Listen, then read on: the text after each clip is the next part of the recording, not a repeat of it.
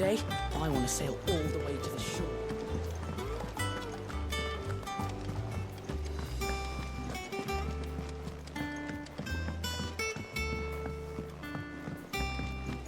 Our man in Delamere mentioned that cookies.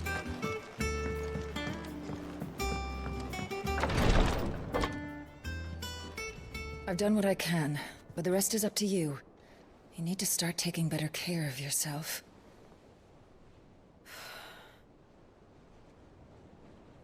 Understood. And thank you.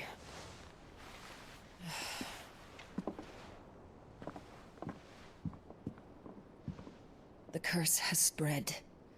Make sure she rests.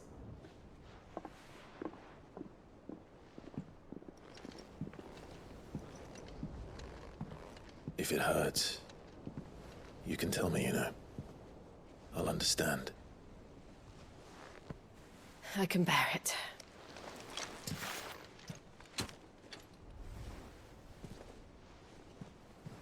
But you shouldn't have to. Not anymore. This isn't just your struggle, Clive. It's ours. And when we see how hard you fight, it inspires us to do the same. Or would you rather we left you to save the world all on your own?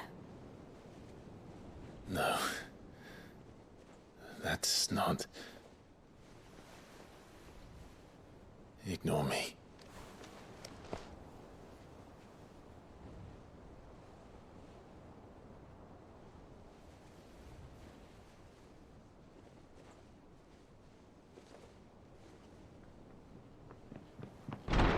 Clive, where are you?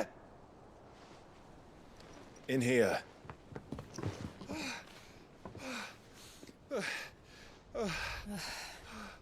What's wrong? Rosaria's under attack. What?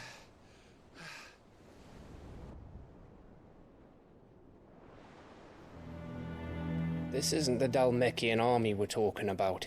It's the men of the Rock from Drake's Fang.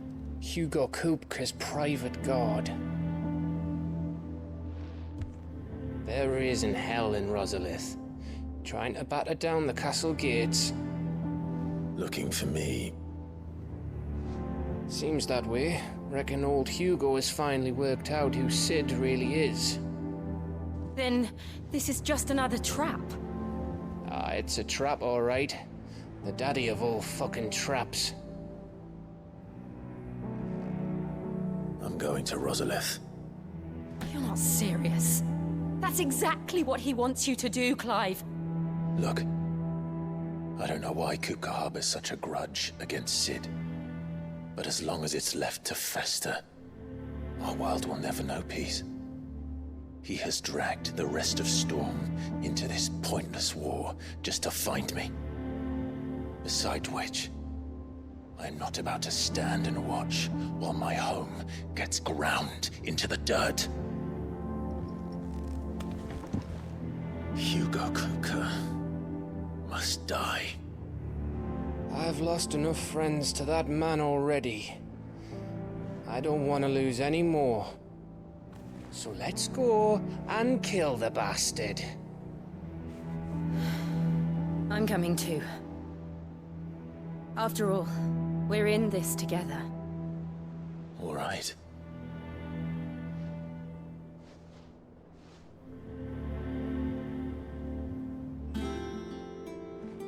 I should probably speak to Otto before leaving. We need to know what we're getting ourselves into.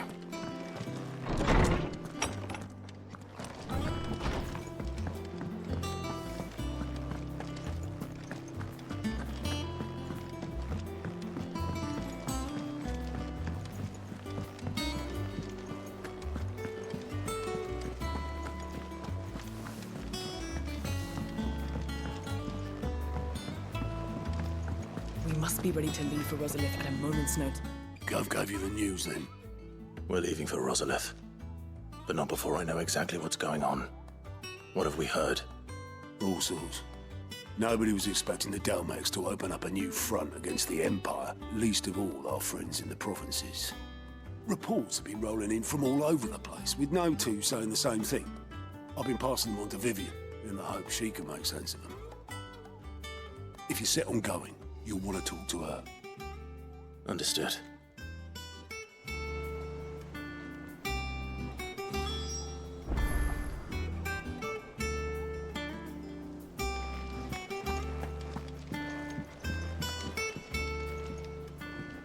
Ah, if it isn't my favorite pupil. Let's see now, where did we leave? Well, this is a surprise. My lectures are rarely so well attended. You know what they say? A little knowledge, can't hurt? We're going to Rosalith to deal with Kupka. What's the situation there? Whoa there, Lord Rossfield. I'm sure you're champing at the bit to return to your roost. But to fully understand the present situation, one must first understand how it came to be.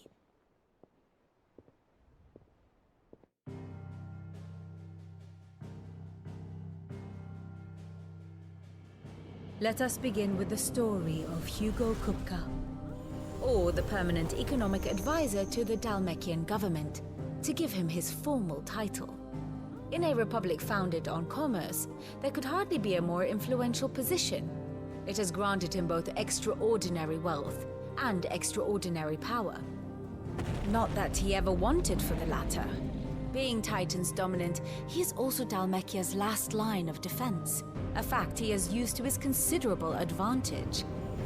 Why, he was even able to pry Drake's Fang, one of the pillars of the Republic, from Parliament's grip. And he was quick to buy the loyalty of the Fang's protectors. Today they are his faithful creatures, a private army in all but name. The self-same army that marches upon Rosarian soil as we speak. By which I mean Imperial soil, not that you need reminding of the fact. Suffice it to say, the Empire's attentions are elsewhere at present, deadlocked as it is with Dalmekia over its occupation of the Crystalline Dominion, where its legions are now gathered. Scarcely a handful of garrisons remain to secure its western provinces, and half of them left after the fall of Drake's Breath. With the threat of the Ironblood thus diminished, they had little cause to fear a maritime invasion. And so today, only a token force guards the former duchy's shores, as Kupka was quick to descry. He landed his troops on the Rosarian coast without encountering so much as a single ship. All for you, Clive. He wants your head. And so he and his men advance upon Rosalith, not to capture the province, but to draw you out.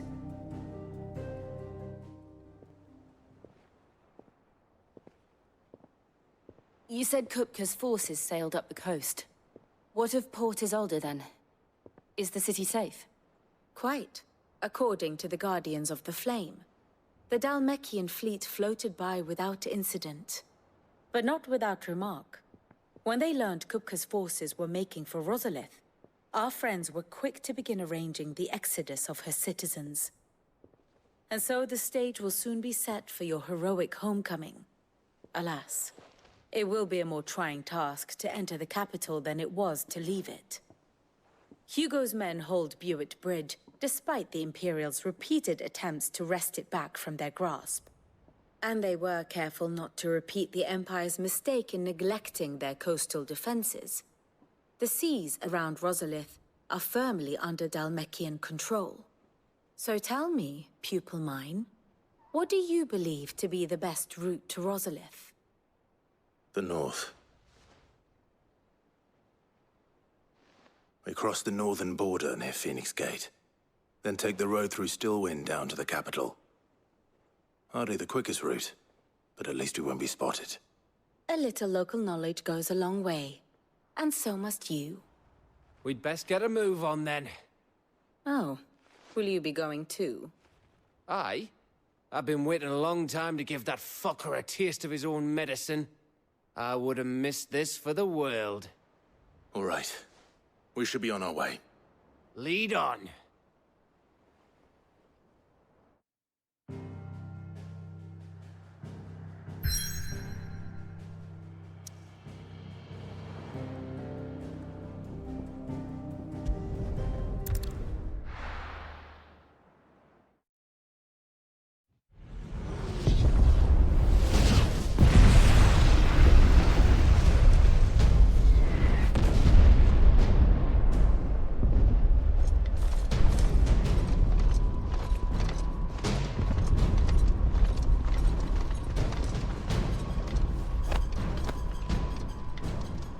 fortify the castle gates at once.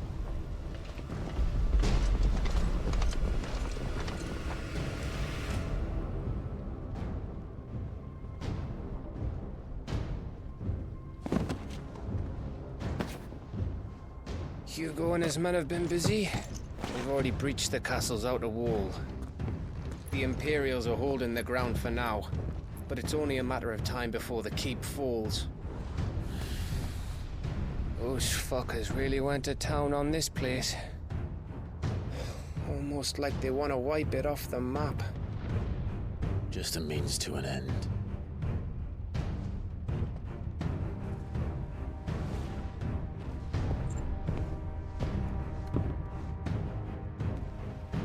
All this for one man? They didn't have to go so far. If you keep your wits about you, I reckon you can make it up to the castle without raising the alarm. I'll sniff out any townsfolk who haven't escaped yet and send them on their way. Be careful. Likewise.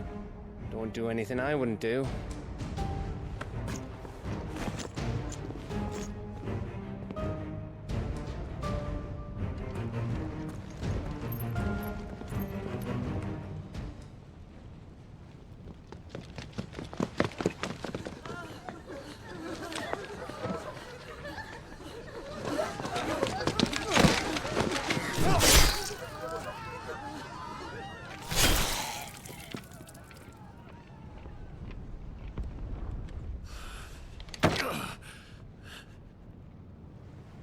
I thought I was ready for this, but... I know. It's like a nightmare. This was our home. Come on, Clive. We have to keep going.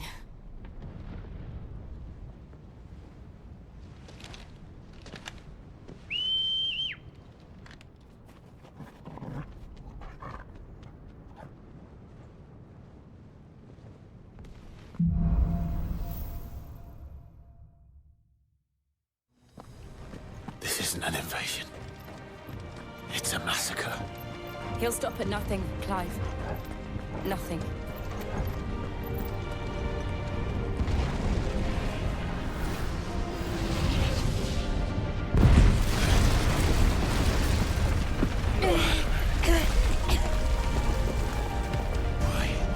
Why do this? Clive, we can get through here.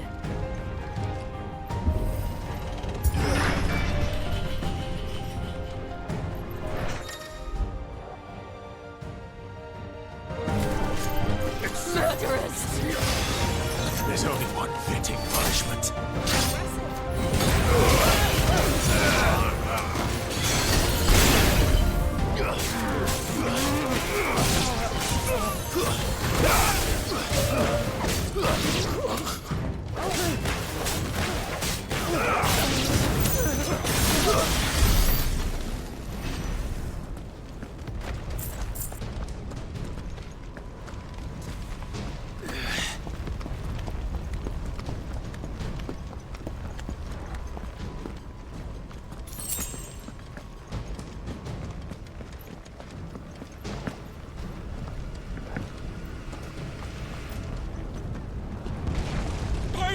I yield!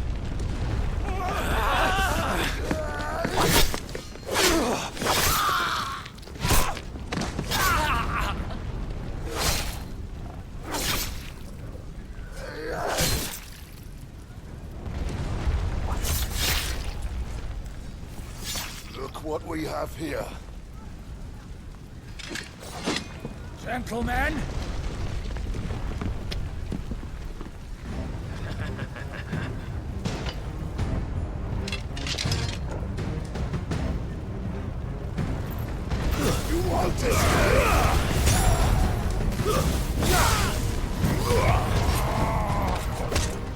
It's over.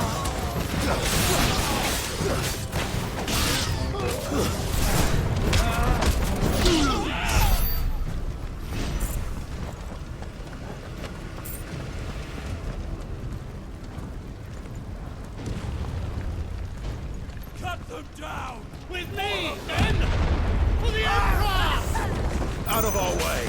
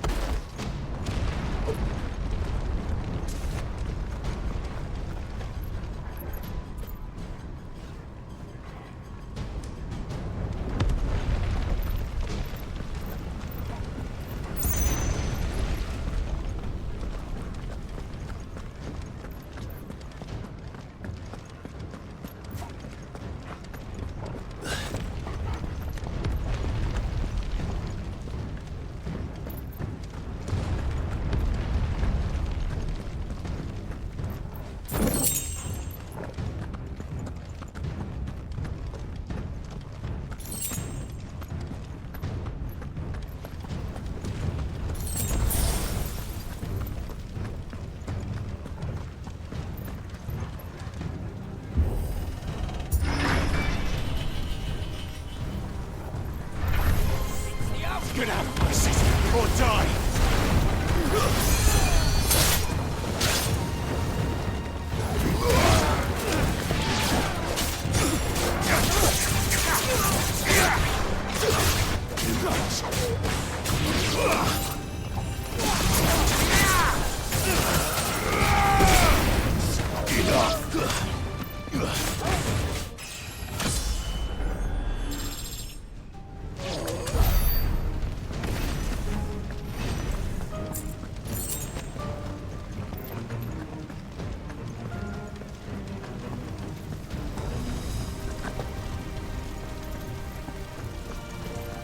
We're nearly at the castle.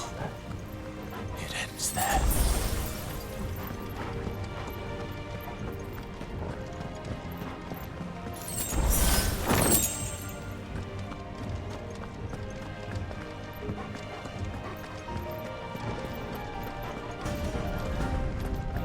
He's here!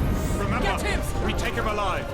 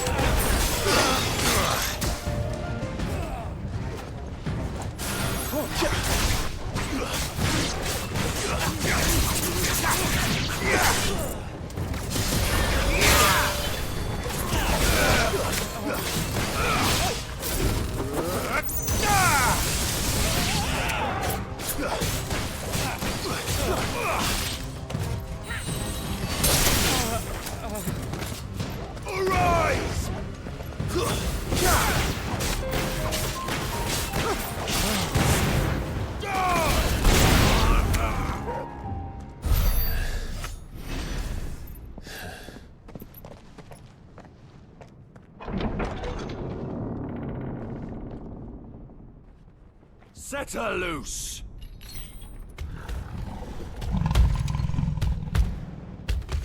They have a curl.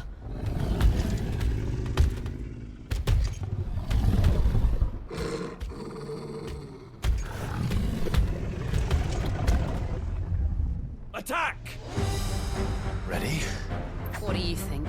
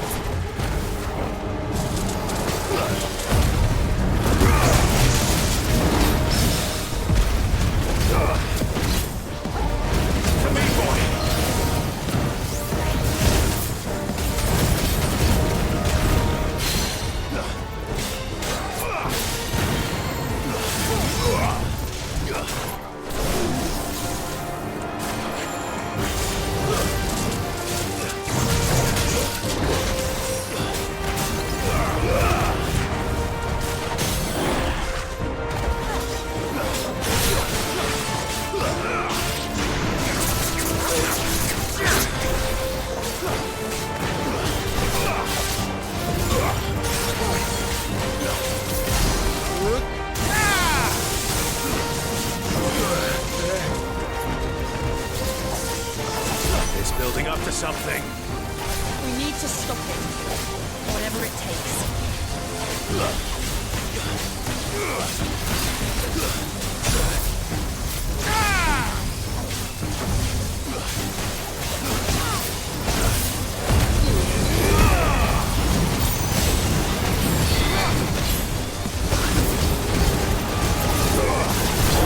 It's down. Then let's make this count.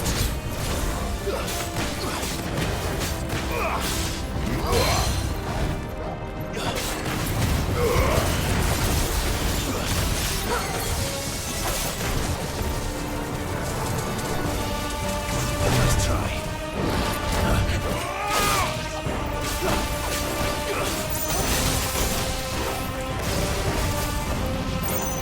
Let's try.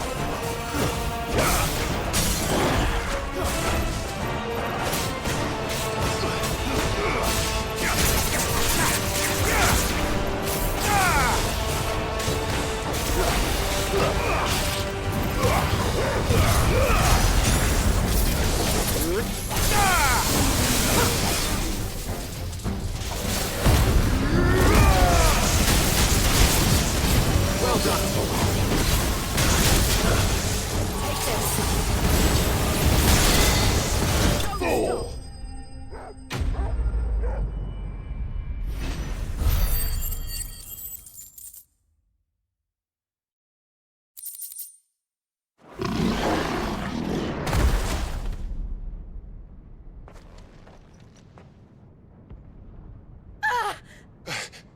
Jill! We meet at last, Sid. Or should I say, Lord Rosfield? I've been looking for you for a very long time. Let her go, Kupka. I'm so glad you accepted my invitation. I went to some trouble with the decorations. Do you like what I've done with the place? Bastard. Such a pity your predecessor couldn't join us.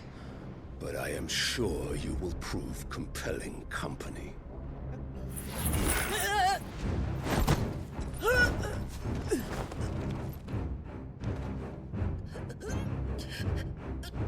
Be still, little snowflake. I would not have you melt before your starring moment.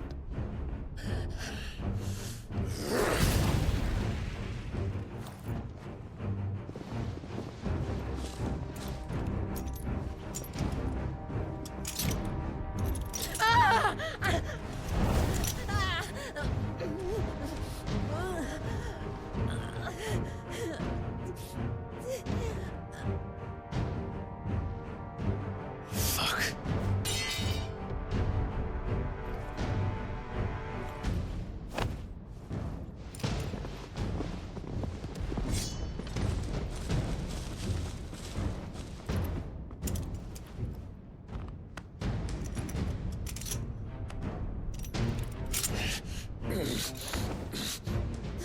Now, on to the festivities.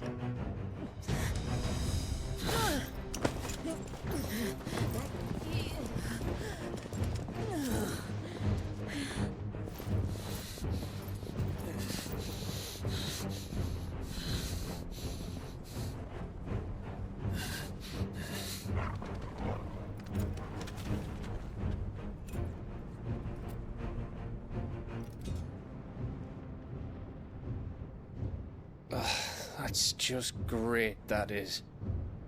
I suppose it's up to me then.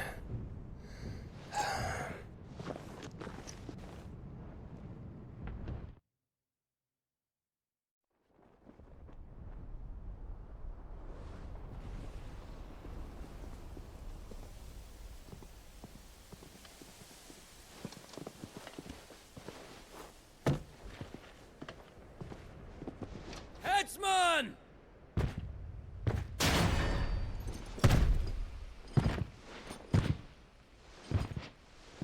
Where do you want me? You! Bring the prisoner!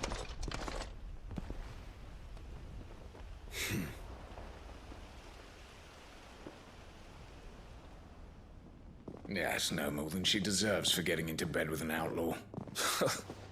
We should get into mine. Lord Kupka commands your presence. You're to bear witness to the girl's execution. Such a waste.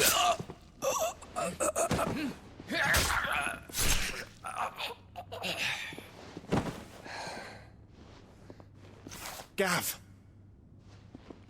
Shh!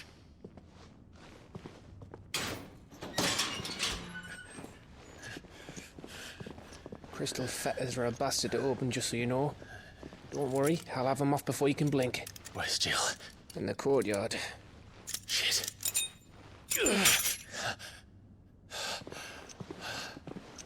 We have to hurry. The Imperials have sounded the retreat and cleared out of the castle. But the place is still swarming with Kupka's men. Leave them to me. I'll make my way up top and circle round the back. Quick as you like, eh?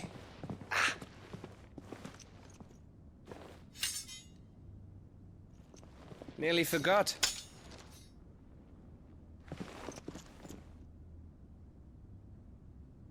Hold on, Jill. I'm coming.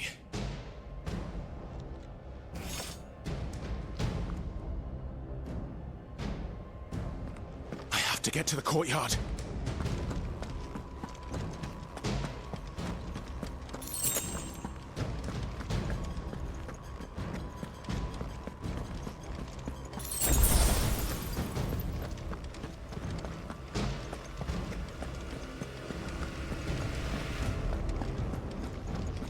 Don't you let her die.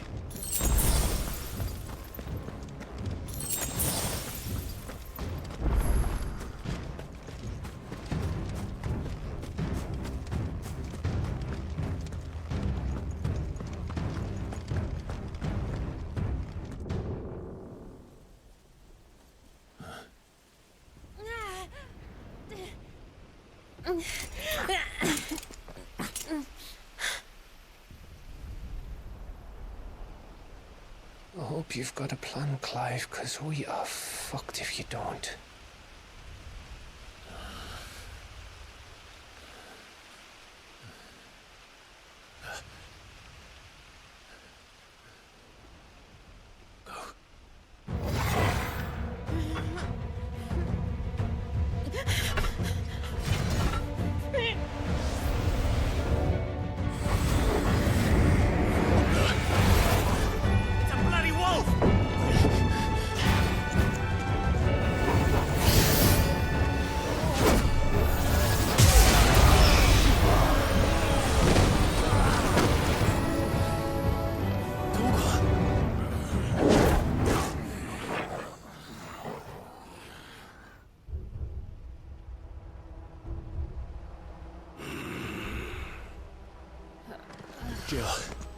you stand?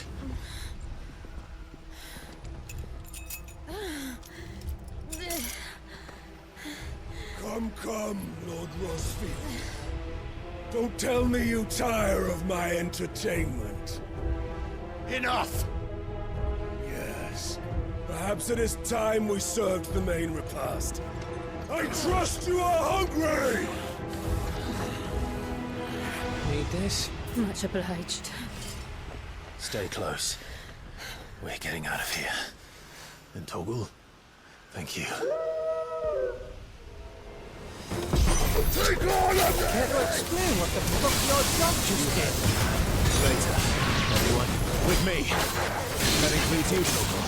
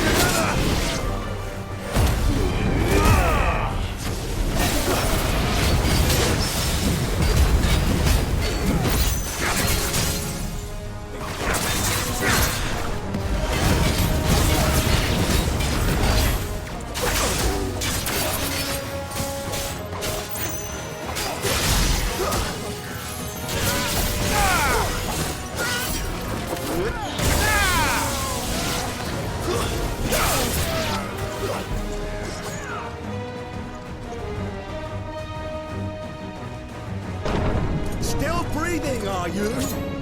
Excellent. Then Lord Kupka's reward shall be ours. I thought bad news always came in threes. Let them come.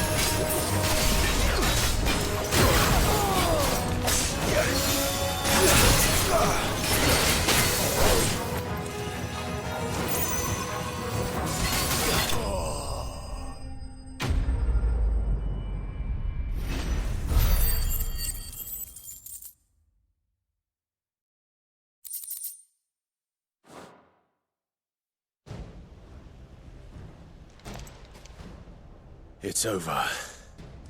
For now. But I bet that wasn't the last of them. And they won't stop hunting us until Kupka's dead. So you get in there and finish the job, eh? Go on. If they come again, we'll hold them back. All right. But be careful.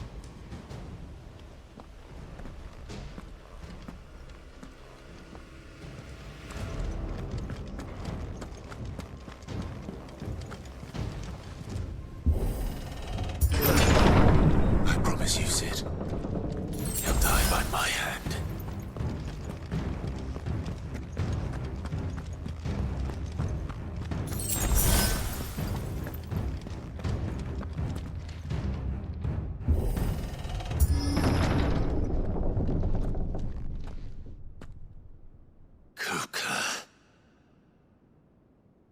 late. Trouble on the way? Just enjoying your entertainment. How gratifying.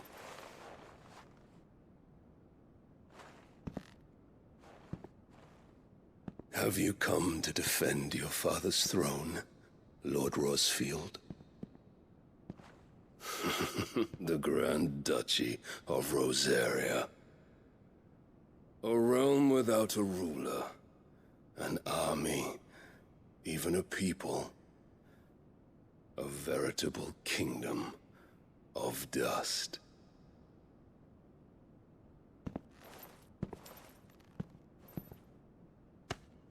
Truly, I see no throne to defend.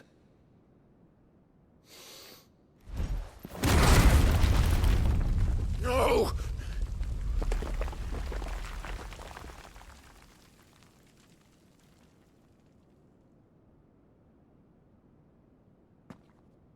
Enough of your games, Kupka. Just tell me what you want. Sid's head in a box. Imagine my disappointment when I learned that he met his end at the hand of another. And my relief to learn that you had taken up his thrice-damned name.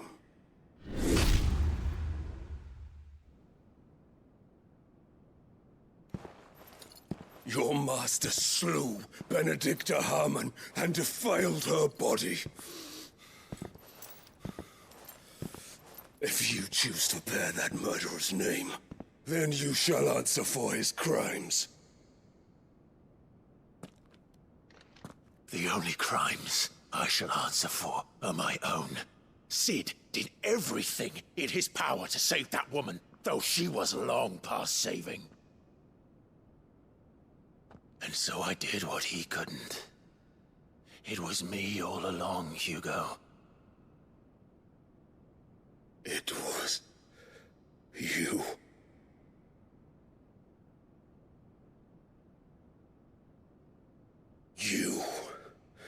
You killed her. I did.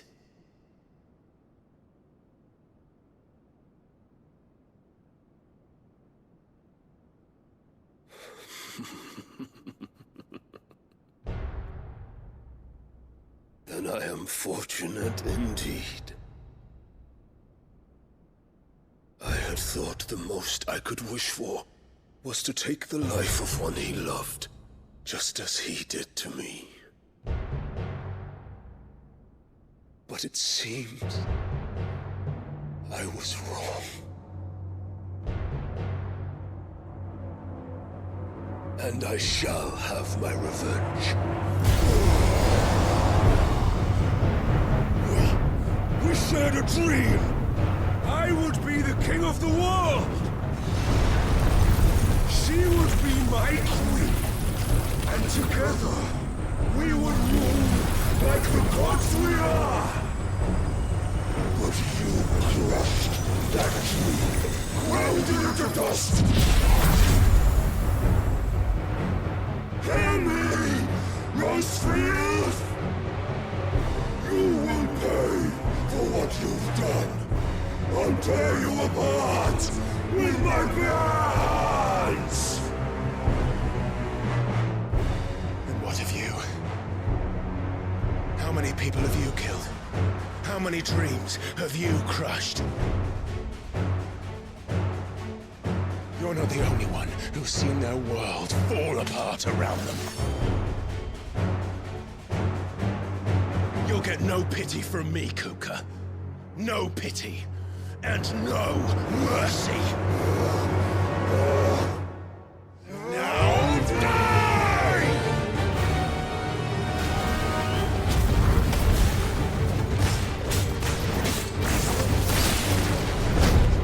This time, you learned what becomes of those who dare to cross me. Cross! I'll kill you!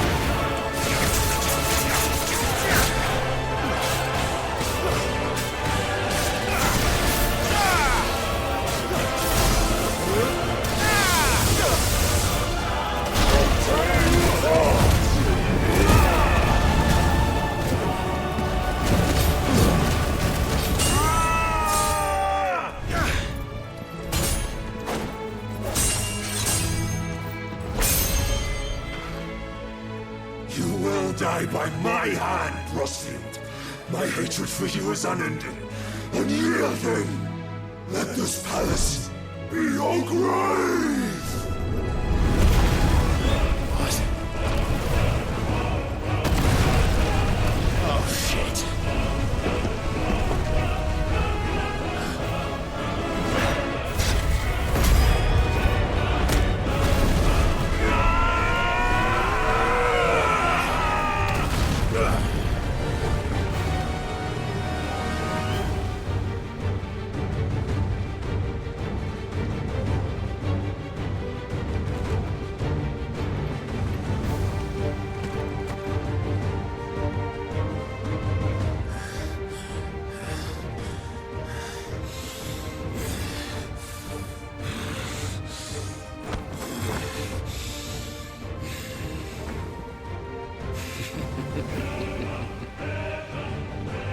The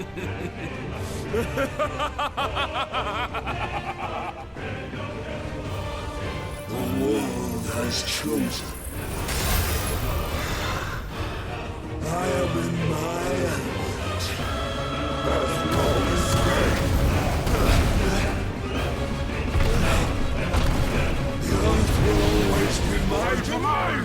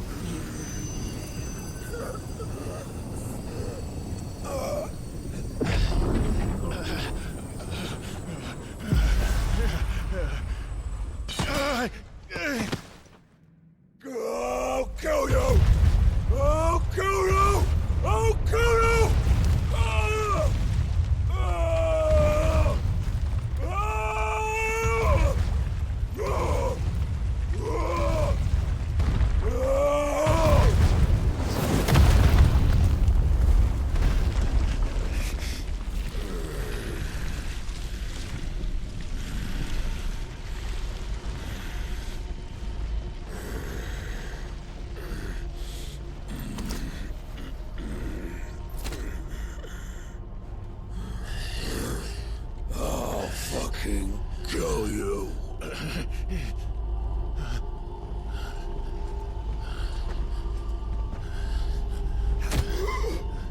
There. You mustn't get yourself worked up.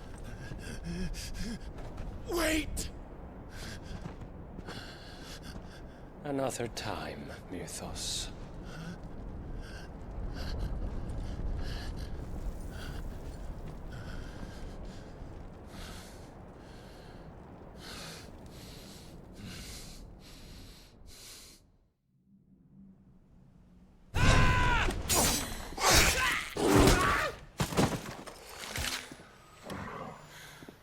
Is that all of them?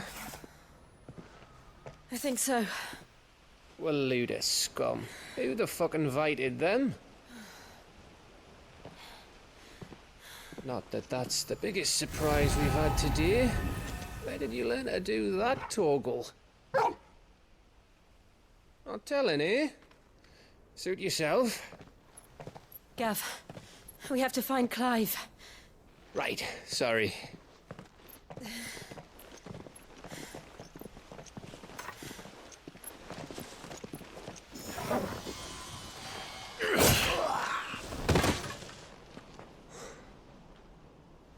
You missed one.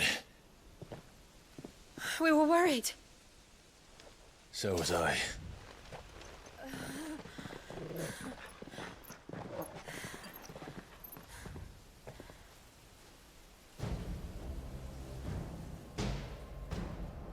I was so close. If it hadn't been for my gift, I would have finished him. I'm just glad you got out of there alive. When did the Royalists arrive? Right after you went inside. Just when we thought we were shot of Titans lot. In pile Odins. Not enough of them to worry us, though. No. You didn't see the one who took Kuka away. So, what? You think they came here to save him? Well, I'll be fucked if I know what's going on, but every minute we spend racking our brains, that bastard's getting further away.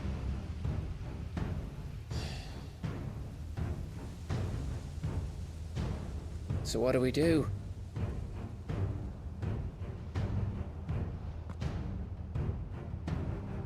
We go back to the hideaway. I'm too tired to think. As are you, by the looks of it. And after what Jill's been through. Let's worry about Kuka later, shall we? Aye. All right. It'll give us a chance to solve the riddle of your magic mud, too. Hey, how you feeling? Ready to go home?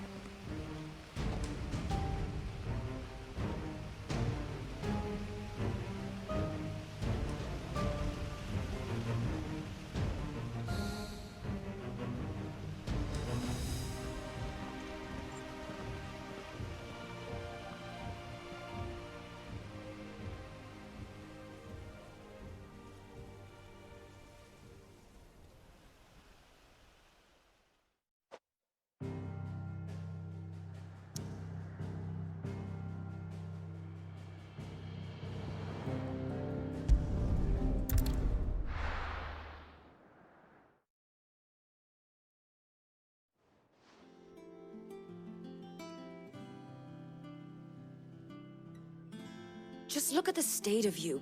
You're more of a wreck than this place. Is this what you call taking better care of yourself? No more excuses, your ladyship. I order you to rest. Fine. I'll rest.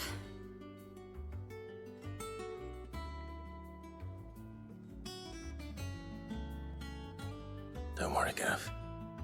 She's in good hands. But we should have never let her fall into Hugo's. Back when he had some like. The question is, where is he now? And what the hell were those royalists doing there? I was wondering about that all the way home. Otto may have heard something. I'll talk to him. And I'll talk to Tomes. The lawsman. About what? About your faithful hound for a start. If any four-legged friend's ever done that before, I'm betting Torms will have read about it. But what I want to know is, what happens afterwards? It's all well and good Torgal saving our arses, but if it costs him what it cost Jill... Right. Let me know if you learn anything. Will do. And you do the same, eh?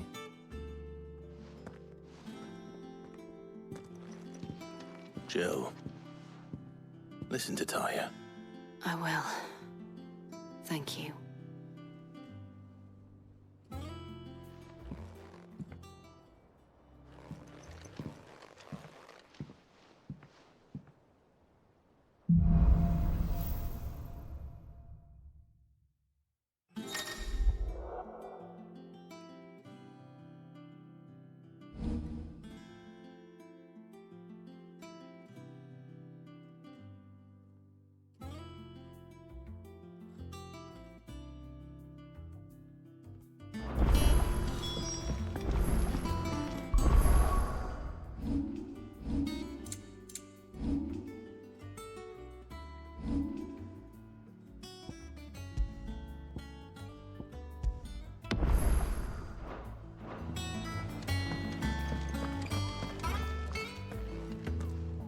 Otto, is now a good time? It's not a bad one. How's Jill doing? Oh, she's been better. Taya's making sure she gets the rest she needs. Good. Any word on Kupka's movements? Vivian's doing what she can to try and track him, but she's feeding on scraps. We've sent ours out to the Curse Breakers and their other friends in the West, asking them to keep their eyes peeled for anything unusual. No leads yet, but it's only a matter of time. Right. Let me know when you find something. There he is. All right, Clive. Still busy saving the world. Mid. When did you get back? Just now. What about your studies? Adjourned. Since Hugo Kupka invaded Rosaria. All the canvass in uproar about it. He's gone mad. He's turned rogue. It'll be us next. You try concentrating with all of that. All right. You win. How long will you be staying this time? Dunno. A while, most likely. Any road, while I'm here, I was hoping you could do us a favour. Mid. You can't just expect me to... Please, oblige her.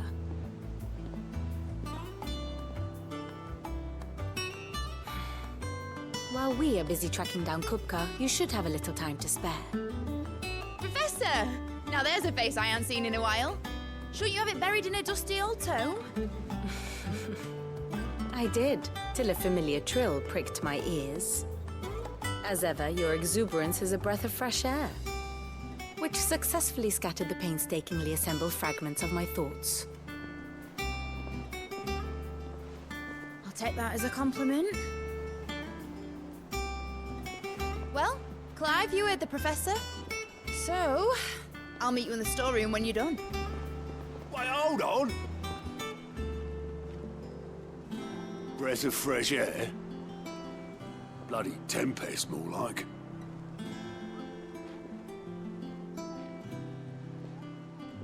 Oi, Otto, you got my gill? Huh? What are you on about? My fee for bringing Mid across. She said you were paying. That little... The storeroom, was it? I wonder what Mid's plotting.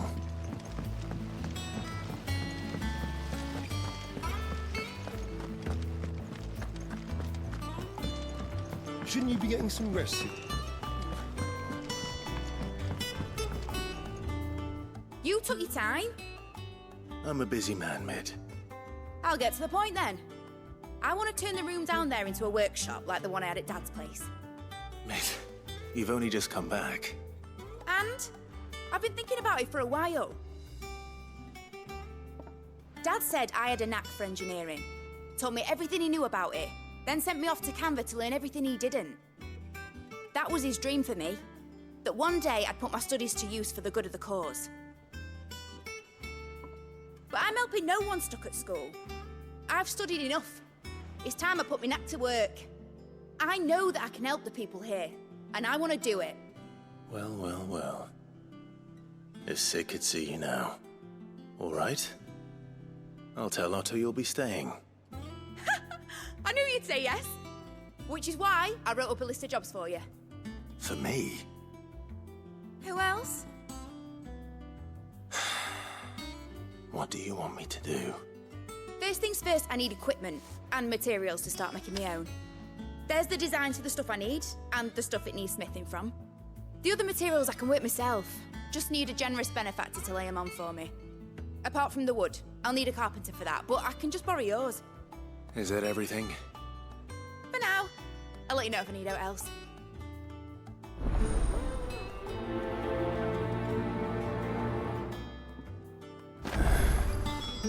Where to start? Materials and tools. That means Karen and Blackthorn.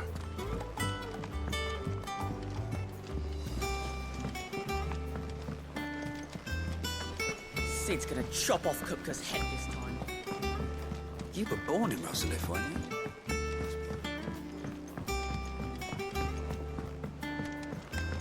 How's it coming along? Nearly there.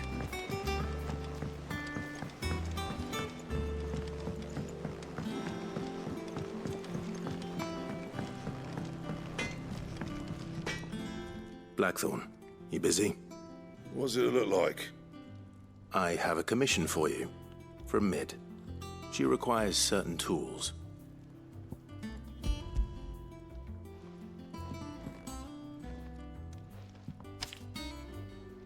Do you think you can make them? Bloody hell. What's she planning to build with this stuff? An airship? I'll see what I can do. Till I'll bring them over when I'm done. My thanks. And Mid's, no doubt.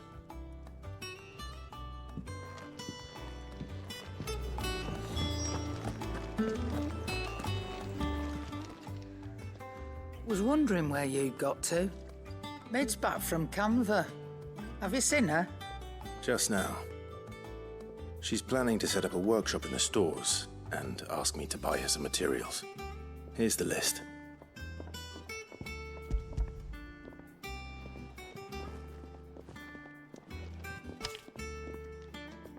Think you can find everything on there? This lot. Wouldn't be much of a trader if I couldn't. Excellent. As for payment... It's paid. 100 times over by what that girl's done for us. If it weren't for her filters, we'd have naught to drink but blight water, and that would have drained the life out of us long ago. Indeed it would. I'll send the stuff on to Mid when it comes in. Thank you, Karen. That just leaves the carpenter. Let's see if Bardolph's available.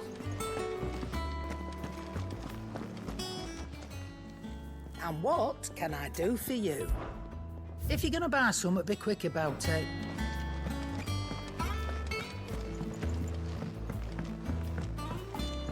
Jill looked white as a sheet.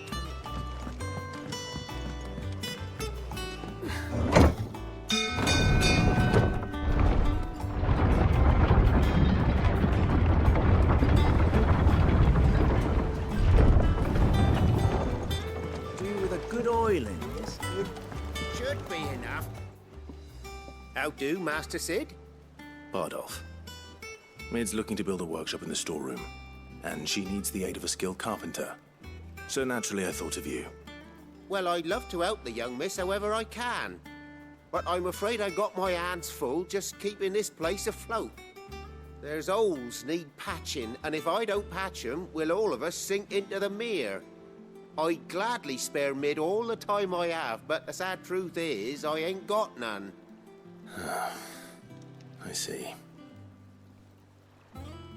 It don't have to be me, though, does it? What about that other fella? You know, the one over at Martha's Rest. Bernard, was it? That's right. And he is a friend of the cause. I'll ask Martha if she can spare him. Thank you, Bardolph. Least I could do.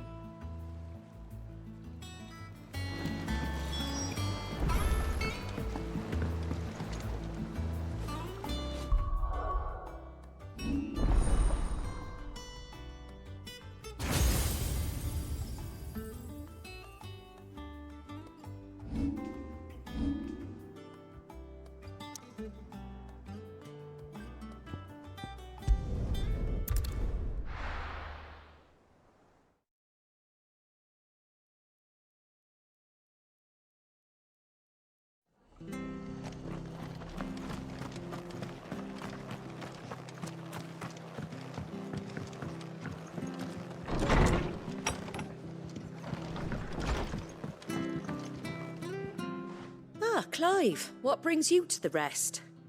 Our home finds itself in need of an extra carpenter. I wondered if I might be able to borrow Bernard for a short while. I don't mind if he don't. We're all friends here, aren't we? Thank you, Martha. Do you know where I might find him? He went up to Cressida on business. No idea what, mind. Place is a ruin.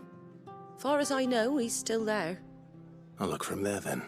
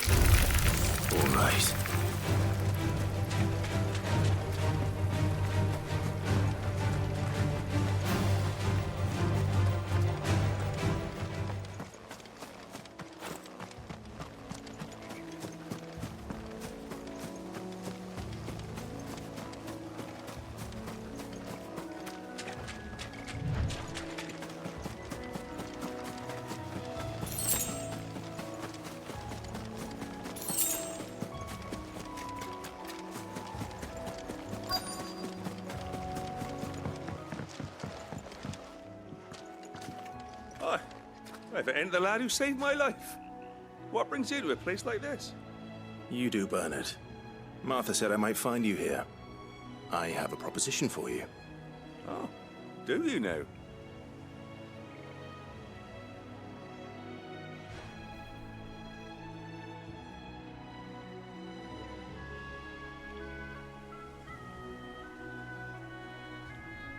Building a workshop, you say? Well, that beats tacking boards to bridges, sure enough. And if Martha didn't mind me being gone a while, then neither do I. You just tell me where you want me. That's the spirit. I couldn't ask a favor, though, could I? Before we go? Of course.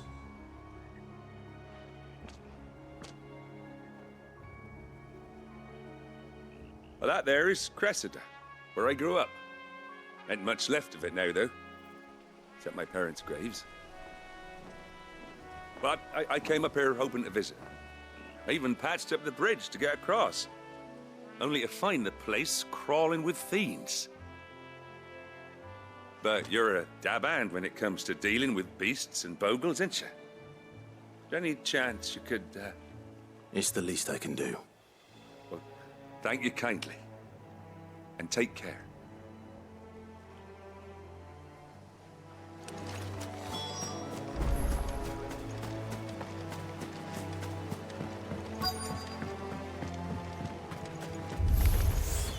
This shouldn't take long.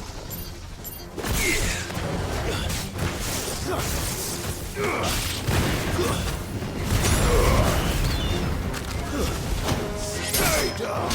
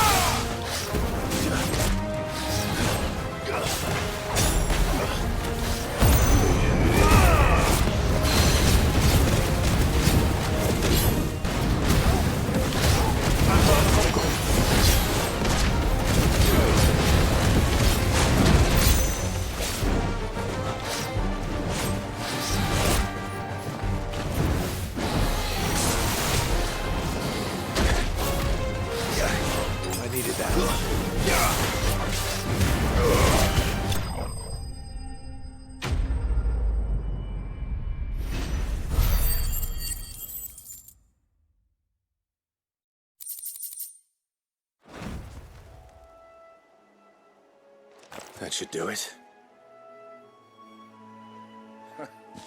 You made short work of that lot. Thank you, son. Now my folks can rest in peace once more. How long is it since the village was abandoned?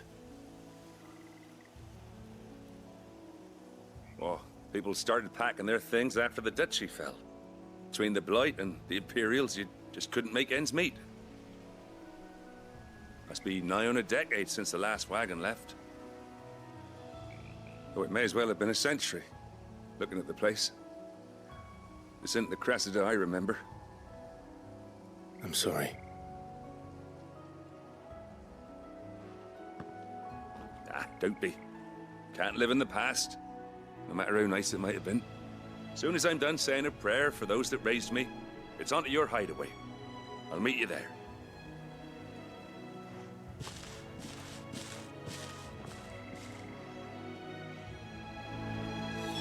That should take care of Mid's little list. Better head back before she thinks of anything else.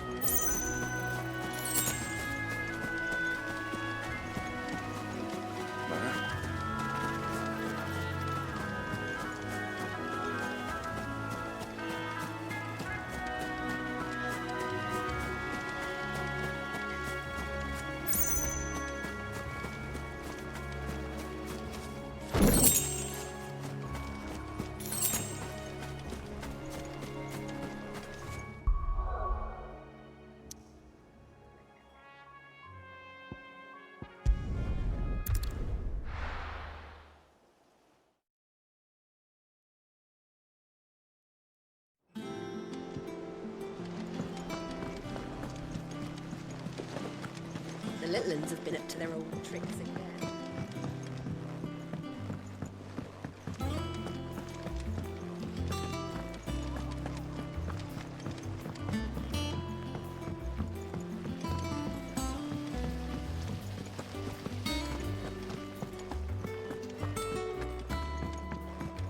Shouldn't you be getting some rest soon? All right, Clive. You've all done then? I am. I've placed your various orders, and a carpenter by the name of Bernard is on his way from Martha's Rest. That's brilliant. Thanks, Clive. Is there anything else you need? Nope. Blackthorn and Lady Karen have already sent over everything I asked for, and I've got all my plans drawn up. So as soon as Bernard gets here, we can get to work. I can't wait.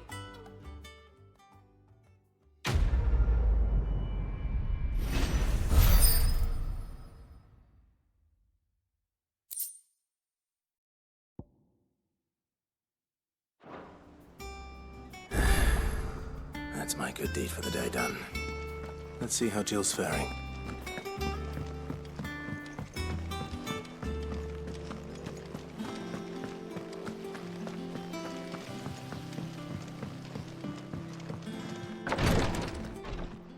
Ah, Clive. Talia, how's Jill? Recovering, but she still needs her rest. Of course. Take good care of her, won't you? I'll do my best. Oh, Gav was looking for you. He said he had something to show you in the shelves. The shelves. Oh, that's right. He went to ask Harpocrates about Torgor. He must have found something.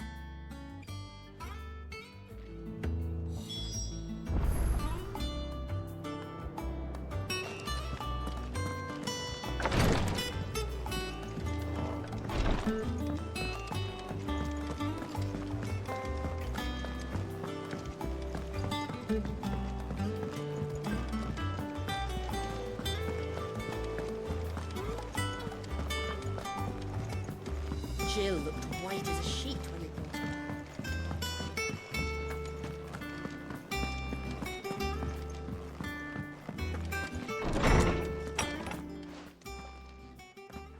Clive, where have you been? I've been wanting to ask you something about Torgal. Where did you get him, like, in the first place? My father brought him back from one of his expeditions into the Northern Territories. They were crossing a snowfield when they heard his cries, and seeing no sign of his pack, they took him in. What do you reckon, Tomes? It certainly adds weight to the theory.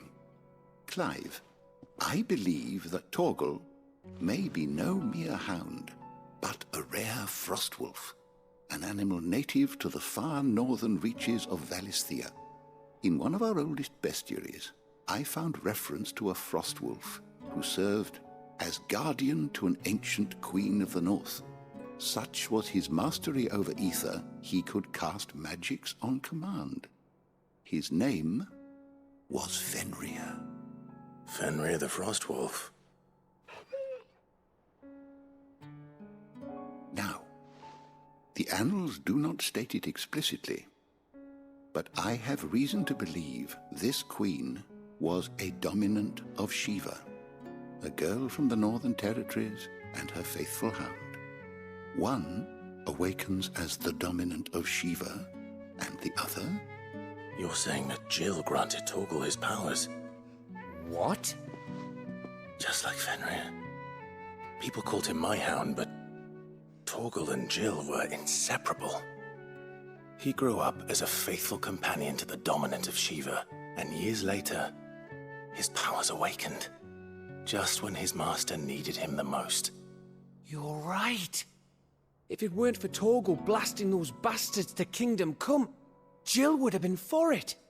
Quite.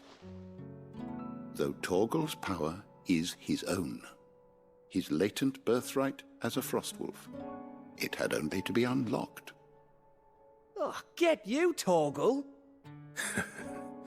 You're an even finer hound than we thought. And regarding your original concern, you need not fear for Torgal's health. Why, the beast has the appetite of a behemoth. Just this very morn, I found him with his nose buried in my nuts. There you are! I've been looking everywhere for you. Bernard's here. I need you to introduce us so we can get to work. I shan't be a moment.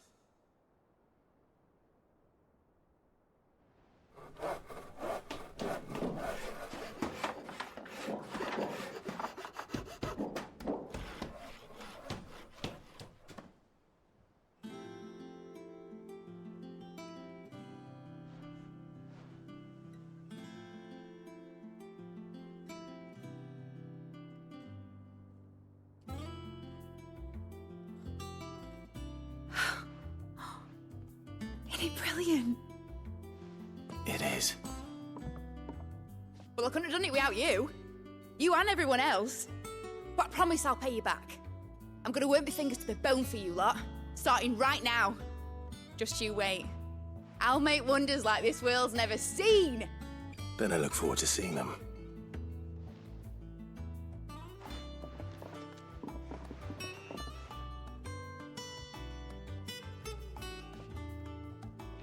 Now that that's settled, I wonder if Vivian's made any progress tracking down Kupka.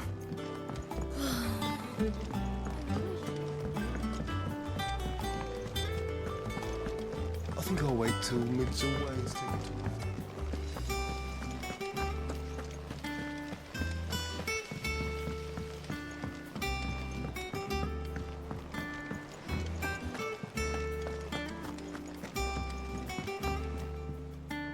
How goes the hunt for Kupka? Largely in circles. We have myriad sightings of strange soldiers in unexpected places, but nothing definitive as yet. If only we knew for certain by what route he left Rosalith. Well, keep at it.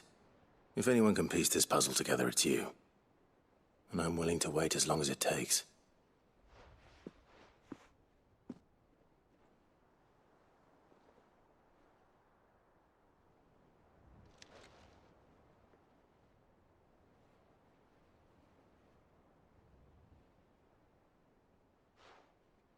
What? Here?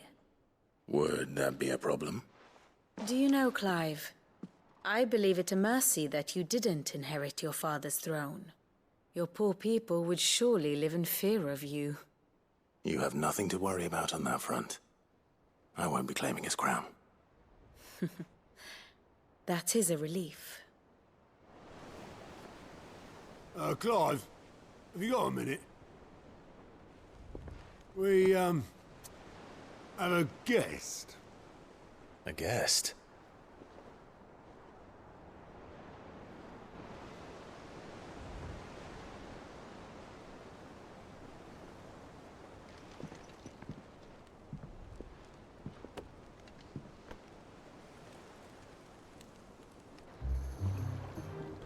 For your trouble. It was a pleasure, in hindsight. Uncle Byron? Clive, my boy! Tap a cask and stoke the ovens for your favourite uncle is here!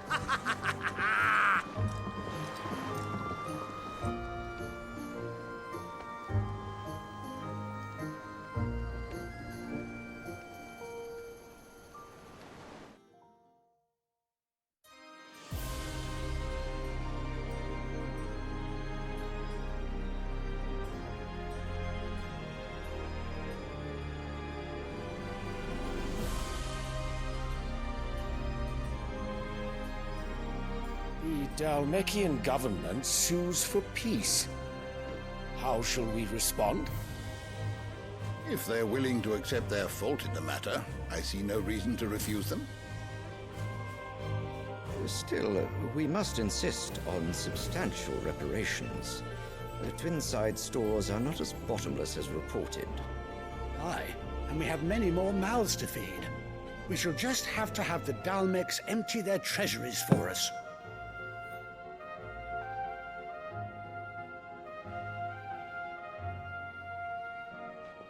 Of course, none of this would have been possible without your timely intervention, Prince Olivier. Indeed, I doubt any of us would have had the courage to trade words with the mighty Titan, nor less the wit to win him over. The Empire owes you a great debt. May the blessing of the crystals go with you, Your Highness. May the blessing of the crystals go with you. Very good.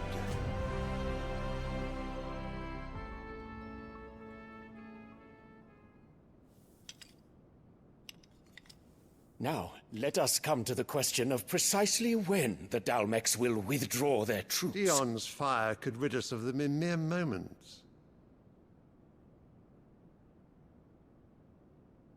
The men of the Fist will not withdraw until a peace treaty is concluded.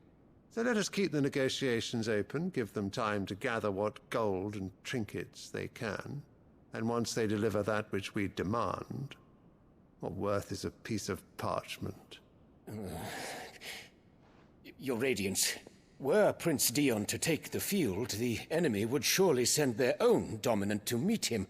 And while His Highness would of course prevail, there would be heavy losses on both. You need not fear Hugo Kupka. He is engaged on the Western Front. Even were the Dalmex to send for him, he would not arrive in time. As much as I would enjoy witnessing a clash between Bahamut and Titan, it is not to be. And what of your subjects, Your Radiance? If the fighting spread to the city proper, the people would bear the brunt of it. There will be losses, it is true.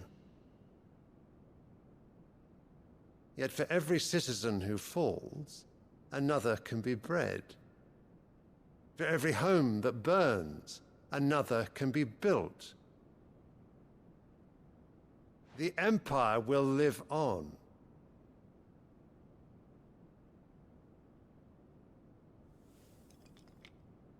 Dion? Yes, sire.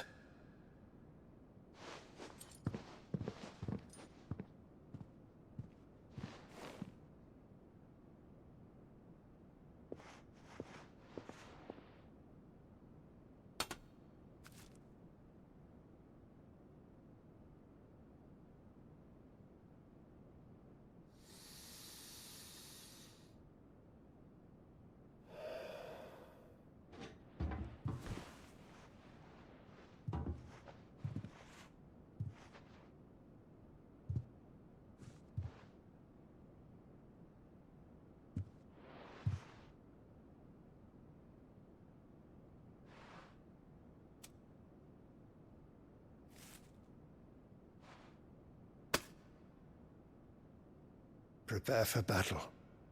But sire... Do not make me repeat myself.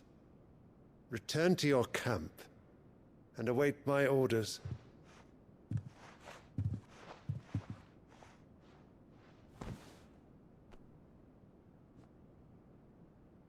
If that is your wish, Your Radiance, I shall depart at once.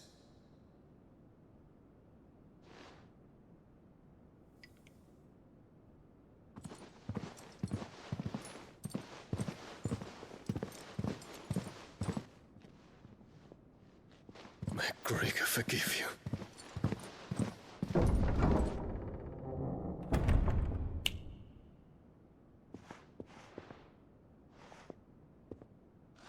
What do the astrologers augur? The stars are in agreement, Your Radiance. The shadow of treachery hangs over Prince Dion.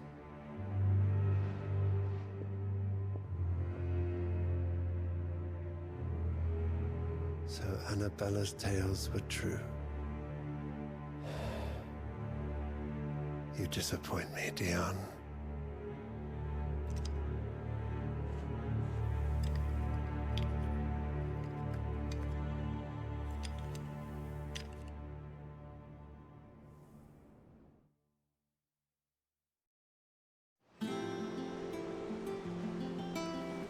What on earth is Uncle Byron doing here? Only one way to find out.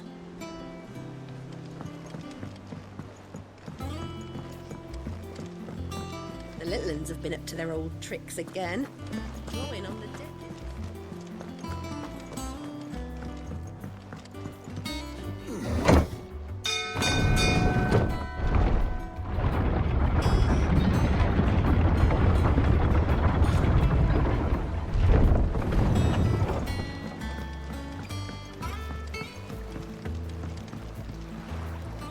Ah, my dear nephew, how I've missed you. How did you find this place, Uncle? Through the good offices of young Sir Wade. He really is the most helpful fellow. As are you, I hear. The Guardians and those they freed tell the most outlandish tales of your heroics in Rosalith. Which is why I came.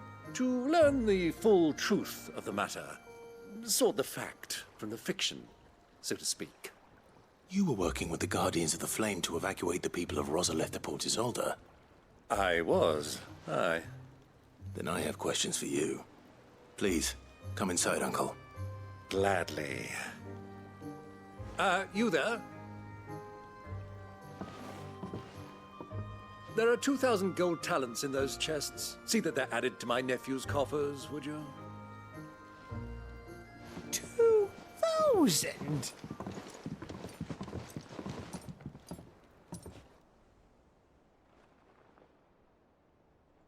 And I'm afraid that is all I know. A fleet sailing south past Port Isolde. Most intriguing. Forgive me for not being able to tell you more. I hadn't the faintest idea Kupka withdrew wounded from Rosalith. Still less that my own nephew dealt the decisive blow. What do you think, Vivian? I think, with this news of the Dhalmekian fleet and recent reports of the Royalists' movements, that the final piece of the puzzle has fallen into place. Come here and I'll show you.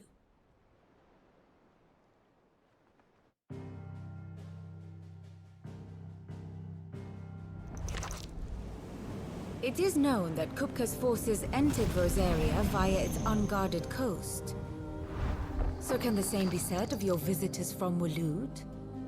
Certainly her royal navy is famed for the efficiency with which it bears her knights from one battlefield to the next. And in the Einherjar, or Black Galleon, she boasts a vessel nigh as swift and every bit as feared as the kingdom's legendary cavalry. A fitting flagship for a land apart, her naval presence being crucial to her ambitions beyond Ash. Yes, it seems safe to assume that the Royalists did indeed enter Rosaria from the sea. So then, had you a vested interest in Titan's survival, whither would you take him? Why, home to Drake's Fang, a place rich enough in ether to conjure the magics needed to mend his hurts. But would that not entail an arduous voyage around the southern cape? Let us say that the Royalists did put ashore with a mind to spirit Kupka away from under your very nose. Could that truly have been their plan for him? To load him aboard one of the ships flying Republican colors sighted off the coast near Port Isolde. To spend weeks at sea, being tossed hither and yon by unforgiving waves, his life hanging in the balance. No. The journey would mean Titan's death, and Kupka's faithful creatures would not allow it. So what then was the plan of our Waluda friends? Reports suggest they made not for the coast, but for the desert. And by cutting through the Velcroy, a party traveling light would have Titan back in his bed days before a galley could lurch into port. To wit, it was the Royalists, not the Republicans, who effected Hugo Kupka's safe retreat. I would stake your life on it.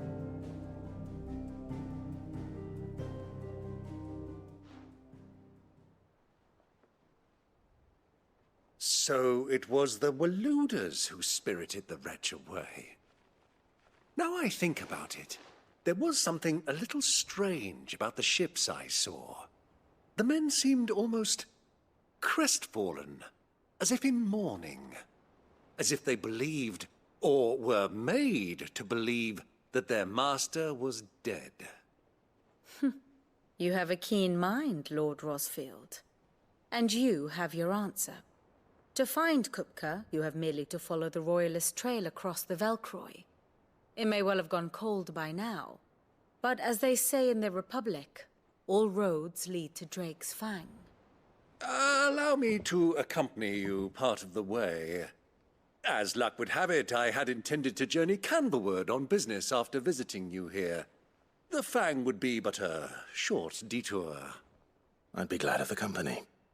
Give me a moment to make ready. I need to tell my friends what we've learned, and where we're going. Very well, but be quick about it, my boy. Time waits for no man.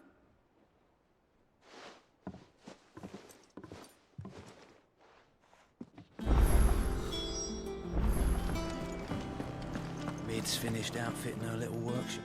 Otto, Kupka's at Drake's Fang. I'll be leaving before sunset. You're not going in there alone, are you? Don't worry. I'm not going there to destroy the Mother Crystal. All I'm after is Kupka's head. I won't risk any more than I have to. I promise. The Lanza and the Fang are all Kupka's personal fiefdom. You have any trouble on the way, you ask for Rosina Dalamil. Some call her the Desert Hare. Who is she? An old associate of Sid's, and only Sid's. All I know is the name, and that they used to meet at the Dalamil Inn. We've heard nothing from her since he died. But I'm thinking maybe the new Sid might be able to bring her back into the fold. Thanks. I'll keep that in mind. So, what about your uncle? I mean, he's welcome to stay, but...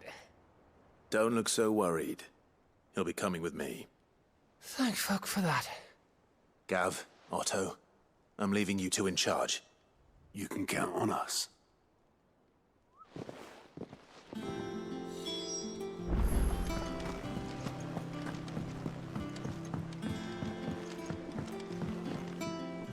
All right, Uncle. I'm ready to depart. Shall we? We shall. Come, let us away to adventure.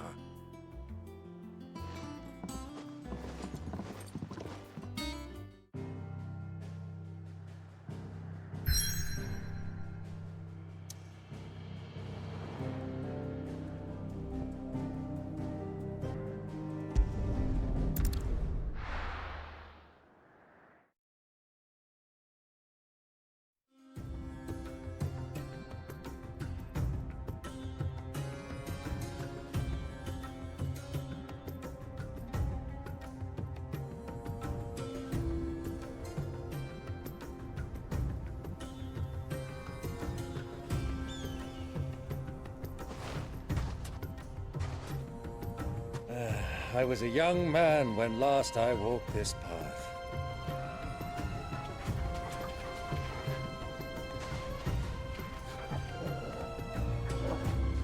There's an old trading post not far from here. The road to Drake's Fang leads through it. The trading post it is.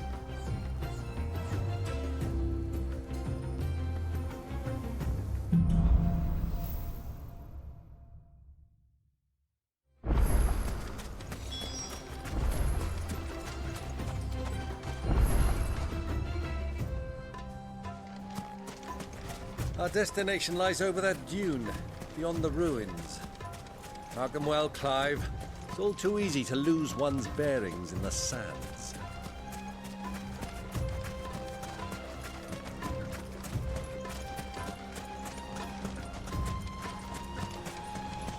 Many years ago, when you were just a boy, you and I rode this way together, accompanying your father on a scouting expedition to Drake's Fang. He let me come with you. I'm not surprised you don't remember. It was just before Joshua was born. You were so eager to be there when your brother arrived that you whipped your chocobo too hard on the journey home and fell from the saddle. I shall never forget how Elwyn fussed over you as you sat in the sand, bawling like a babe.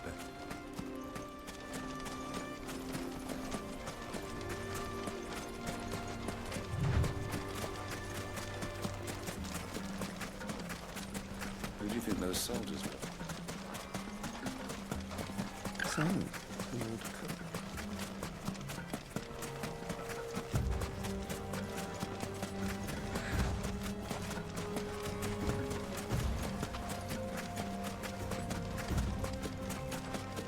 Ah, there she is.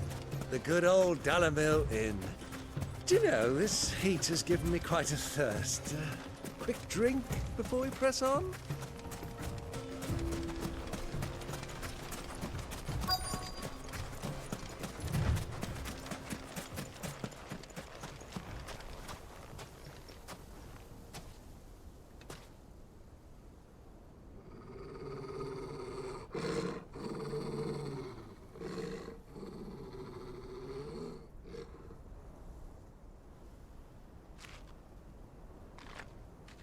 Look, there.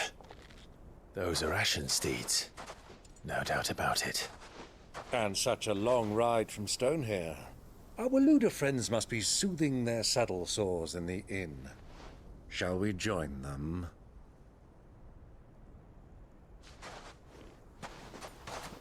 Run along and play now, Torgal. Dogs aren't allowed inside.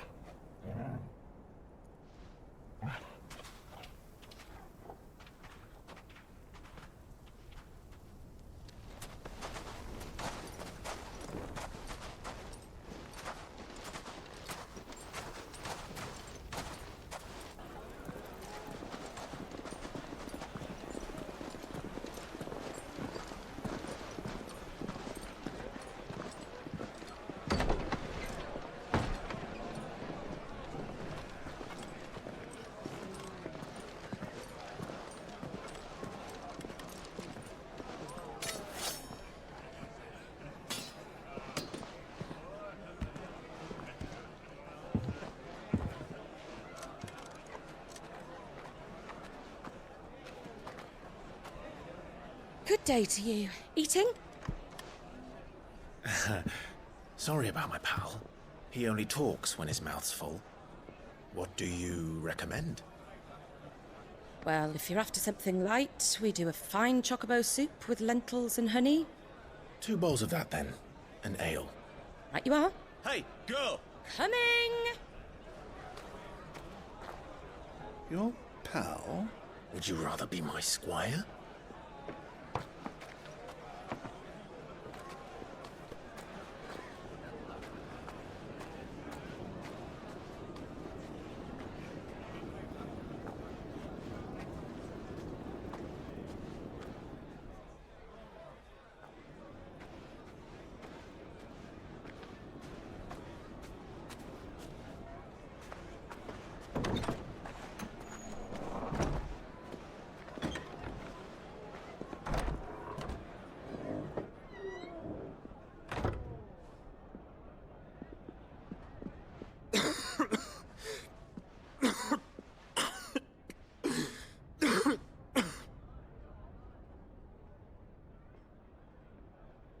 Your Grace, it is plain you are not yet well enough to travel. If you would only let me take you to someone who can better attend to your ills. No, we must press on. Prince Dion has returned to his camp and will soon depart for the front. I must speak with him at all costs. Miss this chance and I may never get another. You do understand that? Yes, Your Grace. But you must at least agree to take your medicine. I'll fetch you some water.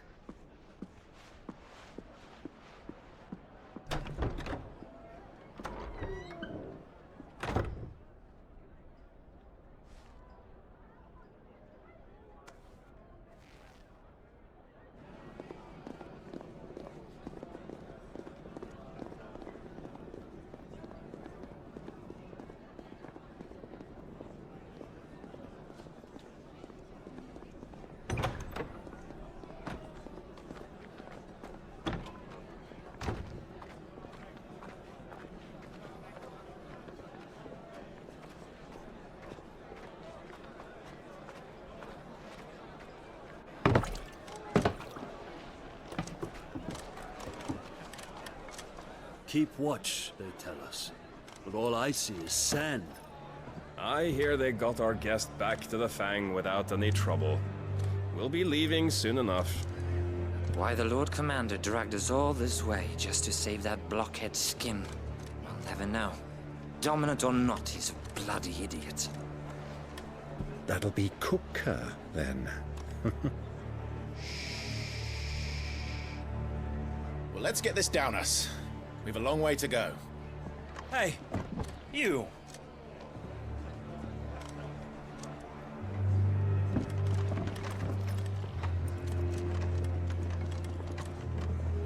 Uncle?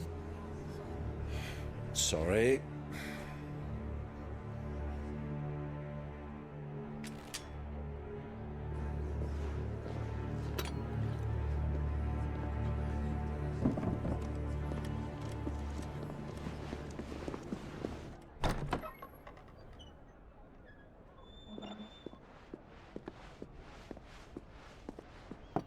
Can you walk, Your Grace?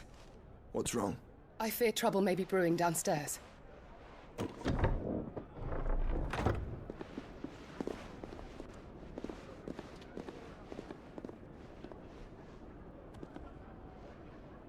You two are travelers, are you not? Me and my companions are strangers here. Perhaps you'd be good enough to accompany us a while. Help us find our way. Sorry, lads, but we've got business in camera that can't wait. Ah, I'm sure you could spare us an hour or two. Come on. Friend.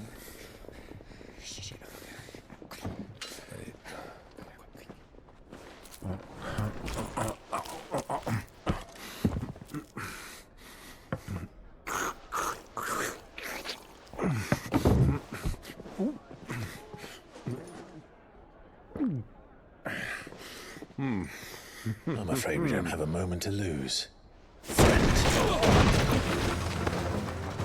Stay back, Uncle. Gladly.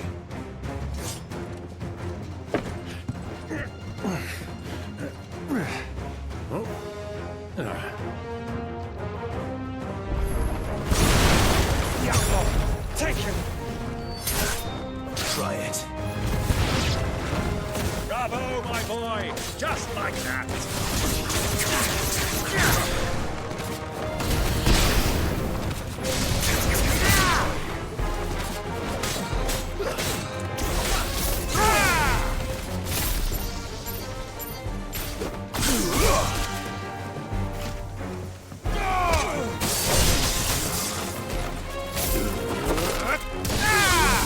So far from home.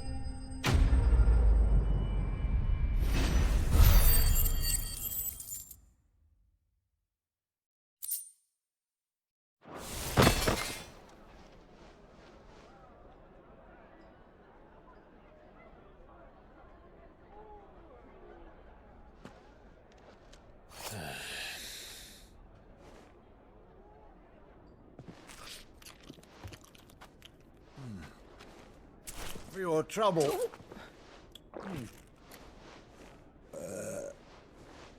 Word of advice, miss. That soup could do with a touch more salt.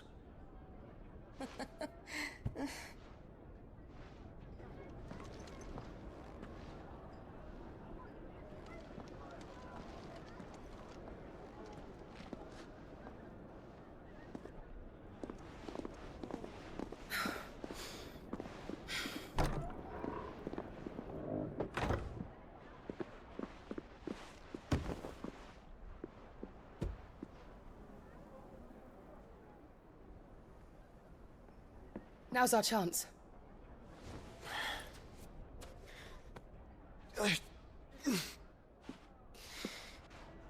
Your Grace? I'm fine. Yeah.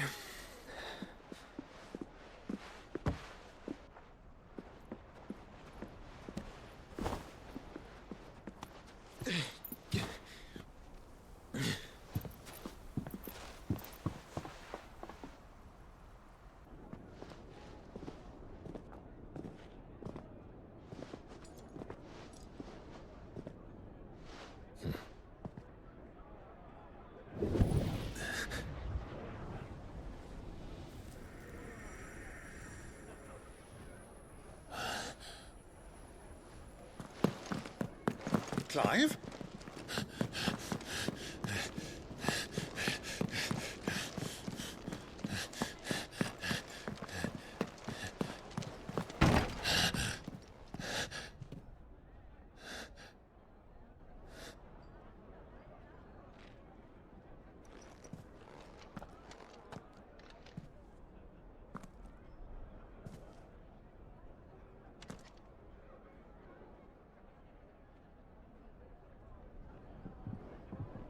What is it now?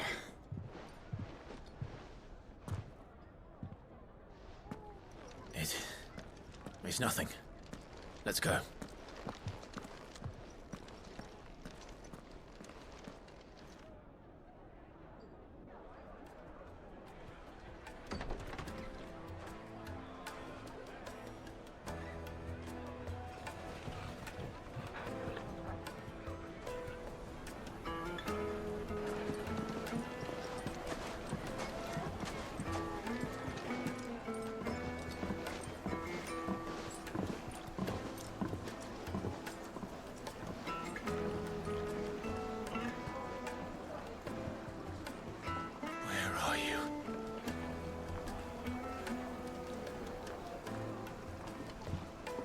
Well, we didn't know where to find Kupka before. We do now.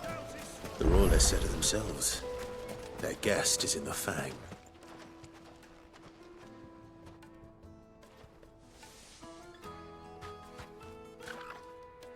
Ah, they've closed the road. And it's the only way from here to the Fang. It would seem Lord Kupka is not accepting visitors at present. We have to get through that gate. Not by force, I trust. We've attracted quite enough unwanted attention already. By guile, then. Perhaps the Desert Hare can offer us her aid. Rosina Dalamil, woman of mystery. But how will we find her? We know naught of her but her name. And that she was working with Sid. Sid's other collaborators have all been people of means, the wealthiest and most successful members of their communities. I'll wager this Rosina Dalamil is the same. That would certainly help to narrow the search. We need only inquire as to who is in charge of the town. And that's exactly what I mean to do. Looks like we won't be getting back to Drake's Fang anytime soon. Well, it's not always got a reason to. Are you looking for something in particular? Go with Gilbert. The gate is closed. By order of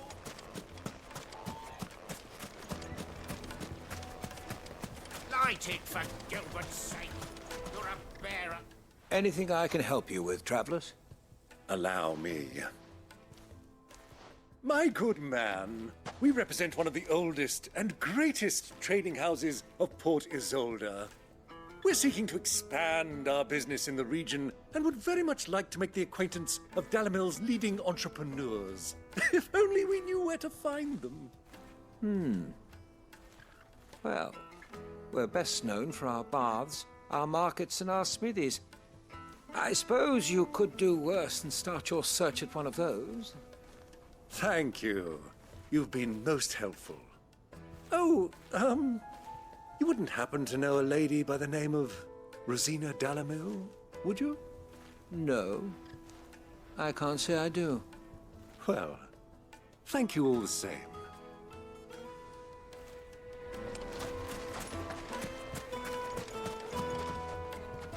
What do you want? Can't you see I'm busy? I won't keep you long. I'm looking for someone. A woman by the name of Rosina Dalamil. Do you know her? Never heard of her. Is that all? One more question. If I wanted to find the richest trader in town, where would you recommend that I look? Oh, that's easy. The Briar's Kiss. Won't find a finer smithy this side of the strait. The owner's only a young sprig, but he's got all the right ideas. The Briar's Kiss, you say? Thank you. I doubt this young sprig is the person we're looking for. You said Sid's contact was likely to be an influential sort. Influence comes with age and experience. Believe you me. Looks like we won't be getting back to Drake's Fang anytime soon. Mummy, I want to play with the crystal. Can I help you? Yes, I'm looking for a woman by the name of Rosina Dalamil. A long-standing pillar of your community, I believe, from old trading stock. Then you should ask further. He's been here for years. Knows the place and its people like the back of his hand. And he's in with all the old merchant families. Try the baths. That's where you'll usually find him. Thank you kindly.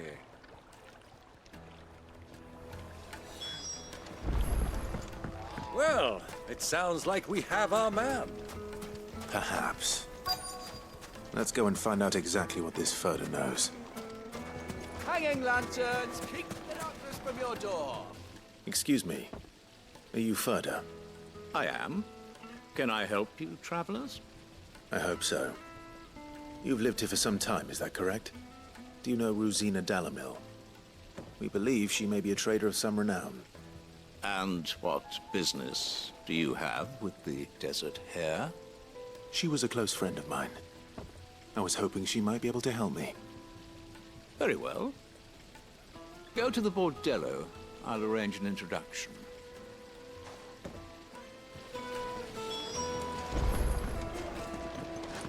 Do you think we can trust him? Only as far as I think. So you're the ones who've been sniffing around.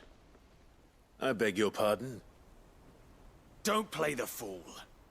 Stick your nose in our business and you're likely to lose it. To me!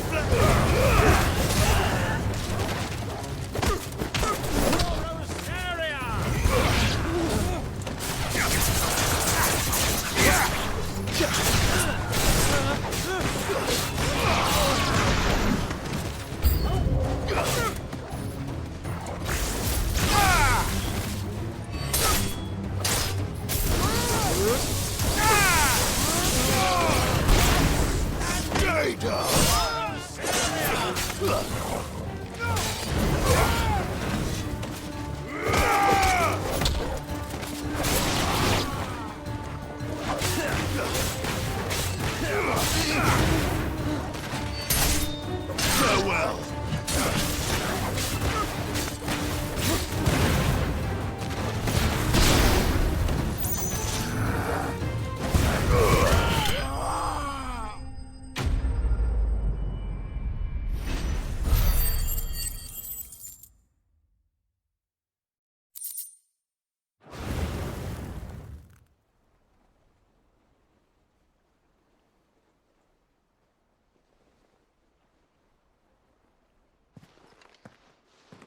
Who are you working for? Him or her? Him. The boss. He wanted us to test you. Though one could hardly call that a test. Lord Ferda? Look what the cat dragged in. Your skill with a blade is rare indeed, my lord. A fitting talent for an outlaw. You know who I am. So what now? Call in the Men of the Rock and collect the bounty? That isn't my decision to make. Our work is done. Take him to meet his precious Rosina. She will be interested to make his acquaintance. Yes, my lord. To the Lock of Leisure, then. To the Lock of Leisure.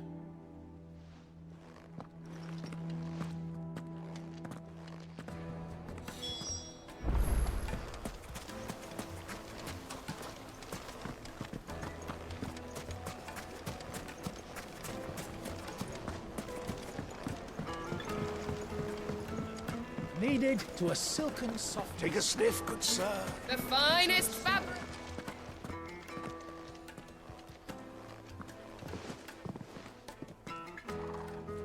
Is this the place? Ubor's Forge. The Briar's Kiss. So it was the young sprig after all. So much for Rosina Dalamil being a woman of experience. How wrong I was. It was an easy mistake to make, Uncle.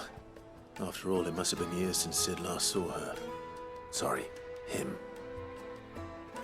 Whoever this Lubor truly is, he's clearly a man of means. I'd say he deserves our respect. See that he gets it.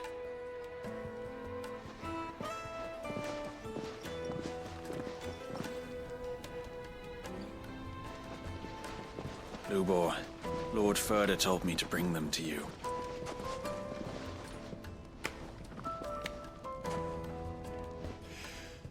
My boys tell me you're in need of assistance. Sid the Second. I won't waste your time. I need passage through the south gate.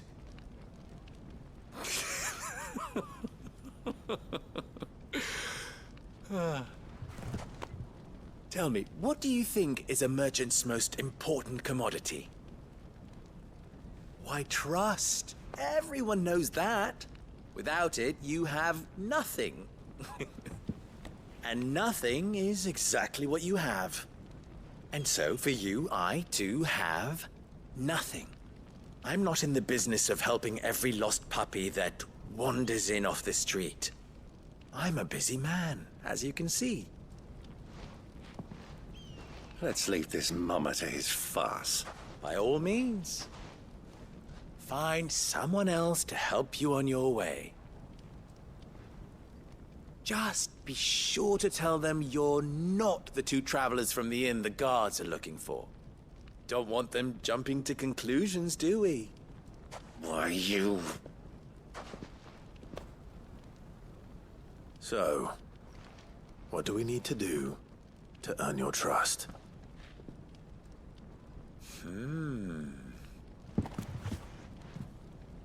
I like this one.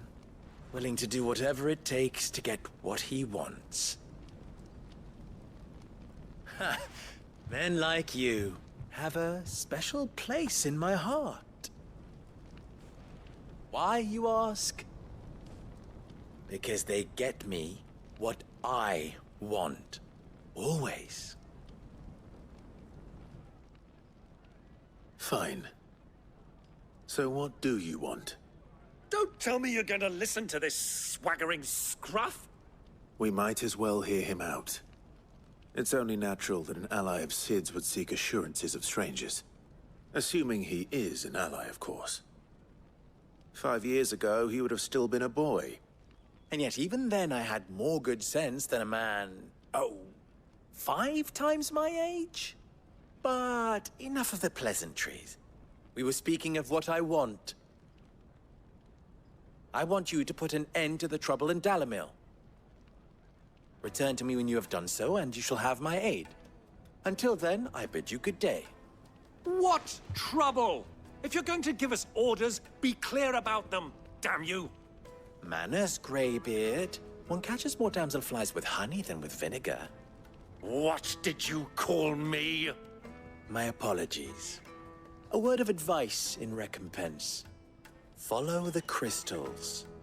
Oh, but that was 3. Oh, I'm making this too easy for you. Ha! It will be easy. Solving his little riddle should be like dealing with him. Child's play. Let us divide our forces, Clive. I'd rather not drag this parlor game on any longer than we need to. All right. Good luck, Uncle.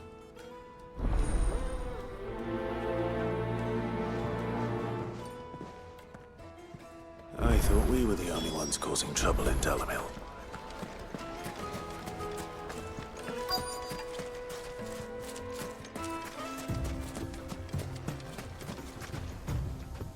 Excuse me. Is it true there's been trouble with crystals of late? You've heard, then? I've heard rumors. Damn thieves. Pilfering the crystals that were meant to fill our cups and light our stoves. Us common folk have hardly had a shard to share between us these last few moons. And it isn't as if we can buy them on the black market either. Whoever's taking them, they aren't sharing.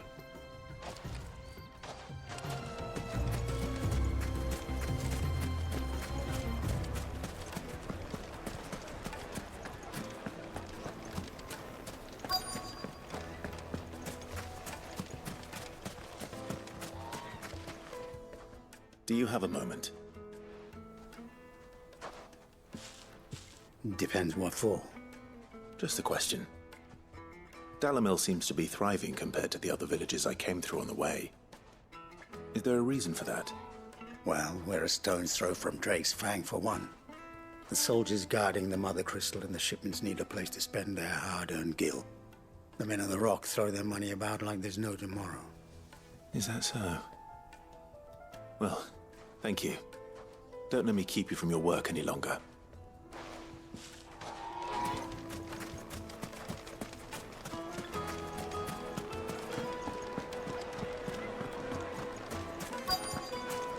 Juiciest meat warm from the oven. Fed birds. One have a bite taste. and you'll be begging for... You wouldn't believe how much he gave me.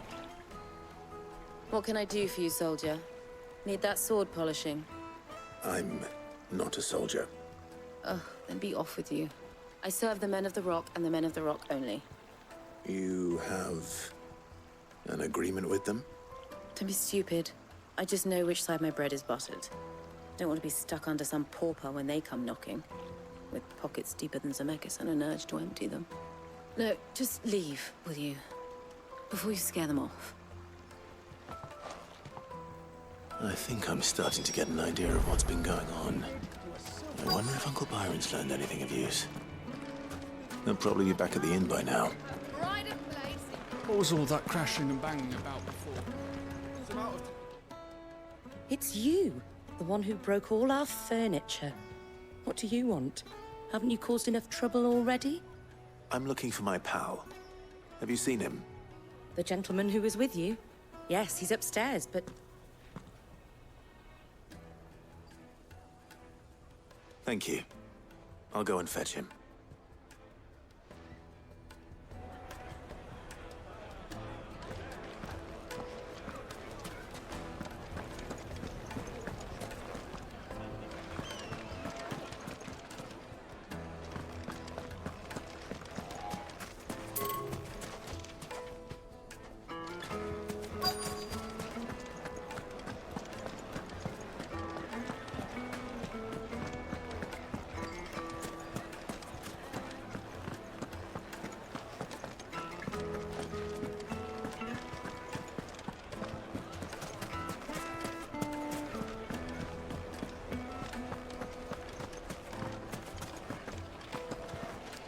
The misfortune Dalamil finds herself in is of a crystal. The most fragrant herbs. Fresh bread, warm from the oven.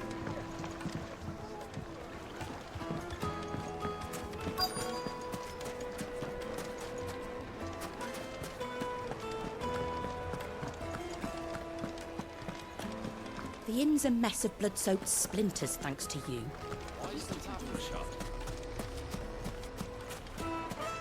Master Lubor has high expectations of you. Don't disappoint him.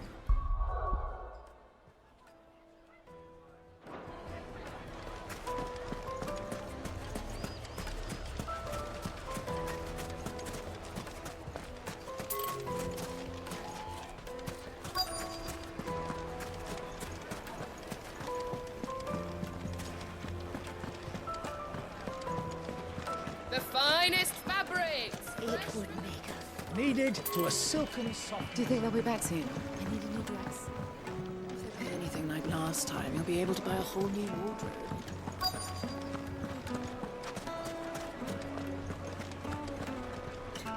What was all that crashing and banging about before? Some out-of-towners picked a fight with the guard, I heard. Got cracked skulls for their trouble.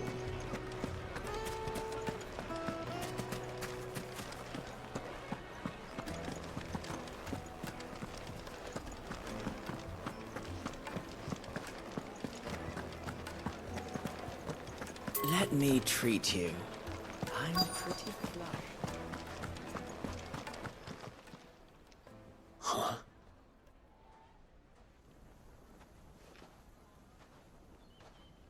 Will this suffice as a deposit? By the sands. That's a black pearl. One of the many treasures in my collection that I would be only too happy to part with, should you give me reason to do so. All right. I'm sure that we can come to an agreement, but not here. What are you doing, Uncle?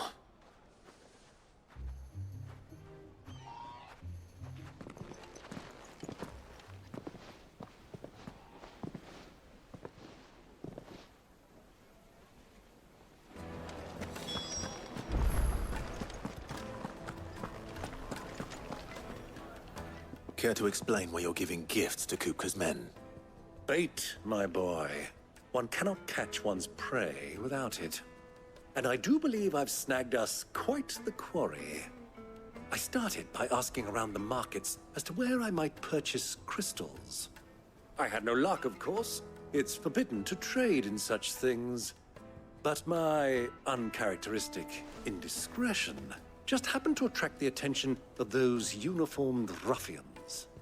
They took me aside and said they could procure the crystal I sought if I proved I could pay for it. So the pearl was your proof? I thought they'd ask for more. A second-rate specimen like that would only fetch 500,000 or so. A small price to pay for admittance to the underworld. But enough about my little act of subterfuge. What did you discover? That the supply of crystals has dried up of late. And some people seem to think they're being stolen. Meanwhile, members of Kupka's private guard have been spending money all over town. I'll wager those soldiers you've been talking to have been siphoning off crystals meant for elsewhere, and pocketing the profits. I'll wager you're right. We'll meet with them then, just as you arranged, and put an end to the trouble Lubor spoke of. Ha! That preening popinjay thought this would be difficult. It just goes to show, one should never underestimate a Rosfield. We'll soon wipe that smirk off his face. I arranged to meet with the soldiers in a secluded corner of the Velcroy, far from prying eyes. The perfect place for a spot of double dealing. I trust I can count on your support, if things turn sour. Let me treat you. Of course. I need to drink.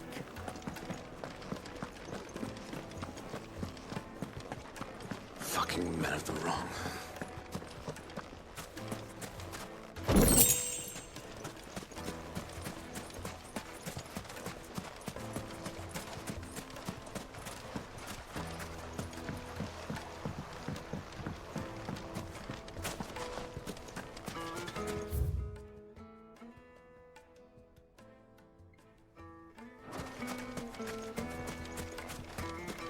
$1,000 for a measly bunch of...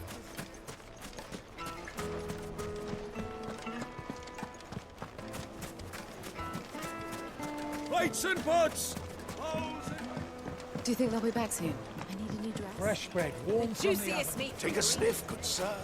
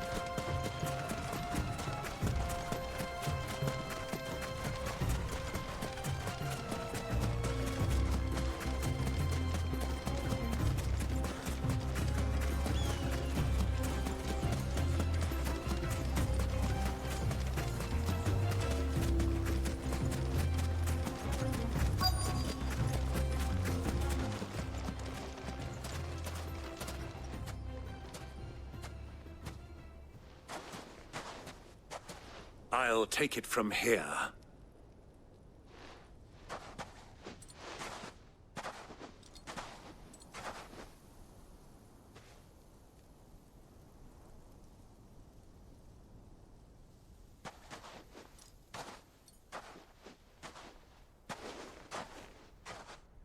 I was beginning to think you weren't coming, my lord. You've brought your contribution? All the silver and stones I could scrape together at such short notice? You brought the whole 500 talents. That was the price we agreed upon, yes? If you've no objections, I'd like to see the crystal. Of course. Right this way, my lord.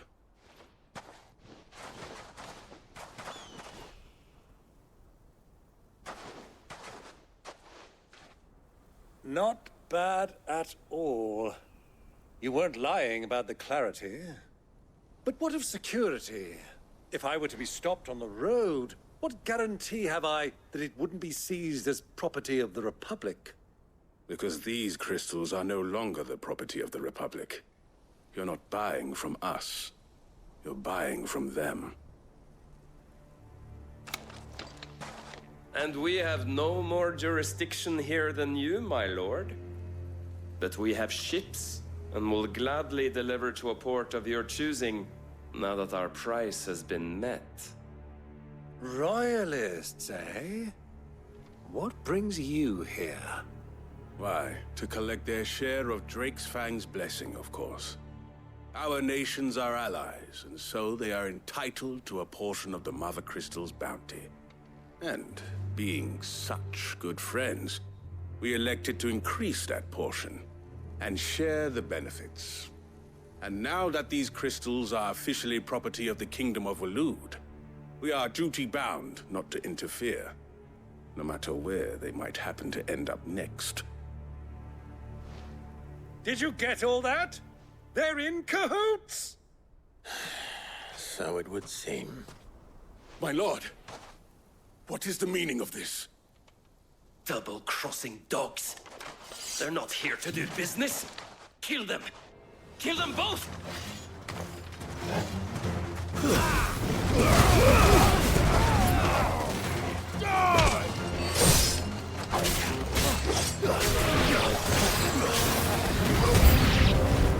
It's not over yet, Uncle!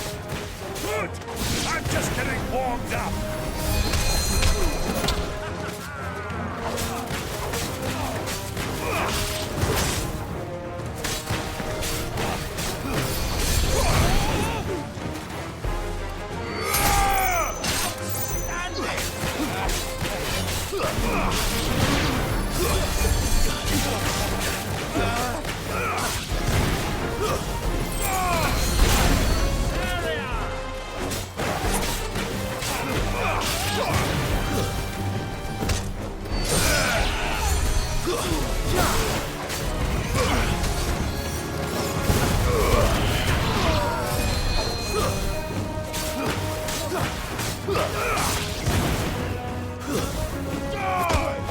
It's over!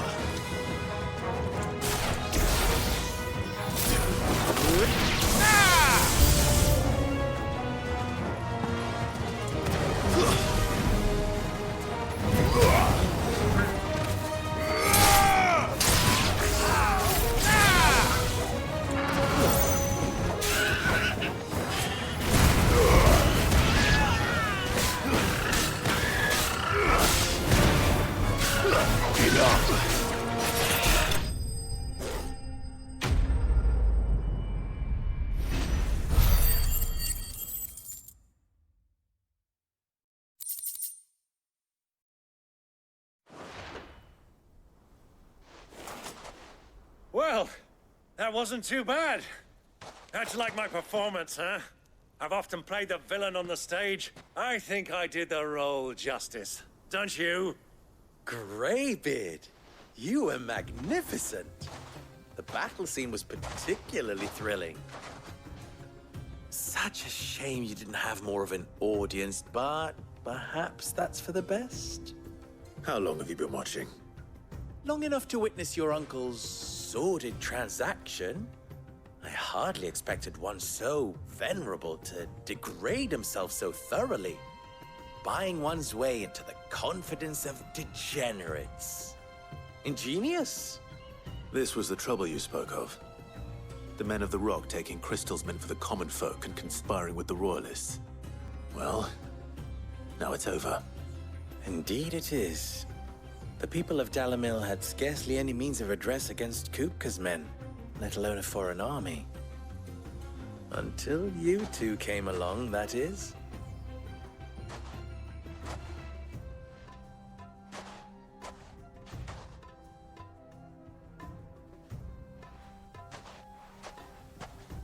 Well, we'd better get these crystals back to town. You won't mind waiting with them while I fetch a wagon.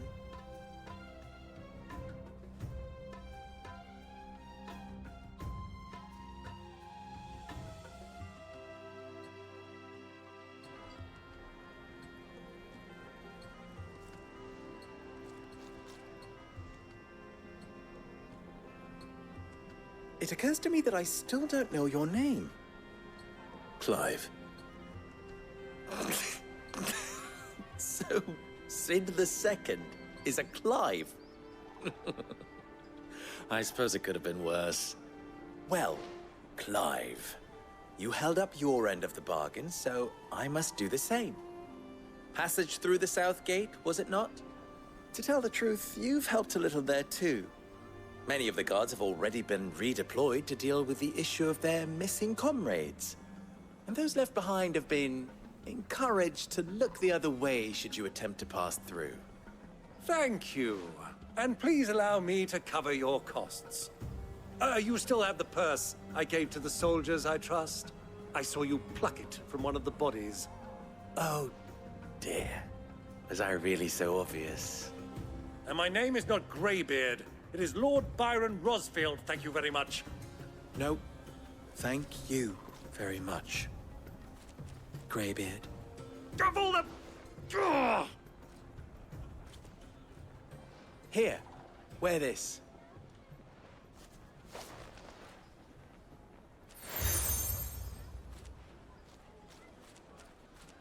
Any friend of mine who sees you with it shall be a friend of yours. Thank you, Lubor. And please, feel free to send one of my Stoluses back to your people. Tell them that Rosina Dalamil is back in bed with Sid.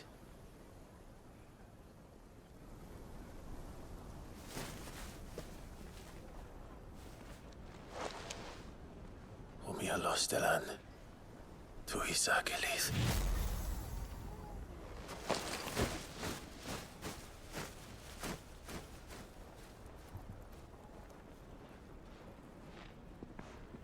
I'm trusting you, Sid. Or should I say, Clive? So be sure not to let me down. I have a reputation to uphold.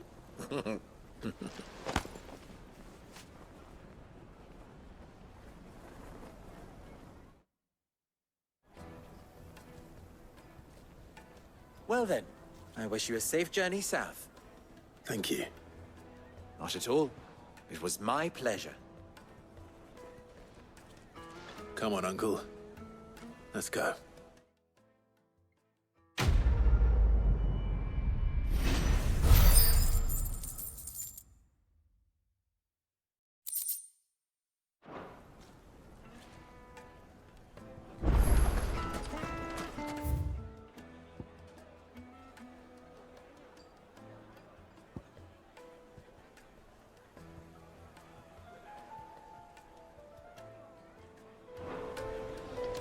Is it true what I'm hearing?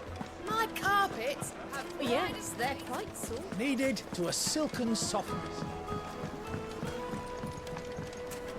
Made from the stoutest stoneware. Ah! They've opened the gate!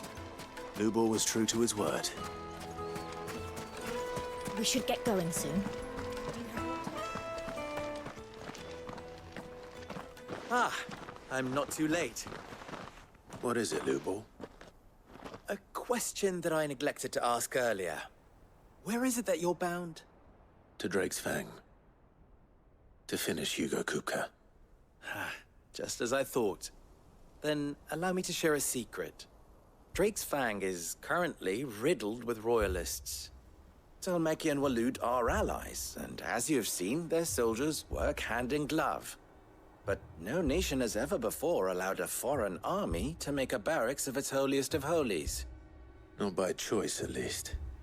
And there's more. A man on the inside of the Fang has failed to report for several days. I fear there may be more trouble lying in wait for you on the road ahead. Isn't there always? If you're determined to beard the lion's den, then promise me one thing. That you will enter via the mines, where the guard is lightest. I've lost one Sid already. If I lose another, people will start to think me careless. I don't plan on dying. Not before Kupka does, anyway. Well, so long as you have a plan.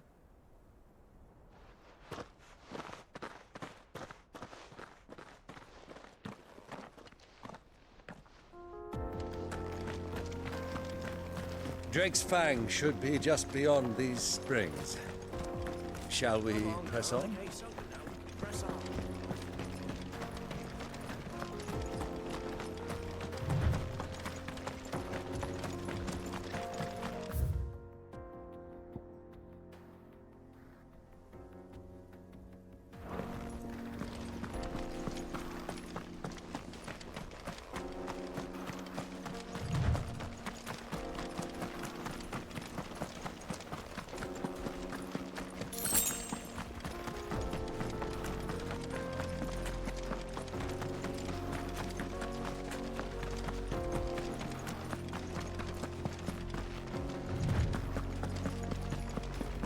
What is this place? This is the spring which provides the water for the Dalamil Inn's famous healing baths. I wouldn't mind having a dip myself. If we didn't have more pressing matters to attend to, of course.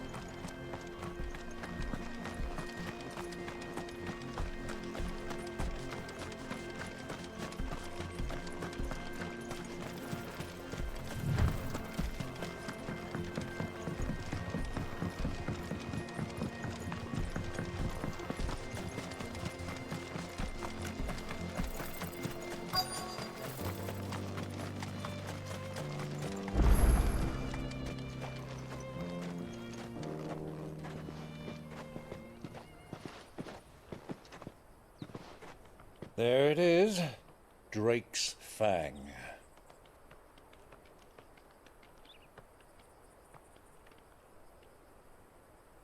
Kupka will be hiding inside. Along with goodness knows how many guards, all on highest alert. You'll need to keep your wits about you if you're to reach him. So be careful. I will, Uncle.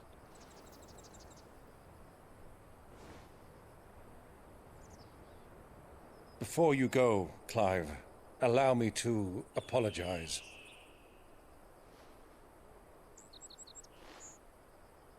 After what befell at Phoenix Gate and the crisis that followed in its wake, I fled. I retreated to my counting house and danced attendance upon the vicereine in the hope it would bring me favor. I betrayed my nation to save my skin, like the coward I am. And I'm sorry. Uncle, please. It's not too late, Clive. Rosaria is yours by right, and there are those that would help you to take it back. Had I the courage of my brother, I might already have done so. But that ship has sailed. You, however... No. Forgive me, but I cannot. I fight to build a new world now. A better world. Where men can live and die on their own terms. I was raised in a nation that strove to improve the plight of bearers.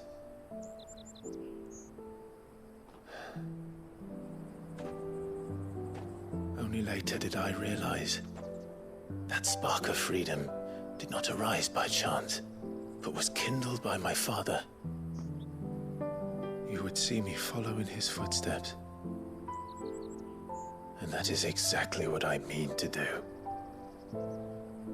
Not by ruling Rosaria, but by extending his ideals to the whole of the twins. Though every soul in the realm may judge my actions heresy, I am certain my cause is just. You really are just like him, you know?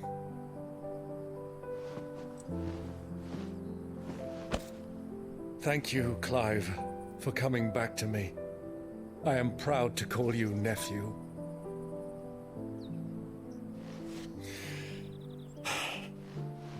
Well then, this is where we must part ways. Wish me luck in convincing my Canvarian friend to share his considerable talents. I mean to plunder his coffers and prove myself worthy of a place in your merry band. Till then, my boy. Till then, go safely, Uncle. And you, nephew. We have much to catch up on, you and I. I shall expect you to regale me with the tales of all your adventures when next we meet.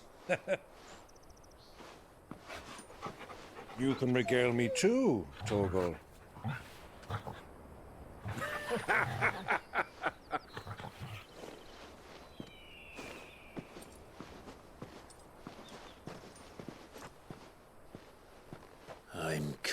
for you, Kupka.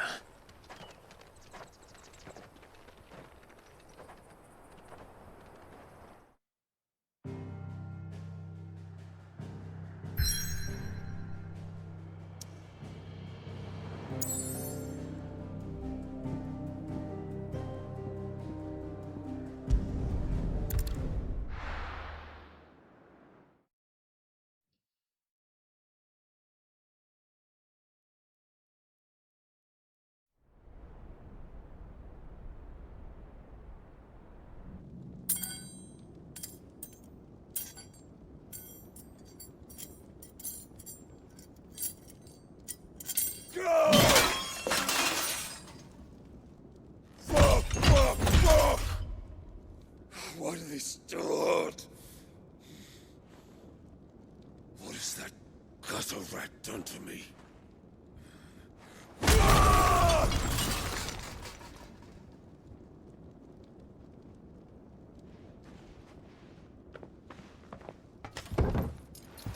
Out of my sight, witch! I'll kill you, Rossfield! I'll rip out your heart! I'll tear you limb from limb! Peace, Hugo. The table shan't hurt you any longer. He sought to humiliate me. Me! If you hadn't interfered, he would be dead! You truly believe you would have triumphed had the battle continued? Titan would have ground him into dust! And how would he have done that without his head? Shut up! You weren't strong enough, and you call yourself a dominant. Or rather, you did. You mock me, Harbert.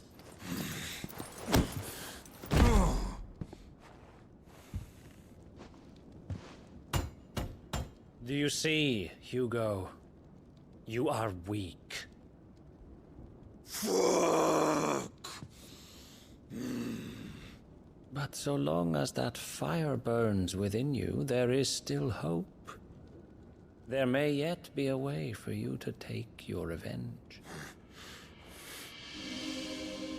Tell me, what must I do? Please, I'll do anything. Just tell me.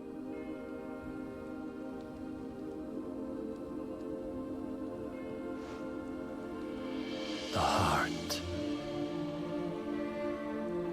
What of it? A Mother Crystal's heart is the most concentrated source of ether in all creation. Perhaps you could take advantage of that. Of course, the crystal would not yield her blessing to any ordinary man. But then, you are no ordinary man, are you, Hugo? Clive Rossfield stole your power, but others have suffered a similar fate, and still managed to find the strength to conjure their icon. Like Benedicta Harmon. She too drank of the ether and gained a power beyond human understanding. She did.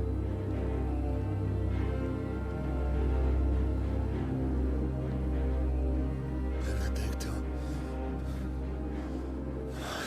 Benedict.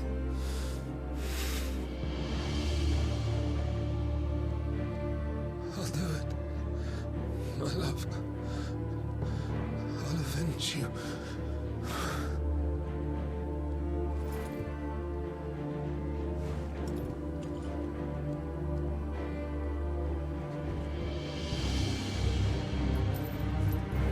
Run along now, Hugo. You need only follow the light.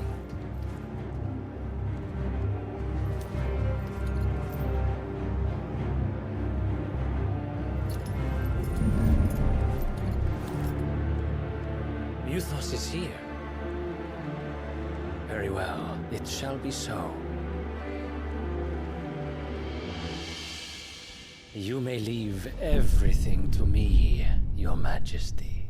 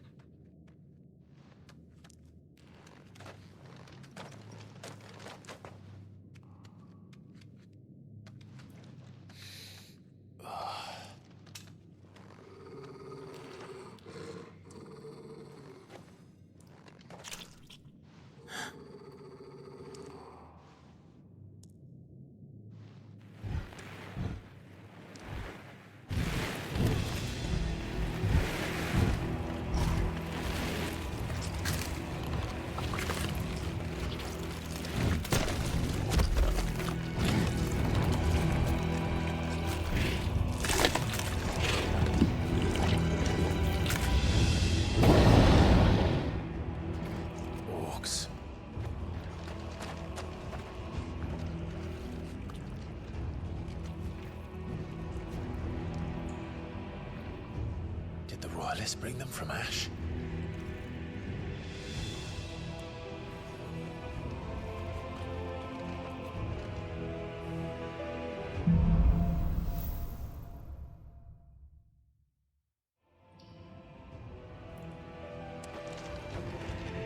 Are the beastmen part of the Waluda army now? How the hell did that happen?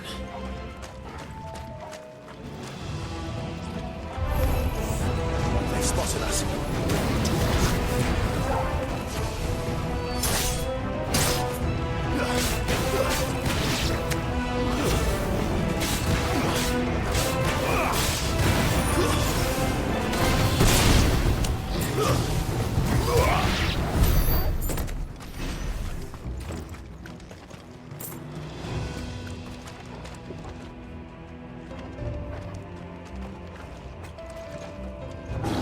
Taken over the entire mine.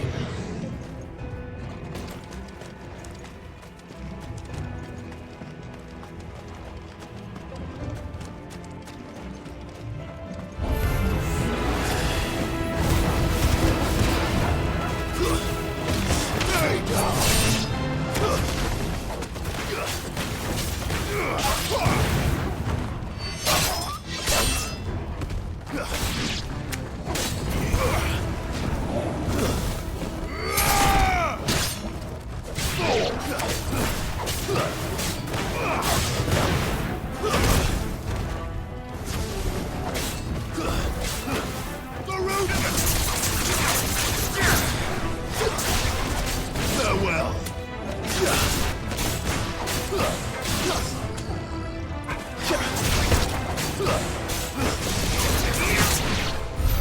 So much for the men of the Rock.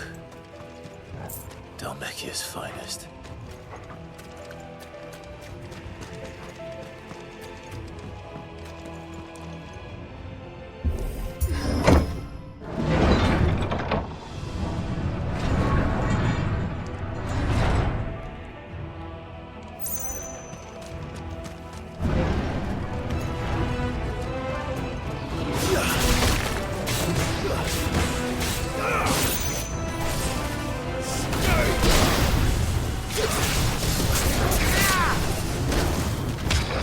It's over.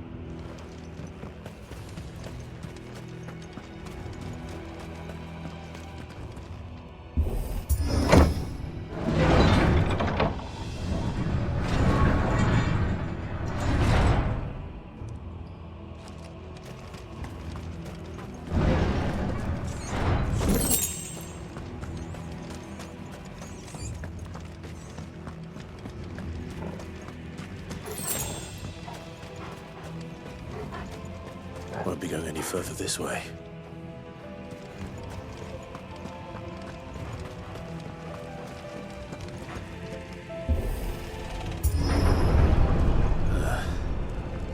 Stairs. This must be the way out.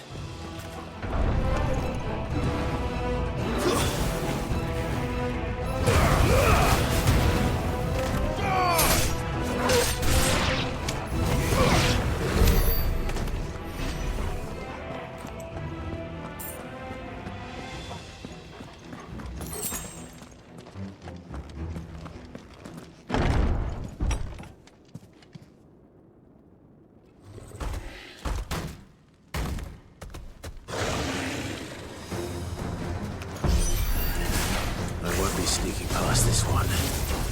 How did it get in here?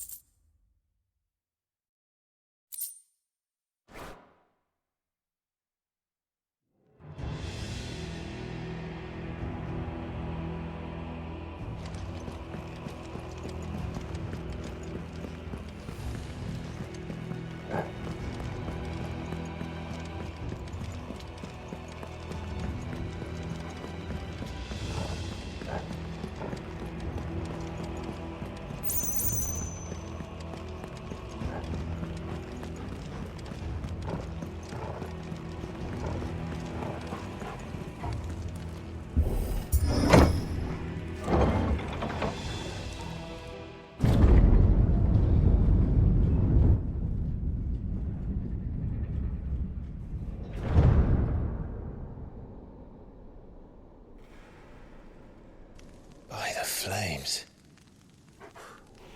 Come on, Torgal.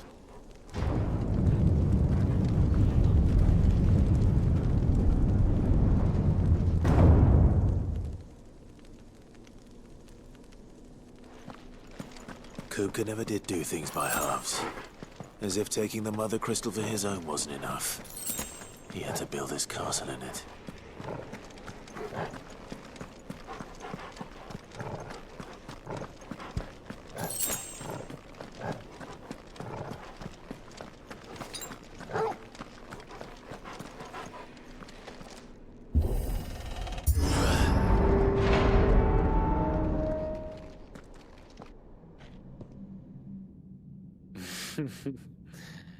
Let the trial begin.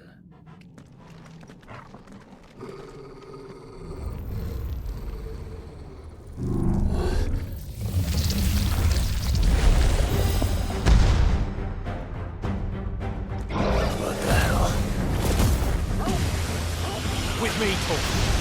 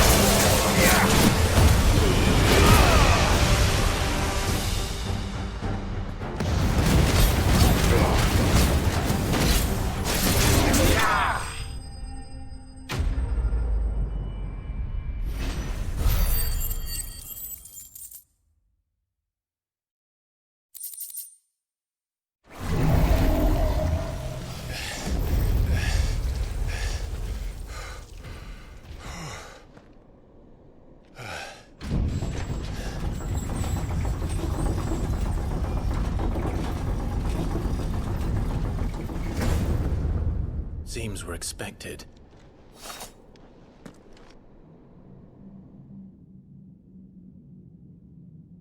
So this is the power of Muthos.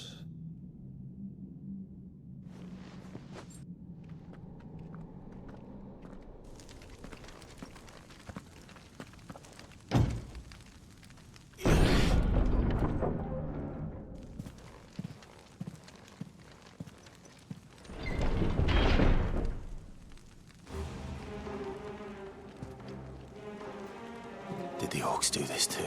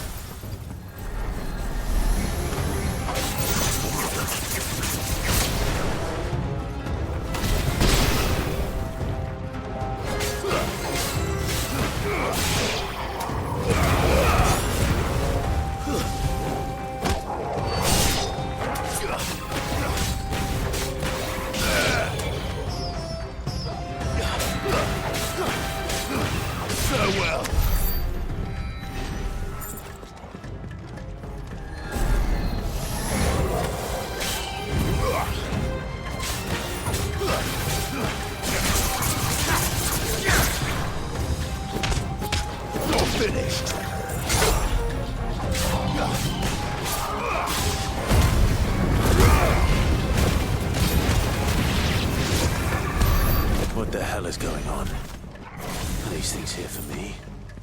Or for him?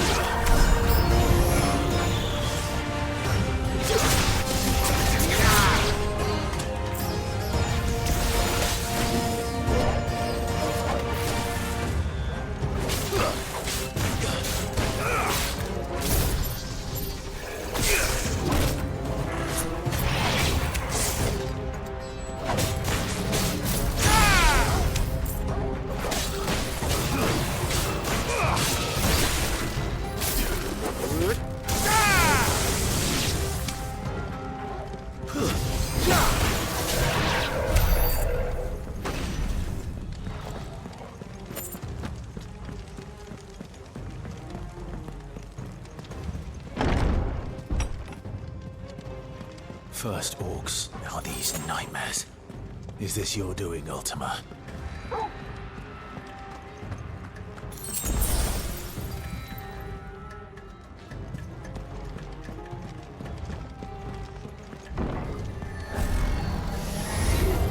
This won't be easy. Nice try.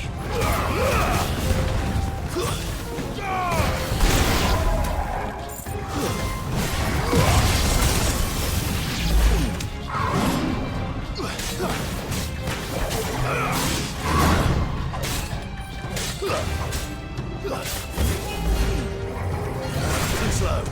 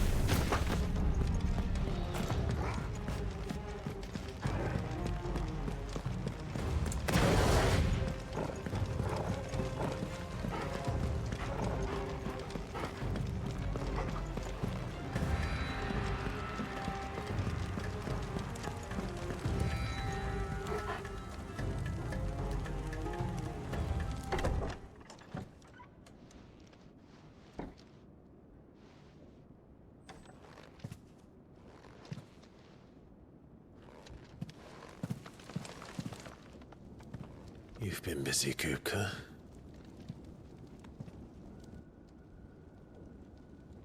But where did you go?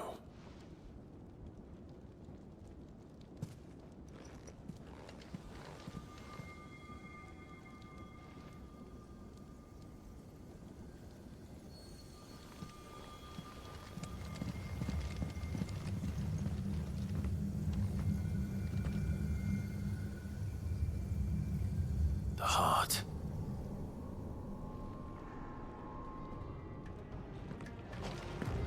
He's in the sanctuary. I can feel it. Come on, Toggle.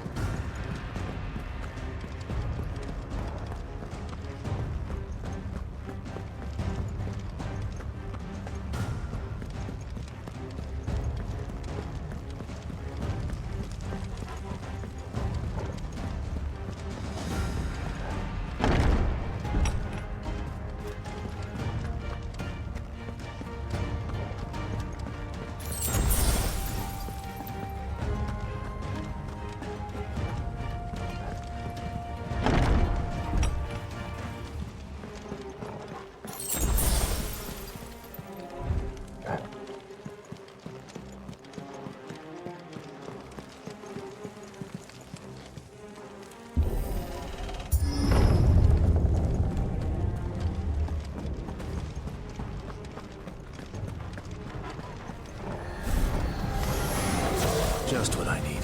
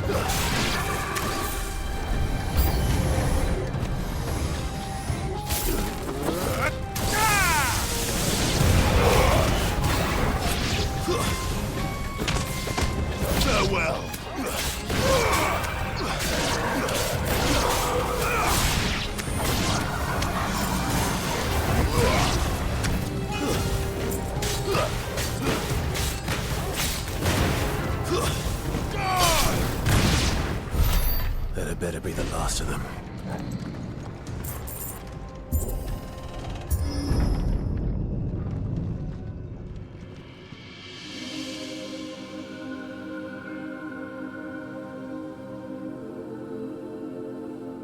Benedicta, my everything. I've missed you so much.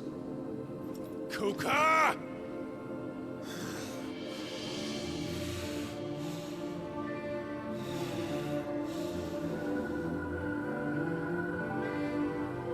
I swear to you, my love,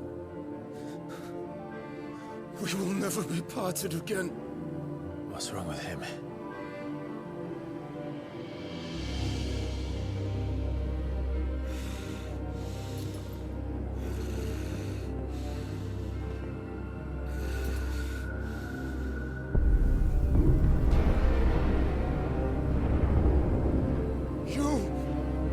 You got away from her!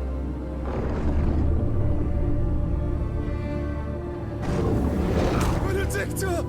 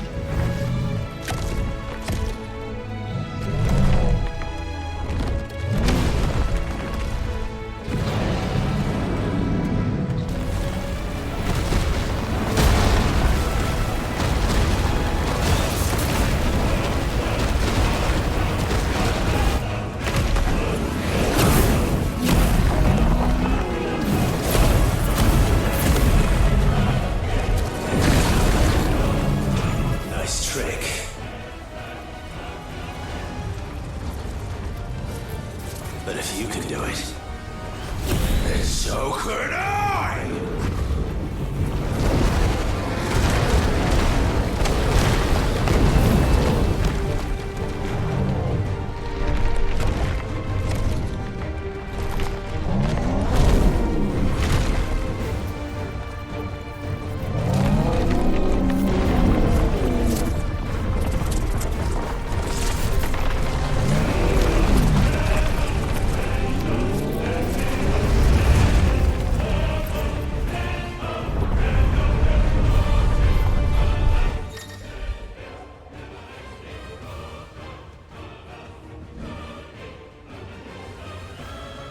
Let's give this a try. Not bad.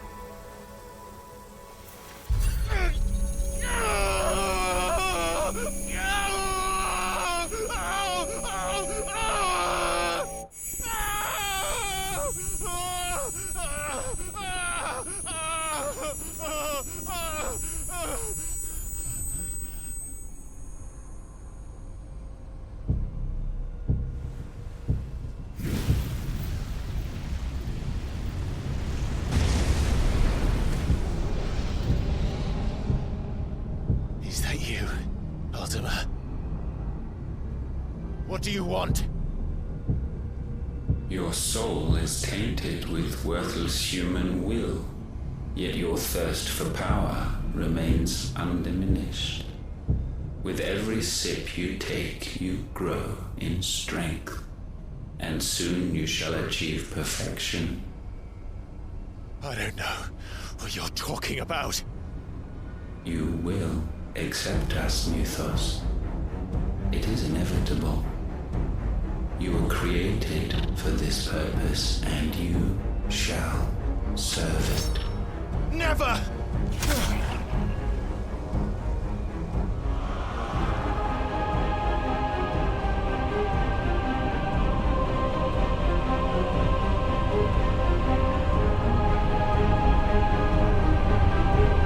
Fight it, Clive! Don't let him in! Consciousness. We see now. Human will is so insubstantial it cannot exist in isolation. You mitigate its weakness by interweaving it with your consciousness. We believed we had merely to purge you of your will to claim our vessel.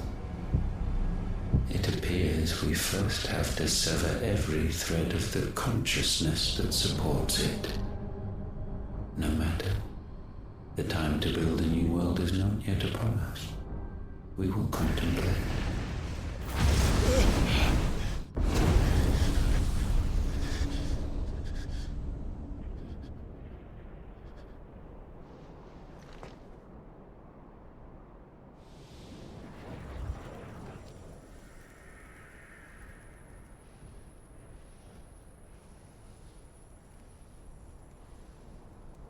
Thank you, Joshua.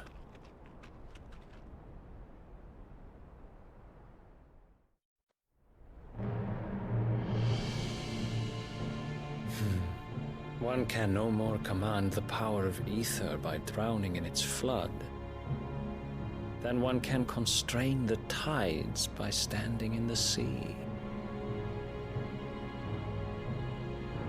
I had thought Hugo wiser than this, but it seems his head was full of rocks after all. Titan was strong. Your Majesty. But Mythos is stronger. For 5 years, that man lived only for revenge. Clinging fast to a fiction, even as it swept him into the abyss.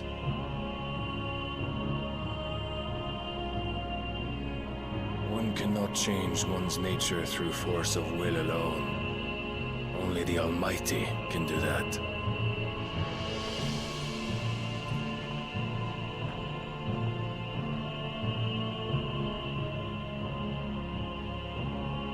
Hugo Kupka, the man who gave his life for a woman's head.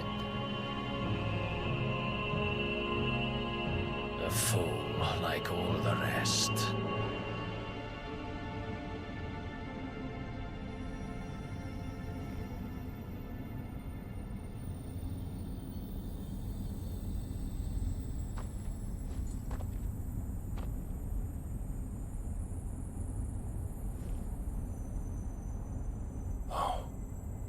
That the death of a mother crystal should be so beautiful.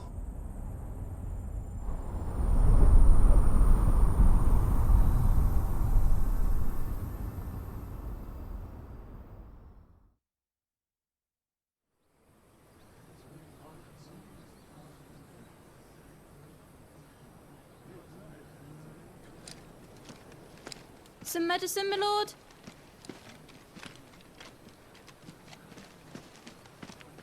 I have salves, potions, anything you need. Stop bothering me, urchin, or you'll feel the back of my hand.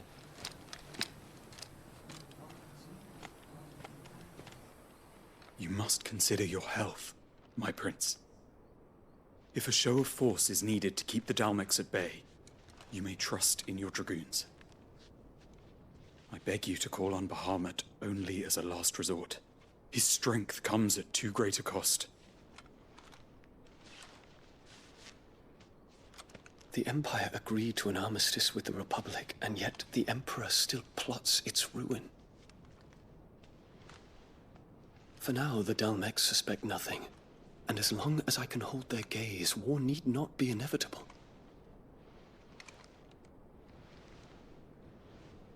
But more than that, Bahamut is the champion of the Empire. When our people look to the heavens, the sight of him gives them hope.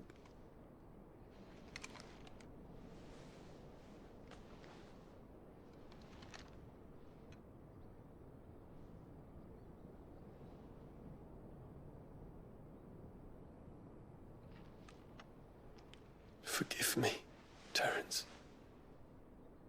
Would that you were my master. But alas. I will always be your loyal servant.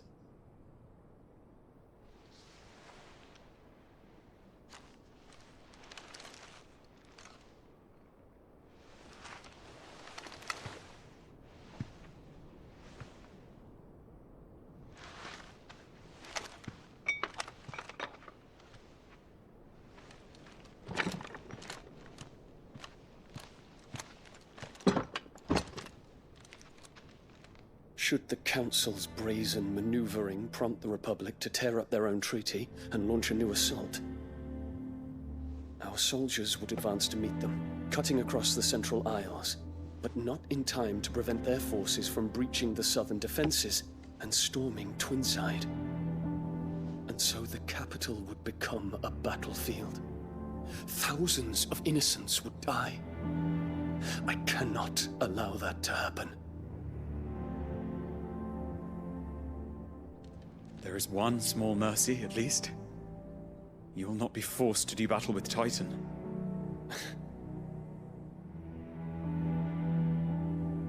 Would that I could avoid doing battle at all. 1,000 pardons, Your Highness. What is it?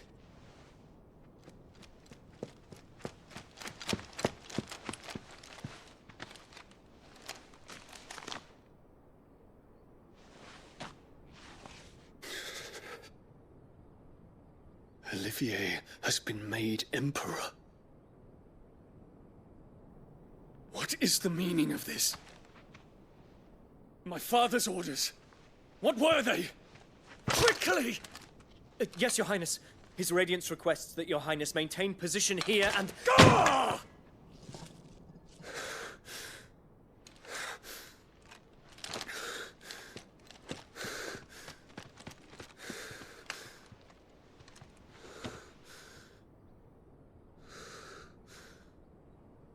Terence. Yes, my prince. I must go to the palace. I'll ready your steed.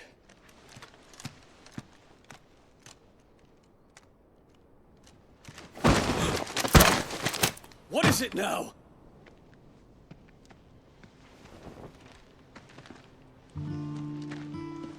Forgive the intrusion, Your Highness. I know you. At ease. We stand in the presence of the Phoenix. You wouldn't want to get your fingers burned. I hope I'm not interrupting. Not at all. Though I admit, I did not expect such a distinguished guest. How many years has it been since the Remembrance ceremony? 20? I thought you long dead. Do I address a ghost? Many have told me that I look like one. But no. I'm alive. Just. Prince Dion of the House Lesage, I have a tale to tell you.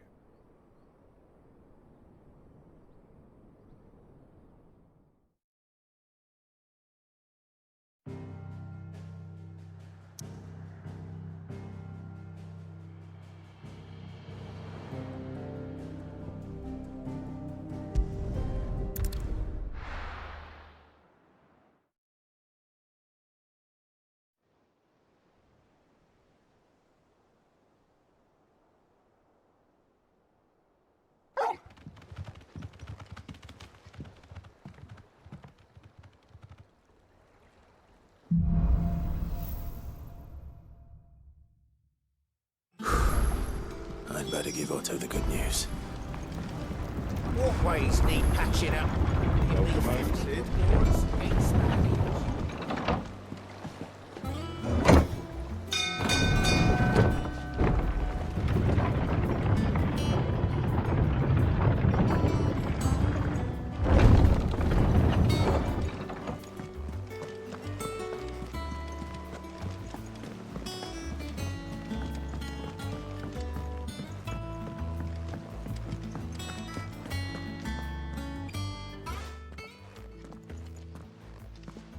Clive, you're back.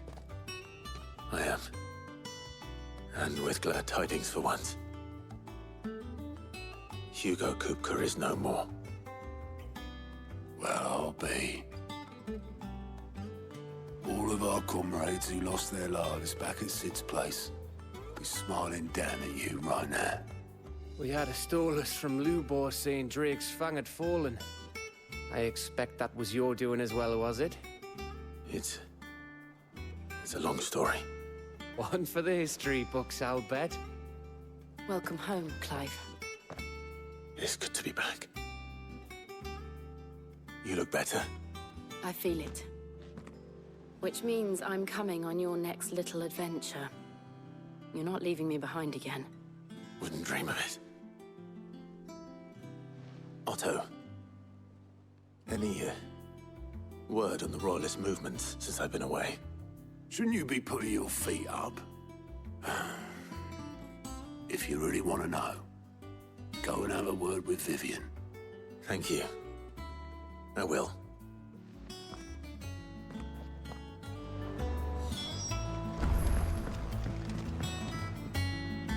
Ah, the conquering hero returns. And with hardly a scratch on him. I may have picked up one or two. Well, the fact that you came straight to me instead of visiting our resident Physica suggests that you picked up something more important. A scent. The scent of Waludas. The very same. But whatever plans Kupka was hatching with the Royalists, he took them to his grave. As did his men. Slaughtered by the orcs who'd taken over the Fang. Orcs, Vivian. I've never seen such creatures in Storm before. The Waludas must have ferried them over from Ash, but why? Why work to rescue Kupka only to invade his home, the mother crystal of an allied nation, and let both fall? It makes no sense. Do you know the tale of the blind men and the Adamantus? One can often be led astray by focusing too closely on individual details. One must instead see the bigger picture. And what bigger picture is there than my map?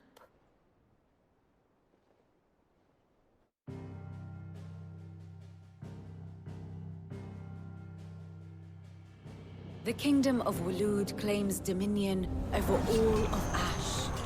It is a nation forged by the bloody conquest of Barnabas Tharm, the dominant of Odin. The Canvarian War of Independence in 849. The Battle of the Twin Realms in 865. The Battle of Belinus Tor in 873.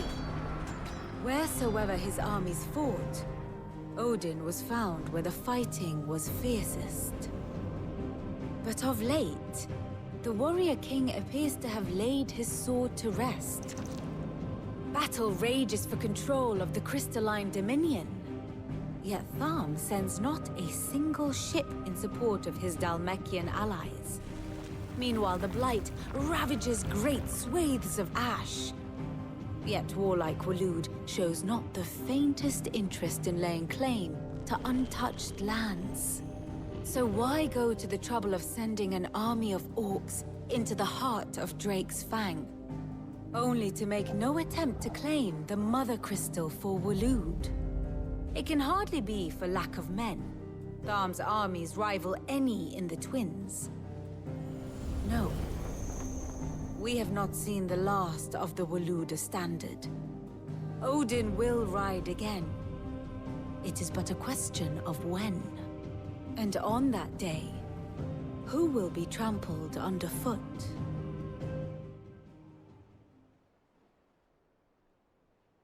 In summary, I know not to what end the Royalists betrayed Kupka.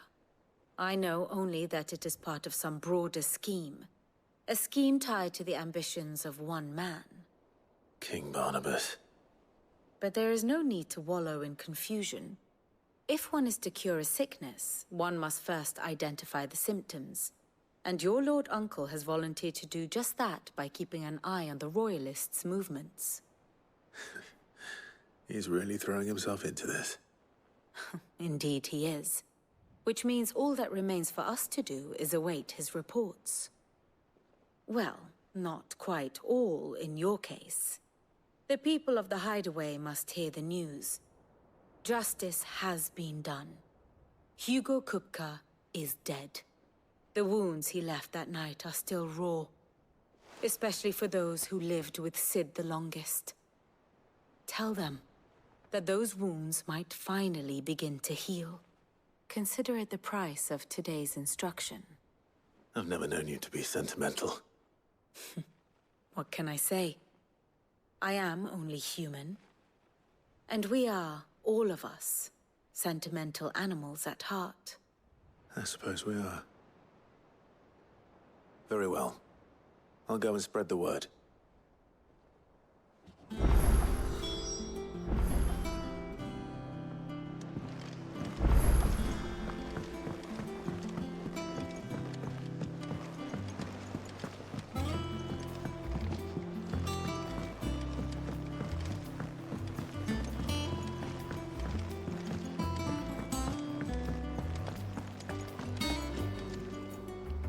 Well, someone looks pleased with himself. It's true what I'm hearing, then. Nothing escapes you, Lady Karen. It's true. Kupka is dead. No more looking over our shoulders, then. Good. I'm starting to get a crick in my neck. Don't let it go to your head, though.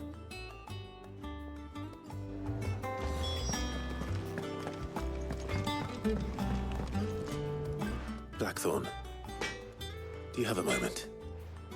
What is it? I'm busy. I wanted to tell you that Hugo Kupka is dead.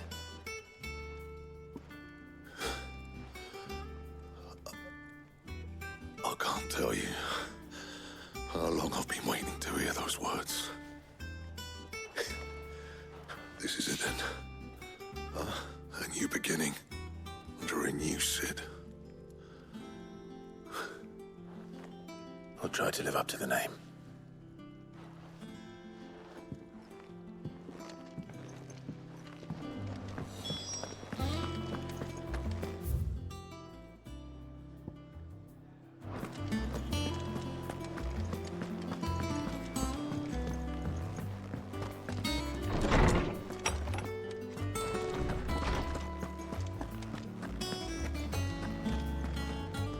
Ah, Clive. Have you come seeking the gift of knowledge? No. To share mine, actually. Hugo Kupka is dead. Oh, my. Can it really be true? Look, he's crying. He is. The big baby. And with good reason, children. These are tears of joy. We must offer up a prayer to your parents that the heavens might weep with us. There shall be no lessons today, only thanksgiving and merrymaking. Go, put away your things. All right. Brilliant.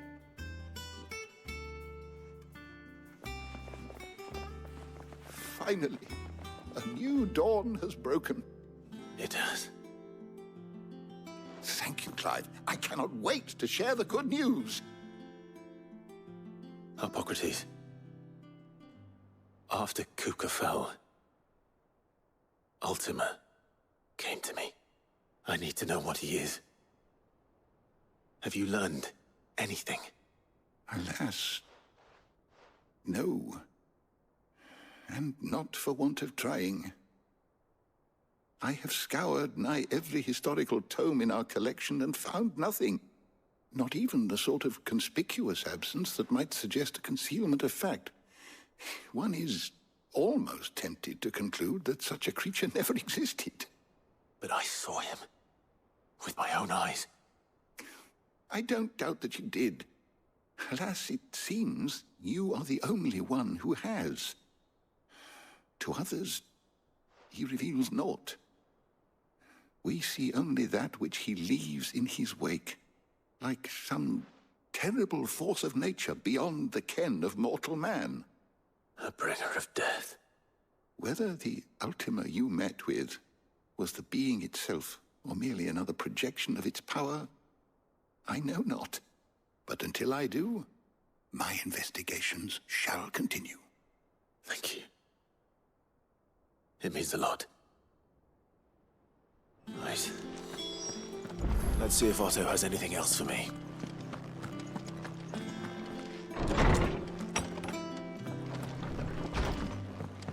Oh, I'm never drinking again. I'm telling you, it's true. I heard it from Otto's own lips.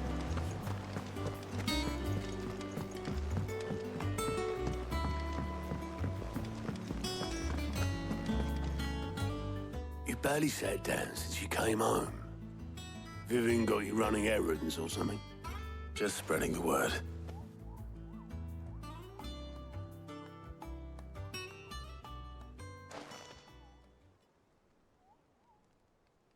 So, the Professor's got a soft side, has she? I'd never have guessed. No. She was right, though. Everyone was glad to hear the news. Ah, but you ain't told everyone. I can think of plenty of friends back at the old hideaway who'd sleep more peacefully for knowing. Not least of all Sid. You should tell him. You're right. I should. And I will. Well, when you do, be sure to take Mid with you.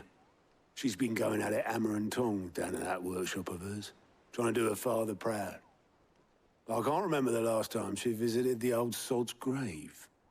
Very well. I'll suggest it.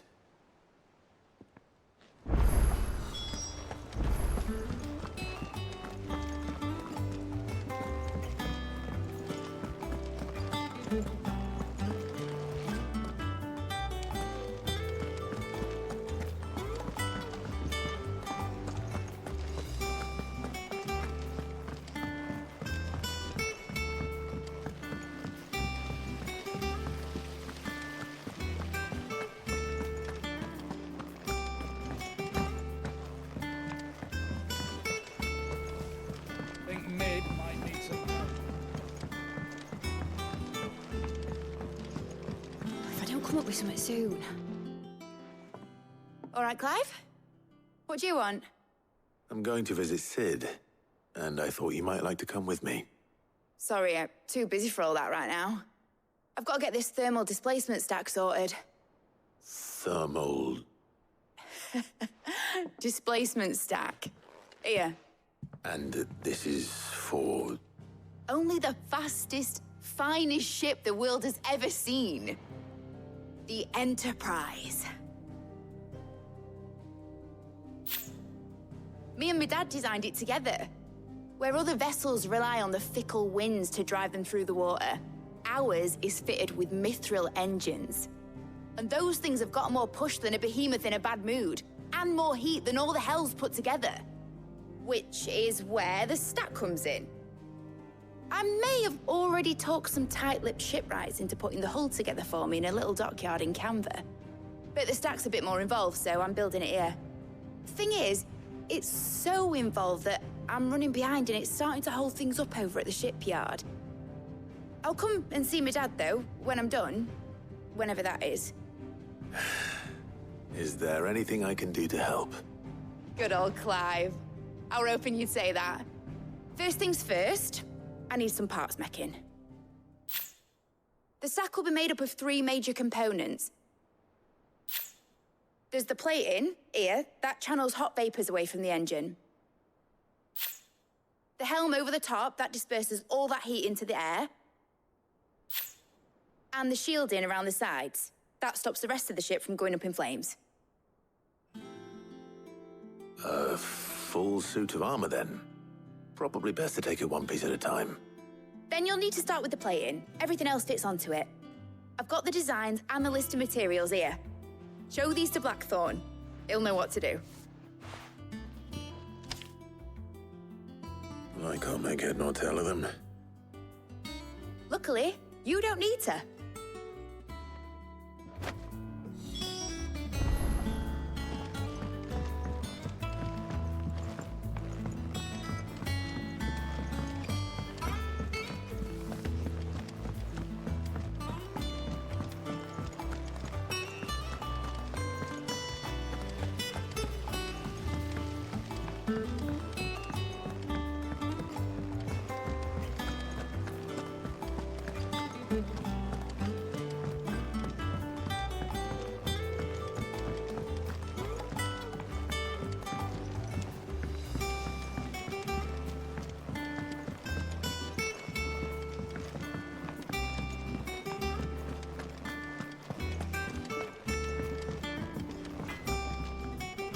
Blackthorn, can I ask a favor?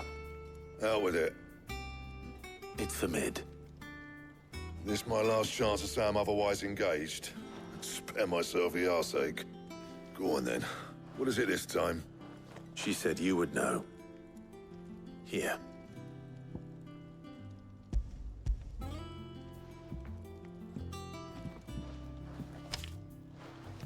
Krieger's Tates.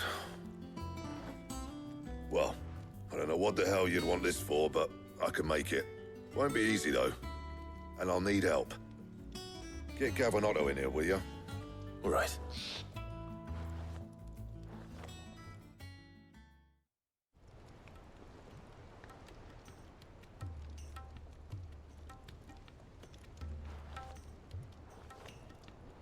So Mid's roped us all in here again, hasn't she? Typical. Still, if that's what it takes to get her to visit Sid's grave, I'll do what I can. And, what is it we need to do, exactly? Take a look at this. It's this plating. The usual sword grade steel won't work. We need something that can get very hot, very fast, and still keep its shape. That means an alloy. Something that won't break or buckle at the temperatures she's talking about. Which is where you lot come in. I need materials, and I've got my work cut out already. You'll have to fetch them. Now, there's a special kind of sand I'm after that you can only find out in the Velcroy.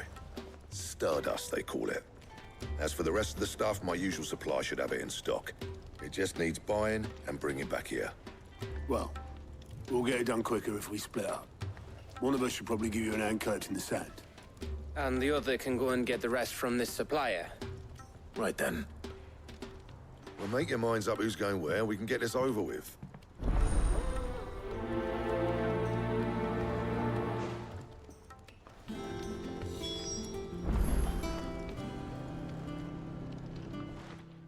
You going after the Stardust then, are you? Which one of these two lucky souls is going with you?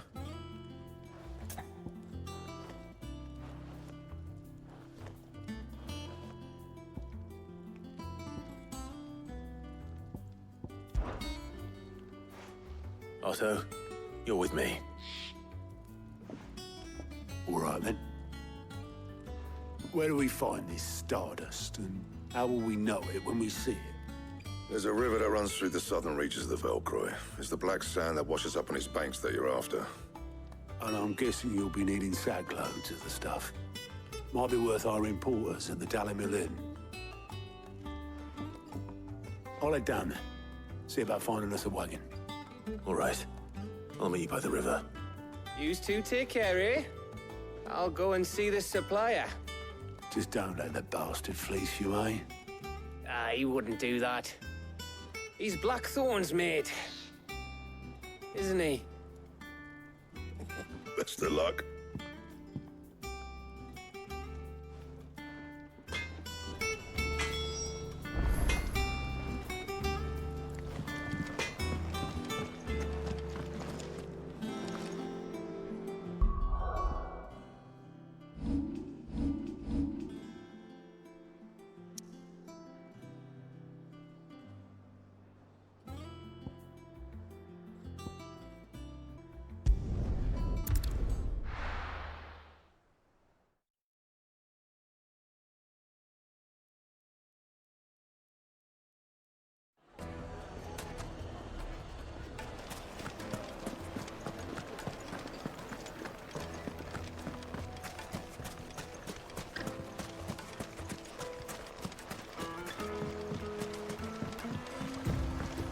Looks like I found the river. Now where's Otto?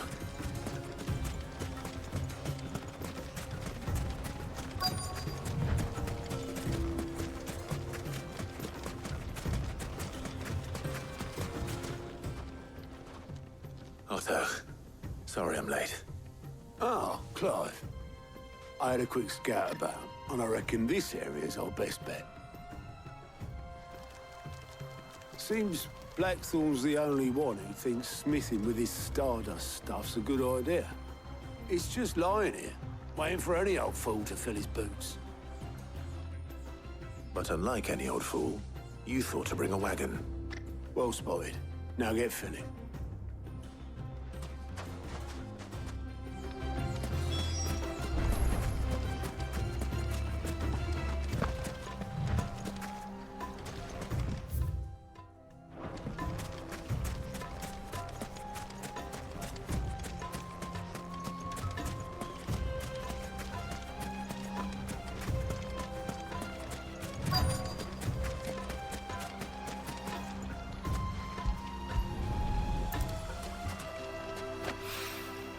So this is Stardust. It just looks like black sand to me.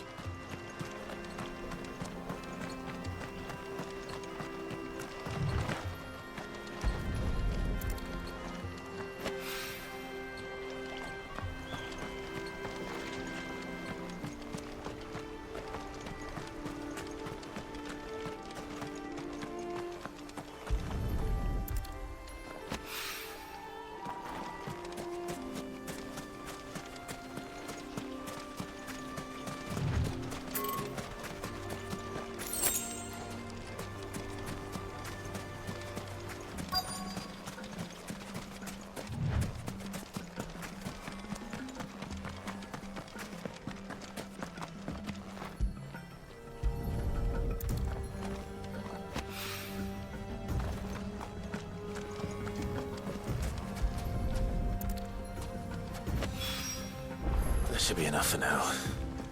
Let's see how Otto's getting on.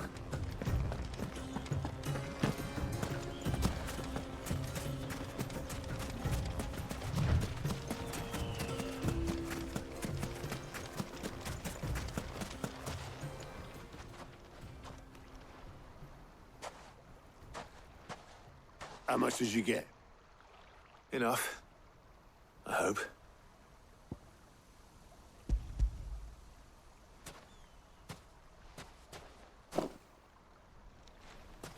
More than me. Put it all together and I can't see Blackthorn complaining. Much. Here, Clive. Do you fancy a walk?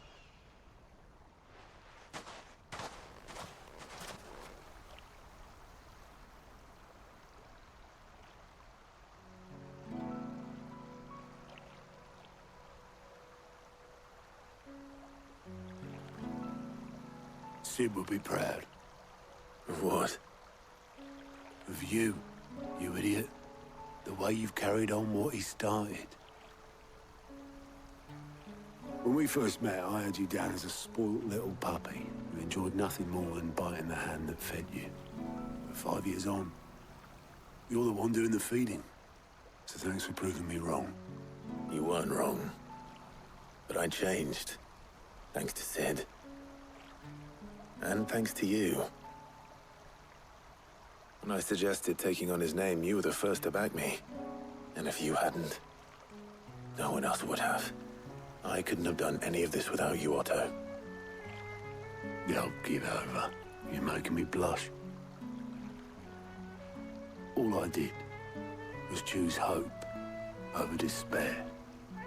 I gave you a chance, yes, but you're the one who took it. You took a rabble of homeless, hopeless outcasts and put them back on their feet. Gave them something worth fighting for, just like the old Sid did.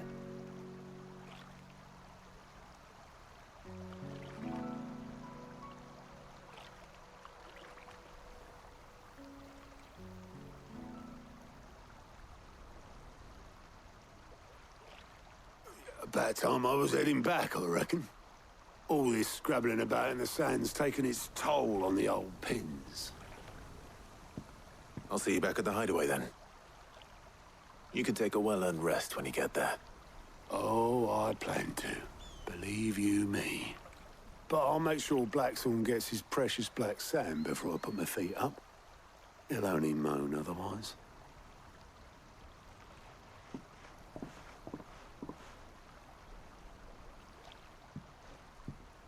Right.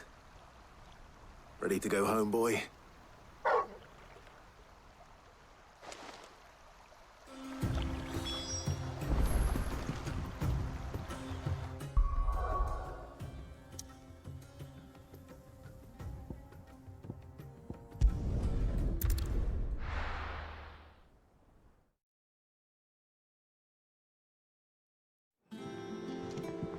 Let's hope this is all Blackthorn needs.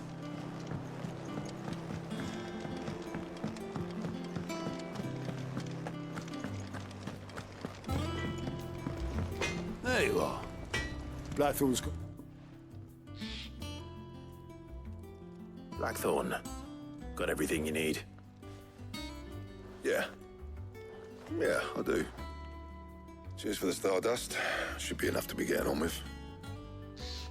Nice to get out and about for once. Let's do it again sometime, eh? I'll make a start on putting this thermal plating together then. It'll take some time, mind. So if you've got other things to be getting on with, I could do without you breathing down my neck. Thank you, Blackthorn. I'll let Mid know construction's underway.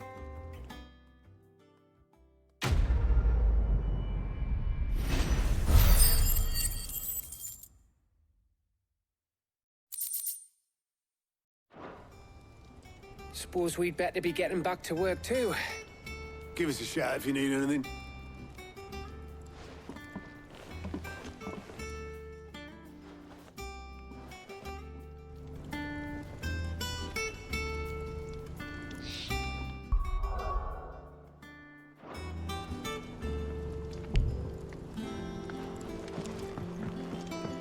He cracked the crystal too. You're joking.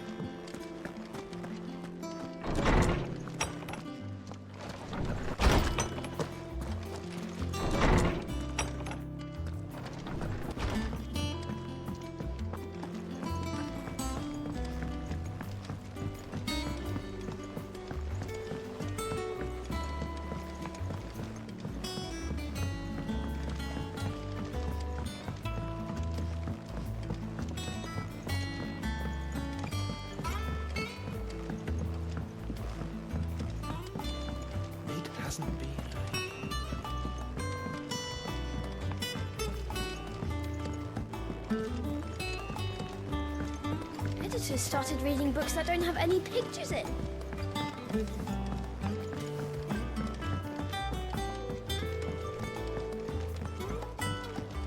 If I don't come up with something soon. You'll be pleased to hear that Blackthorn started work on the plating. Excellent. 1 down, 2 to go. So, what's next? The helm, of course. For this, we'll be repurposing fallen scrap. Salvage from the ruins? I thought that material was all but impossible to work. Ah, but we don't have to. I'm sorry. Just so happens there's one particular ruin that's broken into exactly the right shape and size pieces for what we need. What's the name back there? I'll give you all the details. What's her name? Right.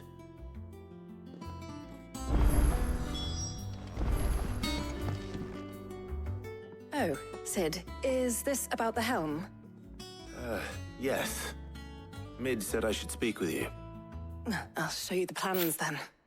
Here you see the mithril engine, in which mithril is burned to generate heat. That heat is then harnessed to produce motive force. Excess heat is dealt with by means of the thermal displacement stack, which disperses it into the surrounding air. Now, were we to rely on thermal plating alone to achieve this effect, the rate of excess heat buildup would far exceed the displacement coefficient of the plating. In other words, the reactor would overheat and eventually explode. This is where the helm comes in. It connects to the plating, you see, and serves as a sort of thermal sink to absorb all that excess energy.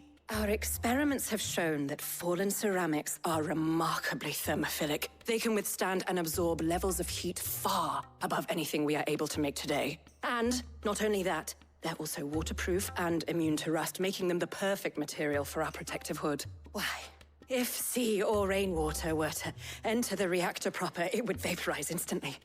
The forces produced would tear the ship from stern to... You can stop there. I understand. Mid said we might be able to use parts of a fallen ruin. Where would I find it? Ah, yes. It's in Lorbert's Pass, near Lostwing. The thing is, well, I probably should have arranged to have the pieces we need brought here sooner. You see, a certain unwanted visitor has taken up residence there. It's no longer a matter of just walking in and taking them. It's, going to be considerably more dangerous than that. I see. Then I suppose I'd better deal with this unwanted visitor for you. Would that help? Oh, very much. Thank you, Sid. I'll gather my team and head there right away. We'll meet you outside the ruins.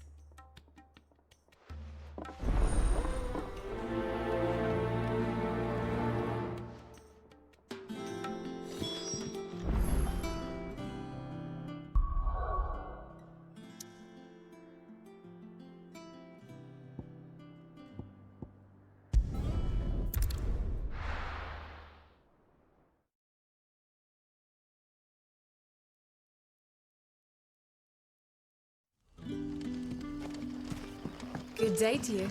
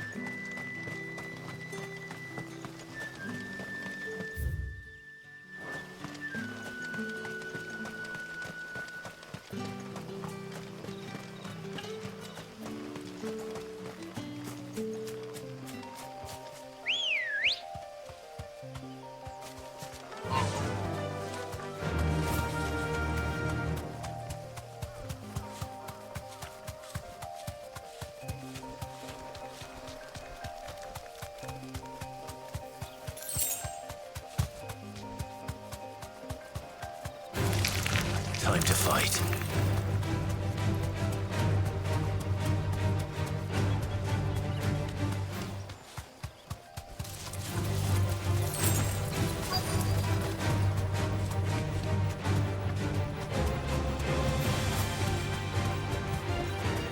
Straight home now.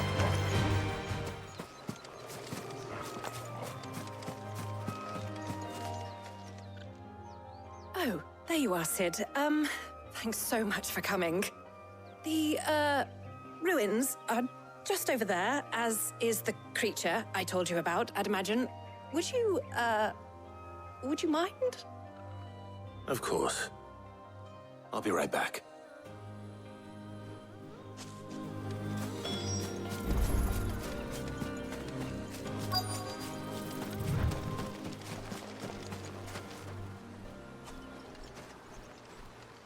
Anybody home?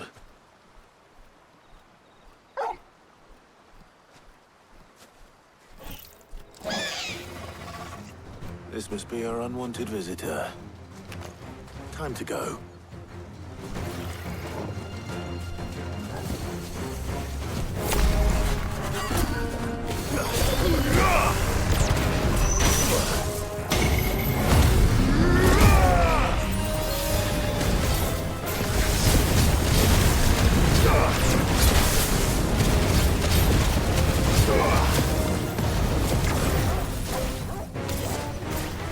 Too slow.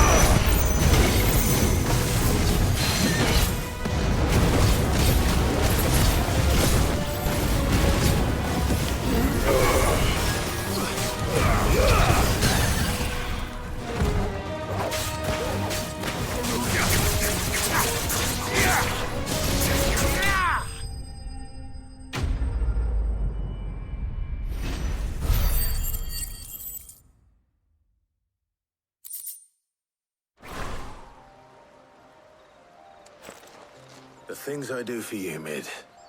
Sid! Oh, thank goodness you're safe. You shouldn't have any trouble now. Indeed. Well, don't let us keep you.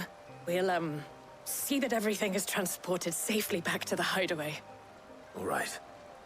I'll let Mid know you're on your way.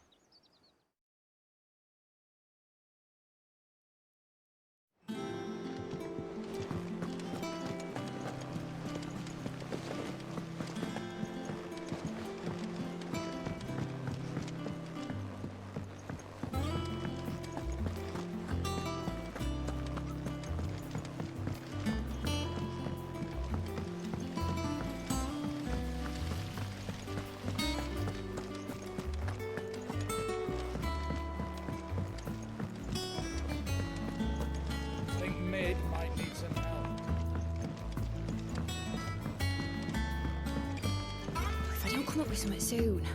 Mid. Helena has recovered the material for the helm. She'll be along shortly. Excellent. Another job well done. And just one remaining. Right.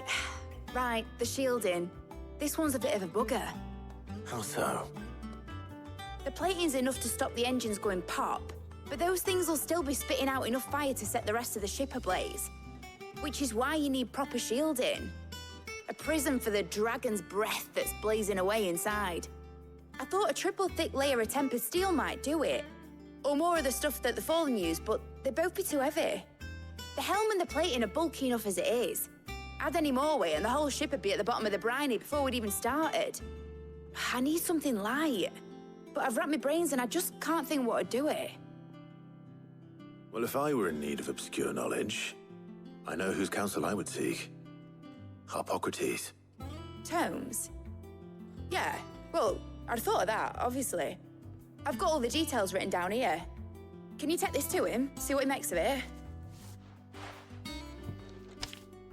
Right away.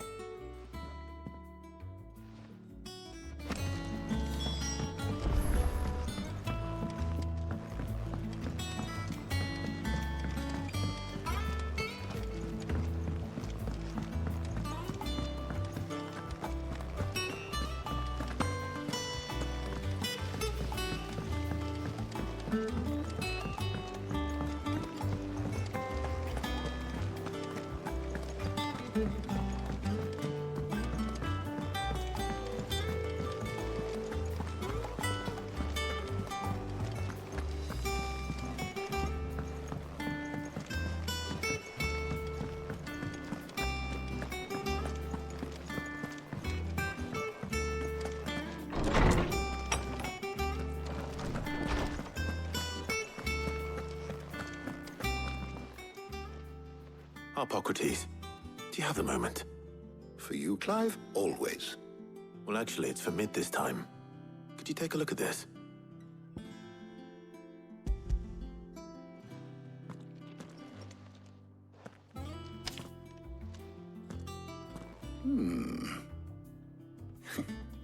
Shielding for a mithril engine?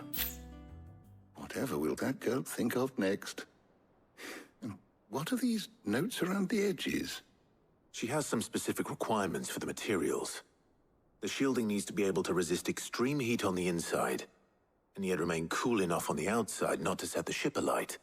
while also being light enough not to sink it. As you can imagine, she's struggling to find anything that meets her needs. I see. I wondered if you might know of a solution, or if you might be able to search the records for one. Perhaps it is not a different material she requires, but a different approach. What do you mean? Consider the lake we have made our home.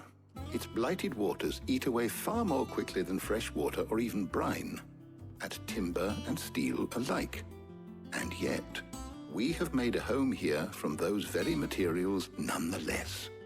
We have. But Bardolph must varnish every board twice over to keep it from rotting. And Obelus complains that without a constant supply of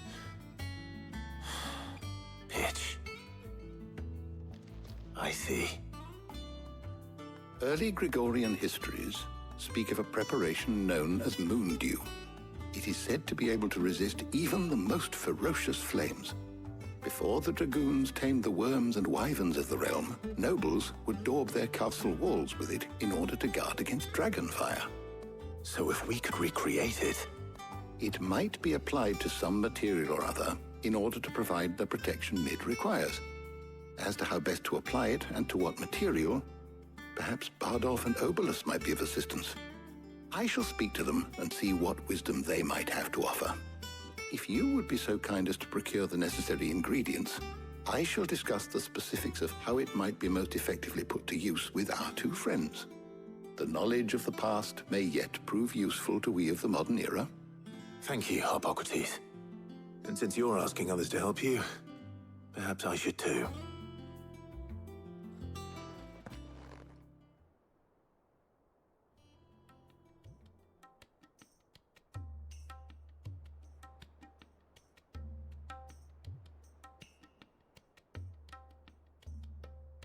So you need a hand, do you?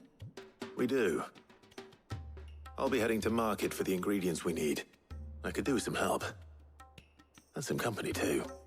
The other can assist me in researching how best to prepare the shielding itself. Can we count on your aid? Always. Well, if Jill's game. Thank you. I am sure either of these fine young minds would prove indispensable in my research. I leave the decision as to who will go with whom in your capable hands, Clive.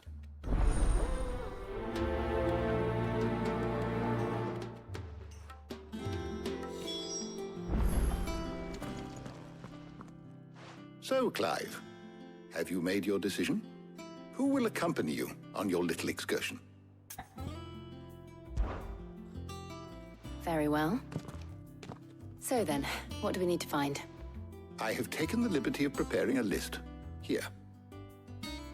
White chocobo eggs. Pepio nuts. Are you sure this list is right? Everything on here seems very edible.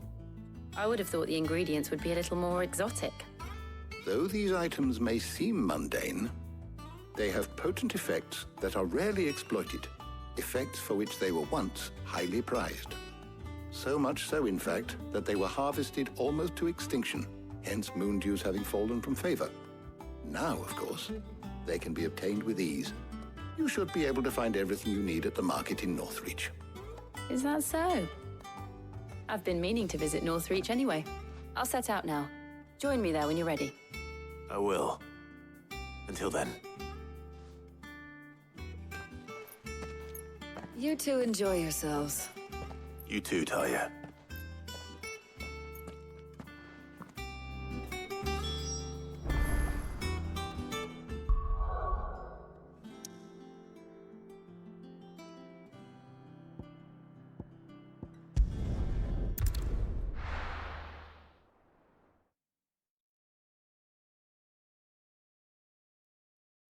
Now, where's Jill? There's talk at the glass. Keep them pilchards nice and chilled. Are those Pepio nuts? How goes the hunt for ingredients? I've only just started. I'm sure everything we need is somewhere amongst all these stalls, though. Why don't we split up and see? We'll take a couple of ingredients each. All right. What am I looking for? How about you look for the pepio nuts and some garlic? I'll find the other things we need. We can meet by the gate when we're finished.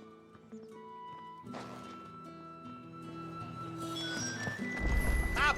You'll not find a bruised pippin in the bush. Fresh cuts! Come and get them! You haven't much, but you're free to look. I hope it's to your liking.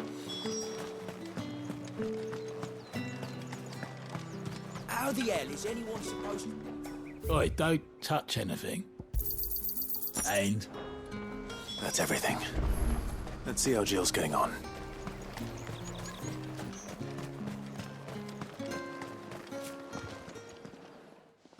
Did you find everything? I did. Here.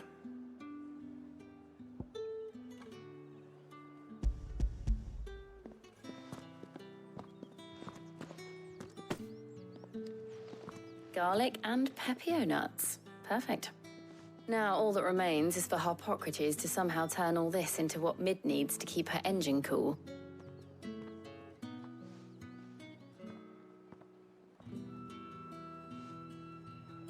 But before we head back, would you walk with me a while?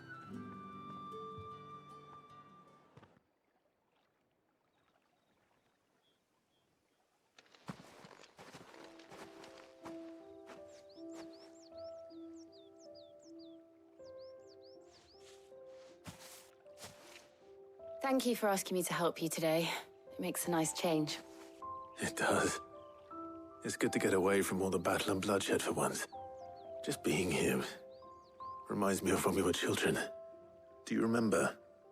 Walking down Market Street in Rosalith, taking in the sights and smells. How could I forget? What with Torgal's antics.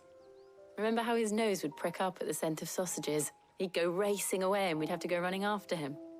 We wouldn't catch you now, would we, boy? Was there anything you wanted to buy for yourself while we're here? There was, yes. Well, sort of. Molly in the kitchens told me about a place that sells particularly good pies. Thought you might like to share one with me. I would. Thank you. And I saw some bread.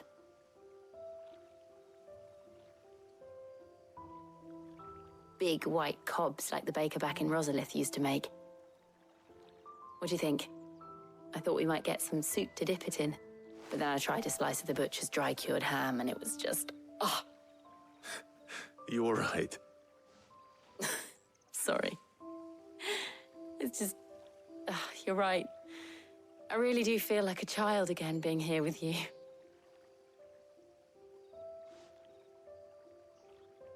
Clive. Is it wrong of me to enjoy this? No, Jill. This is how life should be. And it's how our lives will be when our work is finally done. When we can live on our own terms. I hope so. Thank you, Clive.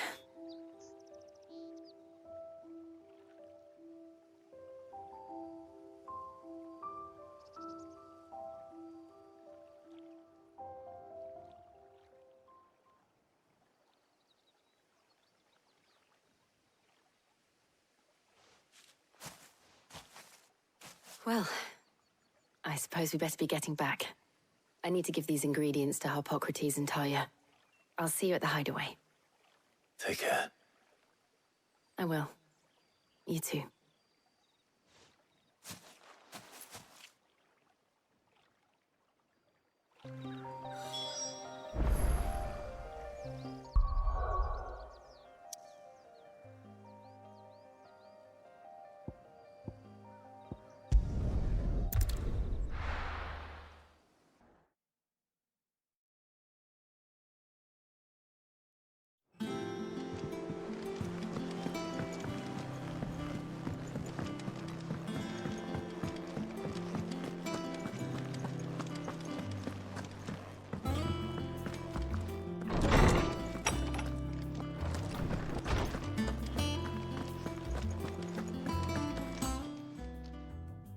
How's work on the shielding progressing, Harpocrates?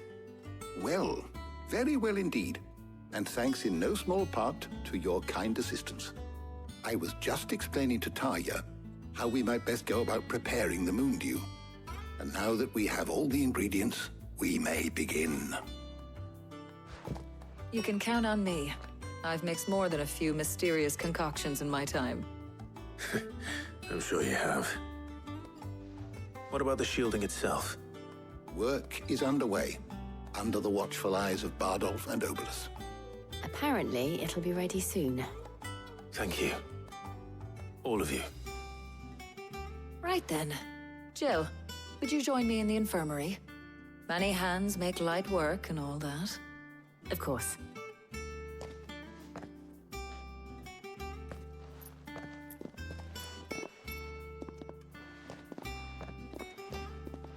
Oh, and Clive, thank you. It was nice just being with you.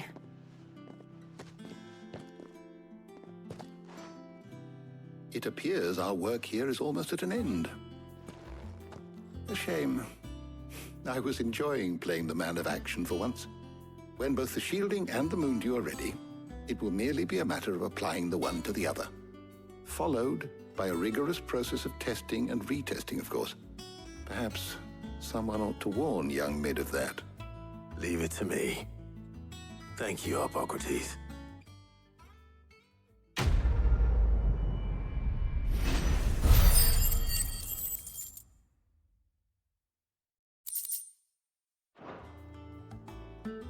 Well, I'd better go and give Mid the good news then.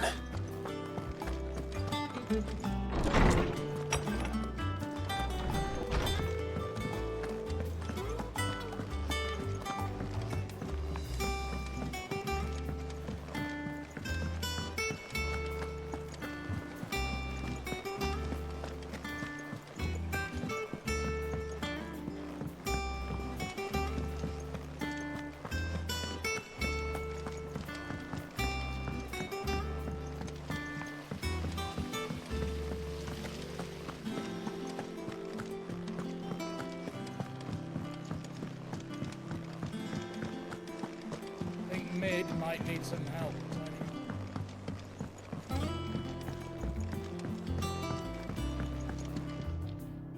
Sorry to keep you waiting, Mid.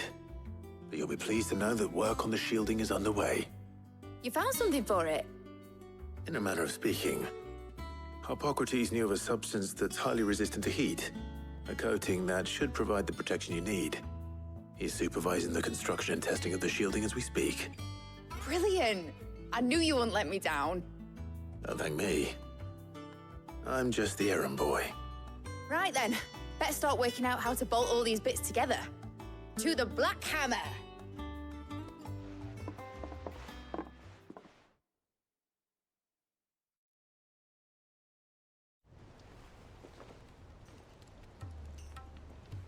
You know, when I got into the smithing game, I thought I'd be making swords and shields, not thermal bleeding didgeridoo-dahs.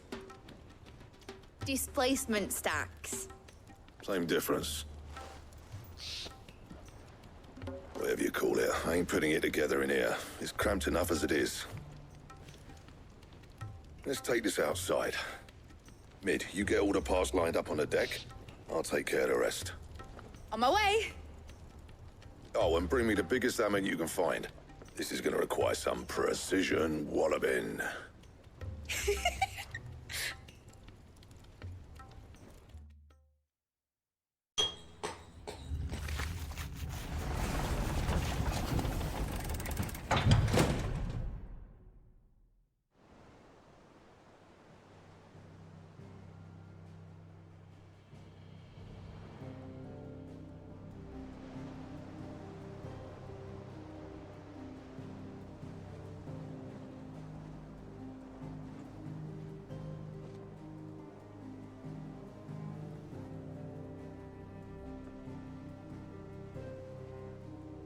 It's finished! It's finally finished! Thank fuck for that. I'll be feeling my hammer arm for weeks. Thank you, Clive, Blackthorn, everyone. That's one down and just 3 more to go. I'm sorry? Oh, didn't I tell you? The Enterprise has 4 mithril engines, and we'll be needing a displacement stack for each. You don't mean... Don't worry. Now they've got a finished one to work off. My gang in Canva can build the rest. Good luck to them, I say. Right, I'm off to get a sling for this elbow. Any other work comes in, keep it to yourselves, eh?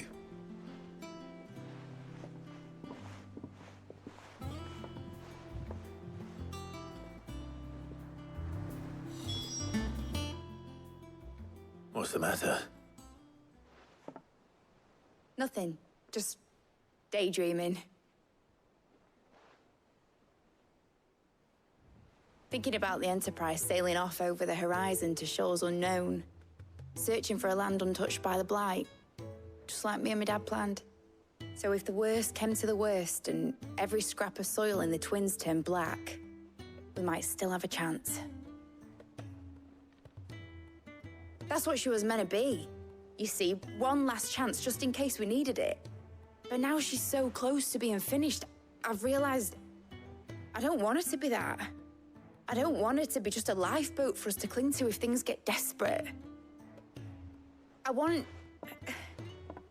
people to sail aboard her by choice, not from the lack of it. In a world where we're not just trying to survive, but where we can actually live. I'm working on that. And I'll do everything I can to get you what you want. Don't you always? All right. My mind's made up. As soon as the Enterprise is fit to sail, I'm putting her under your command. Sod our plans, I'm trusting in yours. Are you sure about this? Something tells me it's what my dad would have wanted. He'd be proud of you. You were gonna visit his grave, weren't you? I was. And you can come too now that your little project is finished. Right. There's just one thing I need to finish up first. Won't be a mo. All right. I'll let Otto know you're coming. Meet us in the mess when you're ready. Aye, aye, Captain.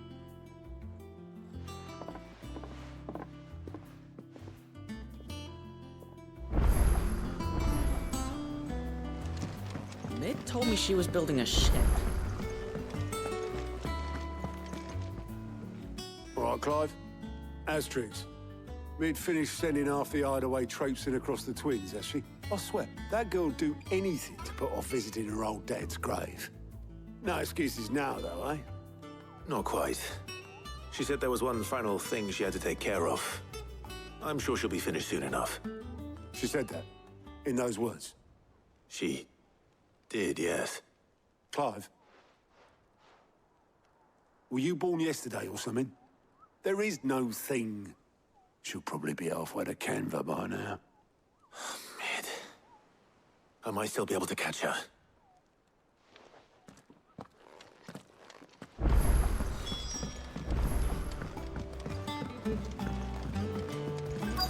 Is that the thing Toes helped? Obolus, have you seen Mid? Yep. In a boat, going that way. Then I'm too late.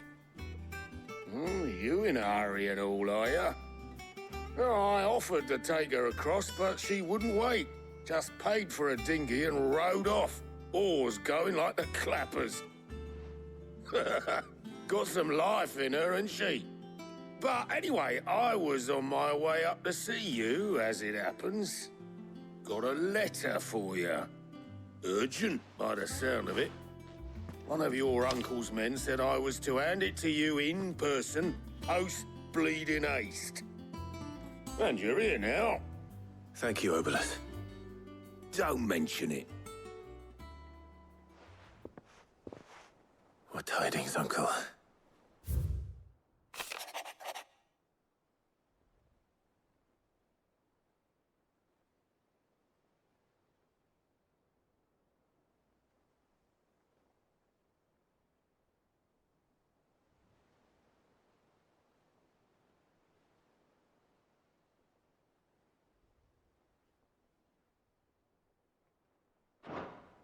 Trouble in Canva.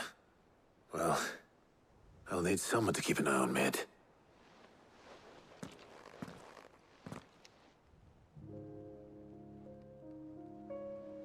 So what? Mid got us to do all the dirty work and then just sailed off into the sunset? It, seems that way. Well, nothing we can do about it now. But next time you plan on visiting Sid, you might want to tie her to something before you suggest it. Ah, don't be so hard on her. Gotta admit, the dirty work was kind of fun. Everyone pitching in, all that bollocks. Just like when we built this place. You're right. Anyway, we all set to head to the old hideaway. I could do with getting to Canva pretty sharpish. Wouldn't do to keep Lord Rosfield of the Seven High Houses waiting now, would it? Not after he asked for me personally. Gav will be leaving with me. Will you mind the place while we're gone? You can count on me. Just be sure to give Sid and the others my regards. All right. Oh, by the way, Jill will be joining us too. She's got some things to take care of, but she'll meet us there. I hope she's telling the truth at least.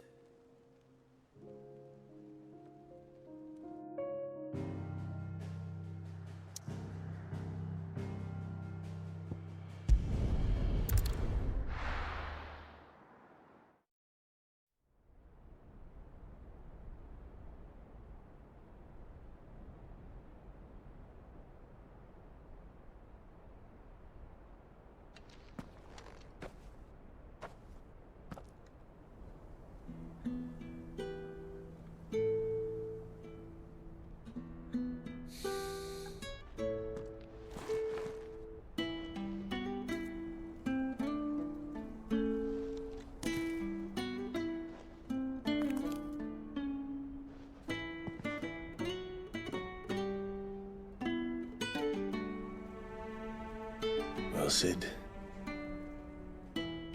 I remember what you told me. But if no one is listening to what you have to say, you may as well not say it.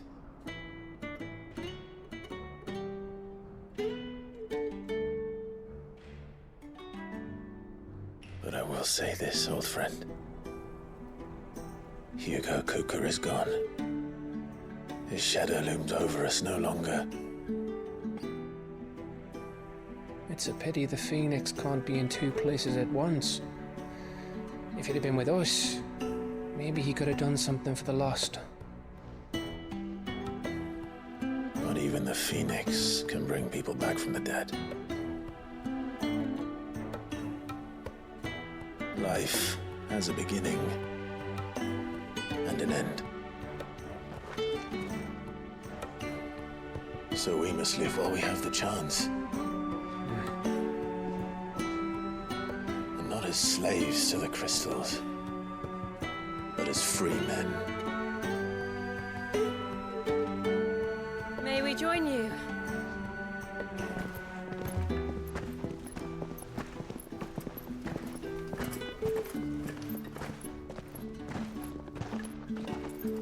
Lady Karen, what a pleasant surprise.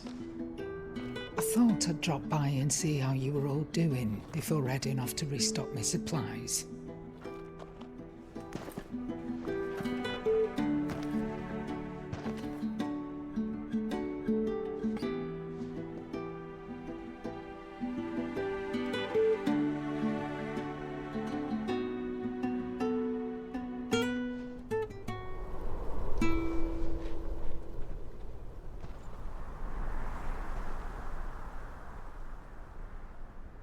It wasn't the most scenic view back then, but it were never as bad as this. I know. The blight marches on. And soon, there will be no escaping sights like these.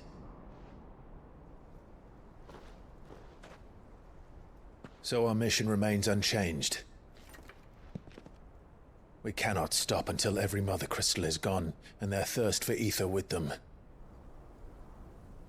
The only one that remains in Storm is Drake's tail in the Crystalline Dominion. Our next target. We're going to Twinside. It's the capital of the Empire these days. I wouldn't like to think how tightly guarded they've got the place.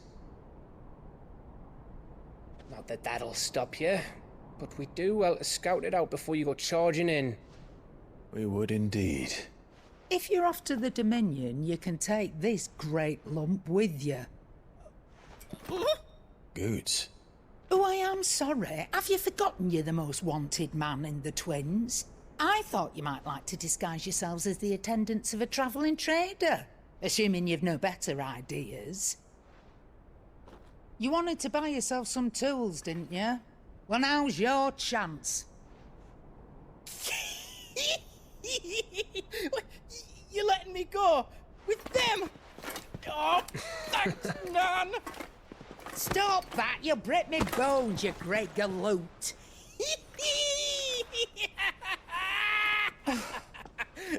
There's a caravan that runs back and forth between the Dominion and the Bocklad markets.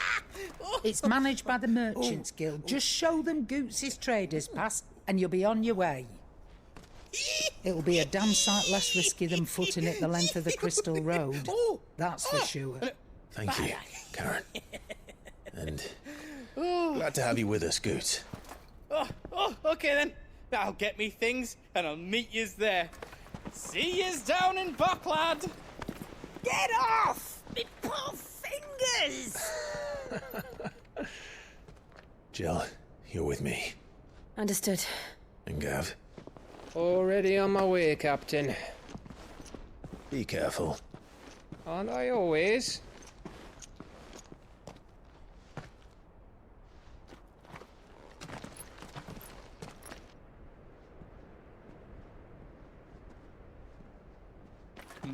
Do you see that, Sid?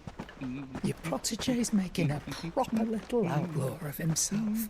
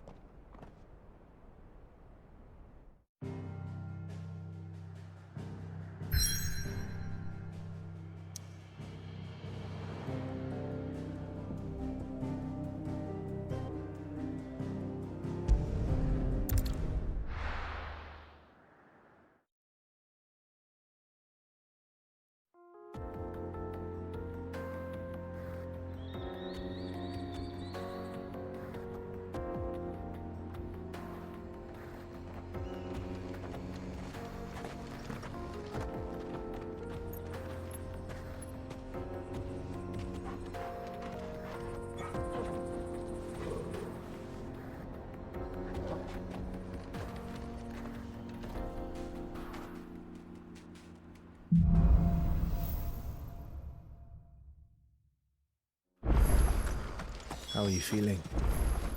Better. Thanks to Taya. I'm glad to hear it. And Torgal helped too. Didn't you, boy?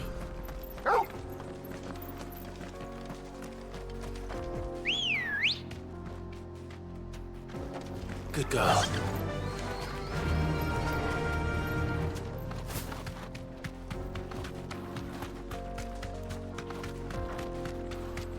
This used to be a trade route for merchants crossing the Scars, till the Republic laid a new road wide enough to let wagons pass, and all official traffic moved there. Leaving this one for those living outside the law. Indeed. I doubt we'll be the only outlaws on the trail today.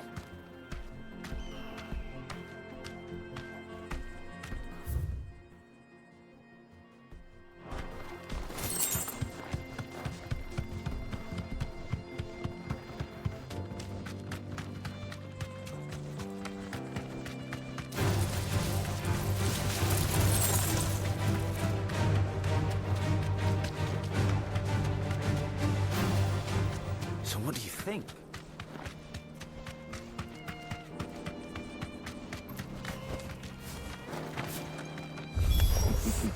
How nice.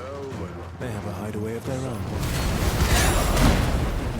And if you ever need to see it, hold its home.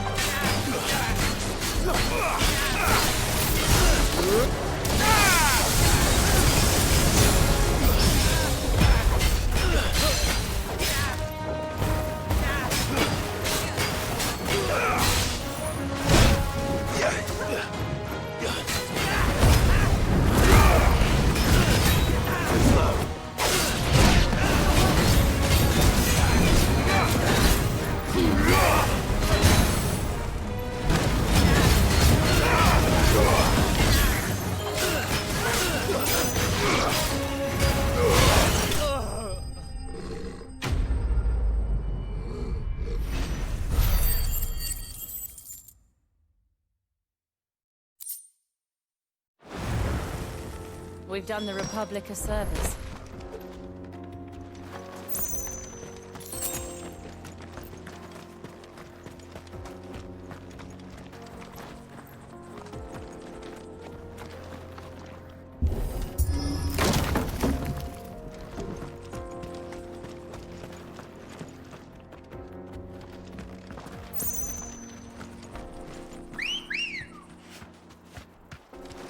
Come on.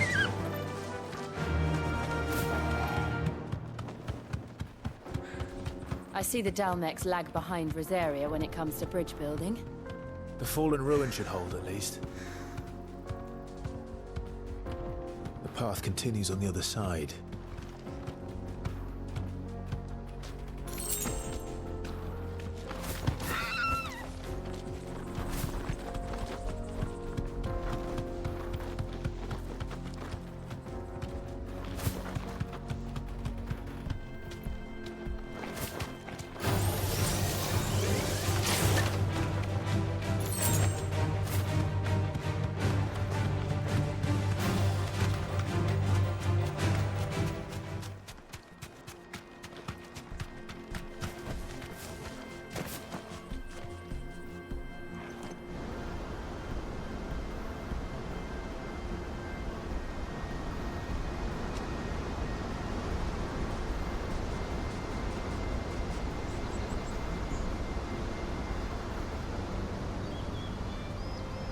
So this is Zemeckis. The land of the gods. It's even more impressive than I imagined. I remember being captivated by the story as a child.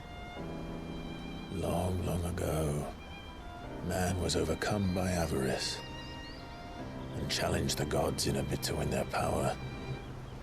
The final battle took place here, at these falls. Or so the legend goes.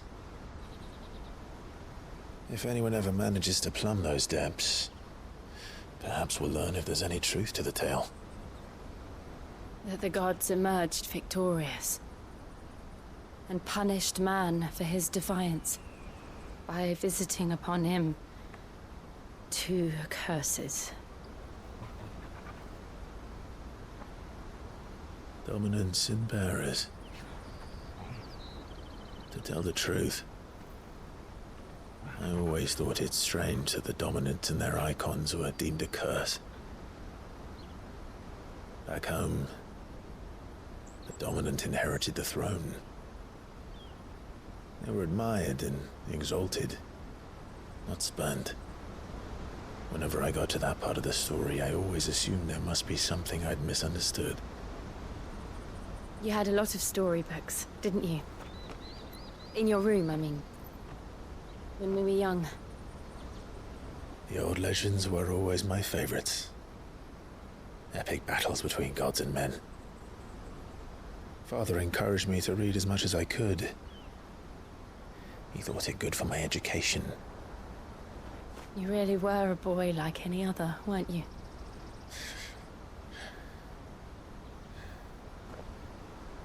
Just look at this place. It's enough to make you believe the legends are true. I know.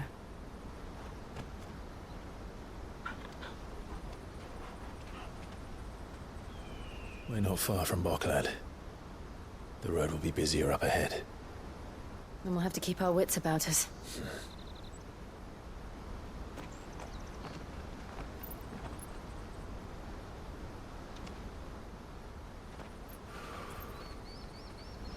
Clive? Something wrong? Nothing. It's nothing.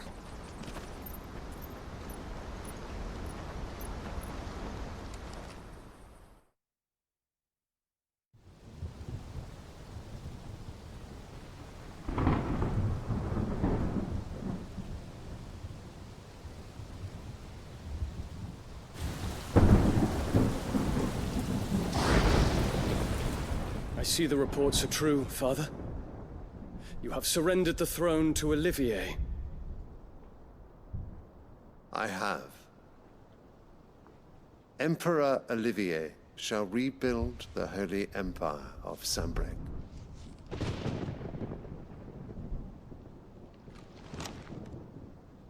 How is he to rule an empire? He is but a boy. I shall advise him until he comes of age. Father, please. Or for as long as I am able. The empire we seek to build needs young blood to rule it, and I can think of none better suited to the task.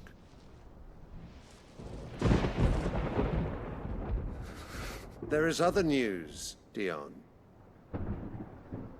Hugo Kupka is dead, and Drake's Fang destroyed. The pillars of the Republic have fallen. Ere long, the Imperial banner shall fly over every city in Storm. And then, Valisthea. All shall bow before their Emperor. Father, these are the words of a tyrant. They are the words of a god. The Emperor whom I gladly serve. Great Greeker, made flesh.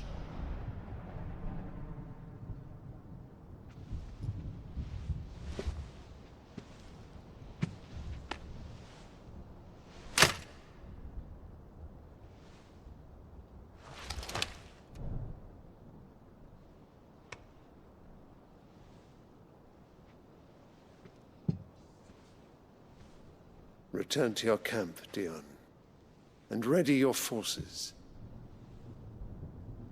It is time to show the world the true power of Sanbreque.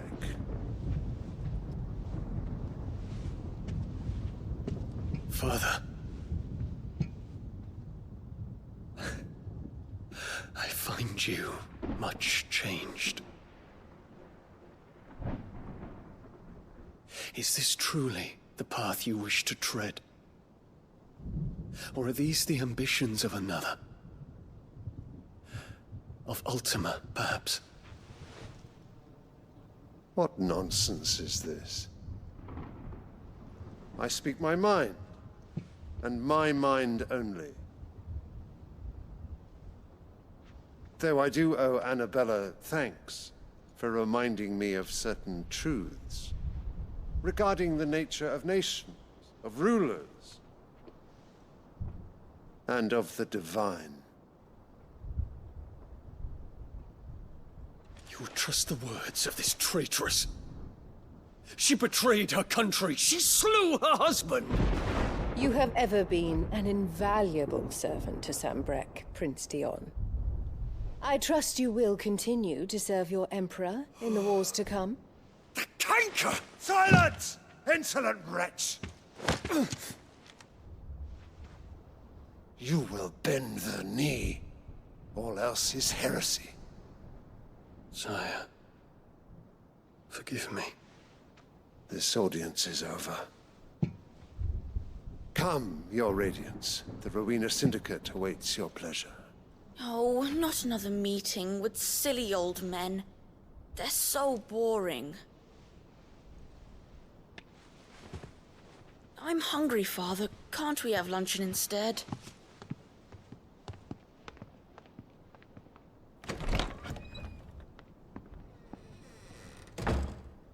Does it pain you that you will not inherit your father's throne? I have suffered worse.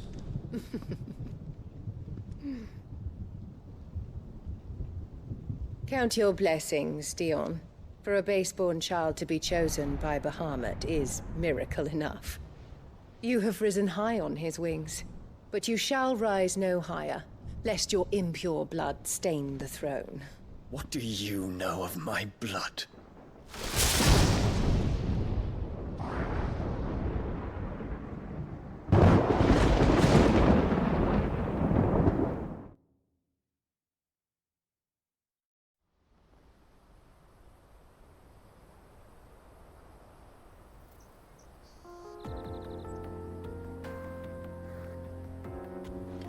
The Boklab markets are to the north. We just need to hug the coast.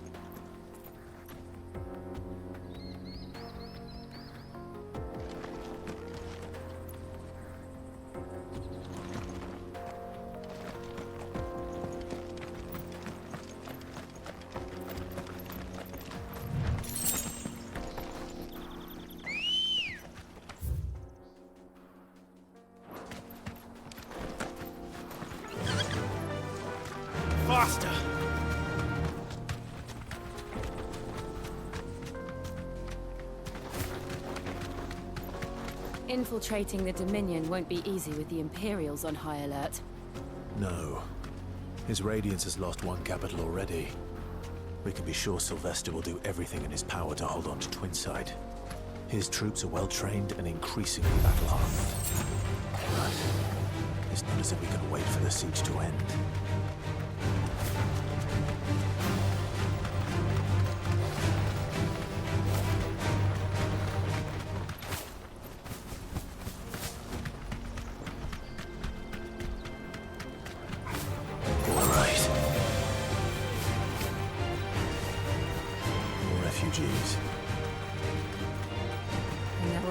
For the Crystalline Dominion. Because they don't know how to live without the Crystal's blessing.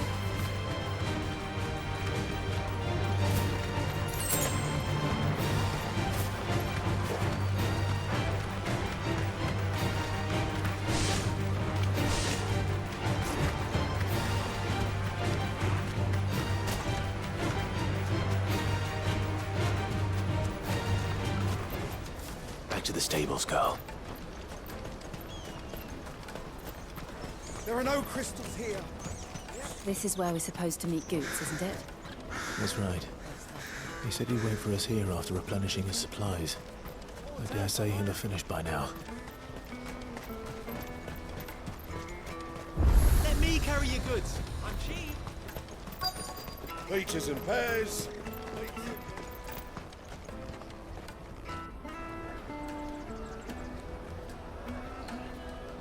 Wonders from across the water. Come one, come all. Feast your eyes. Good sir, can I interest you in...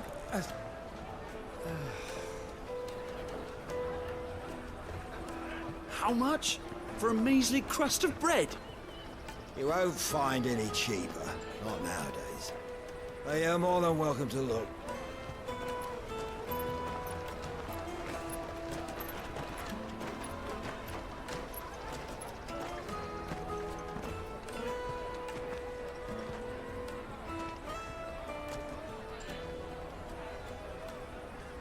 The Empire's unlawful and illegitimate occupation of the Crystalline Dominion is still in effect.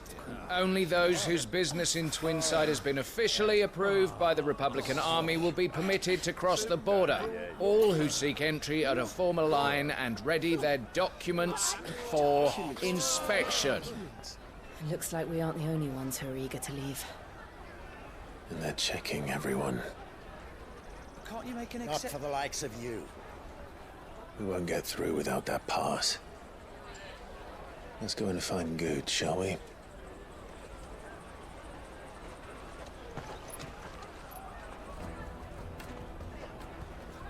He must be around here somewhere. Taste my peaches!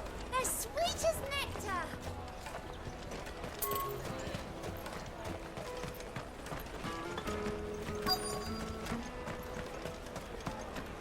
You won't find anything of this quality in Twinside. The caravan stops next to the checkpoint. Trader's pass. On your way. Juicy pears! Slake your thirst! Ah, good. There you are. Clive, I'm so sorry. Don't tell Nan, will you? Slow down, Goots. Just tell us what happened. It's me trader's pass. It's gone.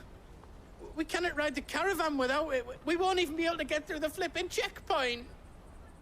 Do you remember when you last saw it? It was in my pocket a minute ago.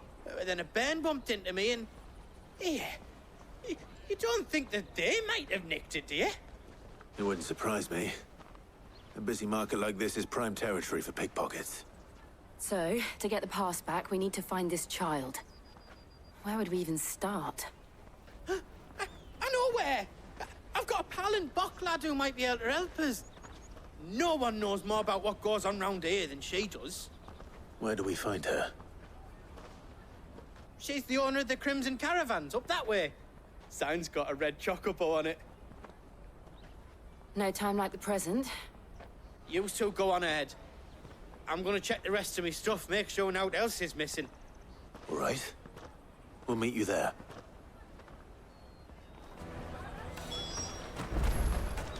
Let's keep an eye out for this red chocobo, then. and the other on our purses.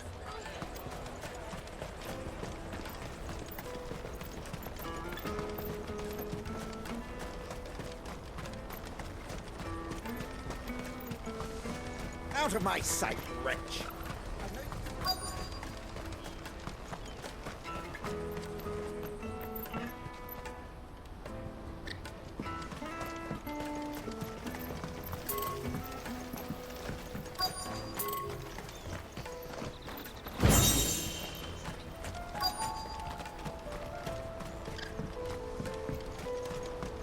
Bloody crimson caravan, scooping up all the best customers. Leave some for the rest of us.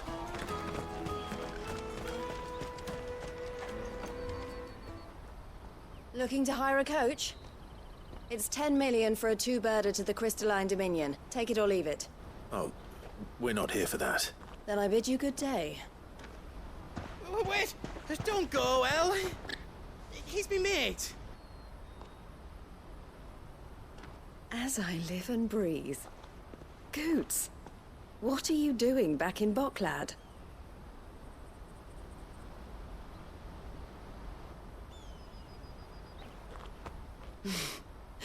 I gather Lady Karen didn't send you.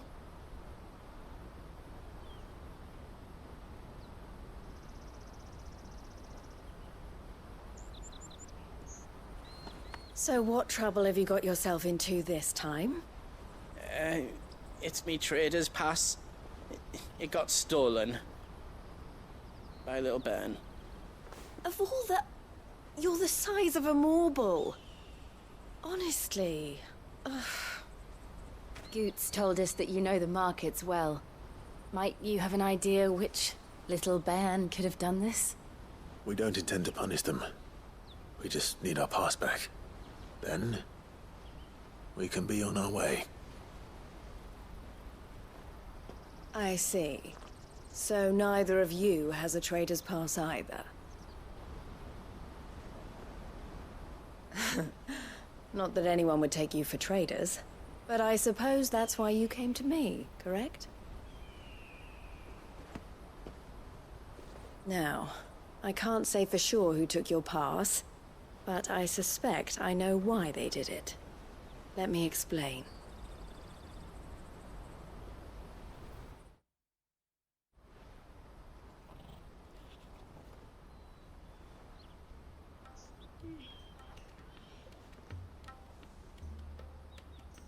Ever since the Fist marched on the Dominion, the Republic has been clamping down on any commerce that might aid the Empire more than it does us. Which means traders' passes have gone from being merely a way of easing one's progress to being essential if one wishes to cross the border at all. And with demand outstripping supply, they've become a precious commodity, leading some to seek to acquire them by less than legitimate means. So the children are stealing passes to sell on the black market? Yes, and no. Passes are inscribed with the names of their owners, and yet none of the victims' names have appeared on the register of those passing through the checkpoint. Which means? That someone is doctoring the stolen passes. The same someone who is encouraging the children to steal them. And the same someone who has Goots' pass, no doubt. Whoever they are, they're ruining the livelihoods of honest merchants, which is why we've decided to take a stand. Will you stand with us? You want to get your pass back, and we want to ensure that no more are stolen. Catch whoever's behind it all, and two birds shall be slain with a single stone. Is there any other way of getting to the Crystalline Dominion, Goots? They won't let you in if you're not with the caravan. It's that, I don't know, try swimming across the strait. But the guards will definitely spot you if you try and do that. Like, we don't want to get spotted, right? So either we find the people who took the pass, or give up all hope of entering the Dominion. All right. We'll help. Thank you kindly. But I don't know your name.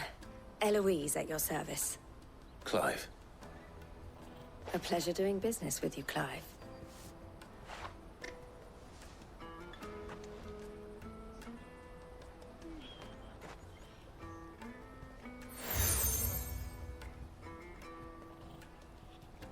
The proprietor of the furniture makers by the coach stop is spearheading the search. Wear that, and he will know you for a friend. I suggest that you speak with him first. The furniture makers. Understood.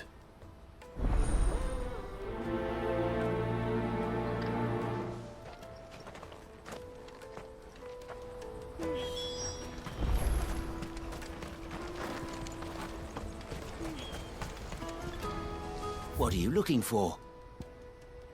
A fine choice. May Gilbert smile Out of my sight, on you. wretch!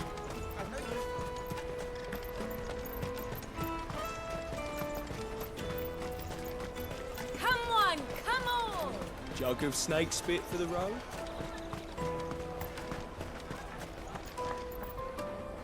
Are you the furniture maker? Looking for something in particular? Ah, and Eloise collared you too, eh? Then I expect you want to know more. She told me you were leading the hunt for the pickpockets. What have you learned? For one, that they're targeting the traders carrying the biggest packs. Harder to watch your back, see? And less chance of the mark giving chase if they're spotted. Not that they'd be likely to catch them. Those imps know every inch of this warren like the backs of their hands. Their eyes must have lit up when they saw Goots. The fishmonger round by the gate's been trying to track down the children involved. You should go and have a word with her. Thank you. We will.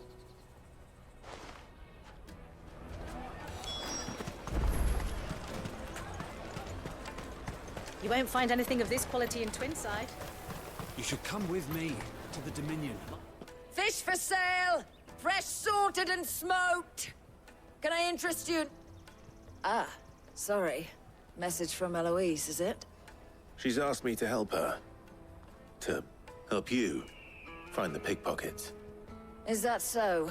Suppose I better tell you what I know, then. For one, this isn't a family operation.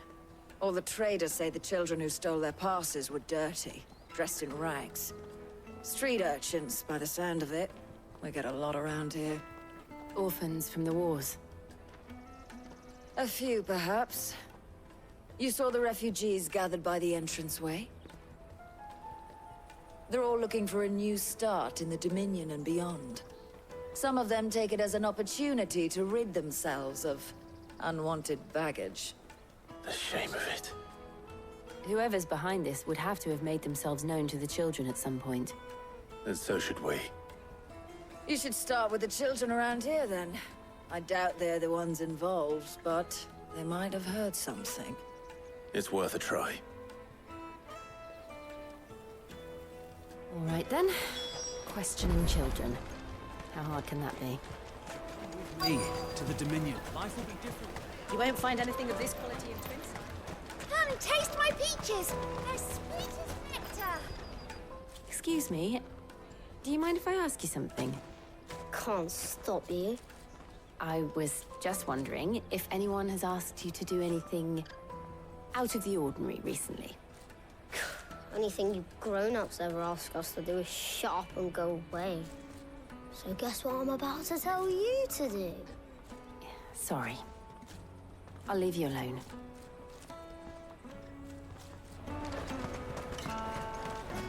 I'll take the large one.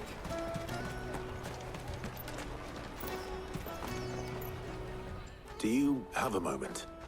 What do you want? What I want is to know who's asking children like you to pick pockets. I don't know. Nobody's asked me. What's picking pockets? Do you get paid for it? No, you get in trouble for it. So if they come calling, you know what to tell them.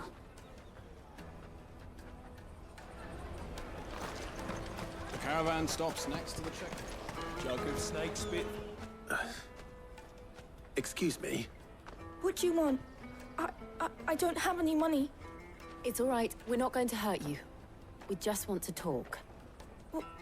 What about? We've heard that some very bad people are making children like you steal from travelers. We need to know who's behind it so we can stop them. I don't know much about it, really. But my friend, Hansa, he said he got a job. Doing something dangerous. Sounds promising. We need to find him and ask. Do you know where your friend might be? He's usually by the tents outside town. Thank you. You've been very helpful.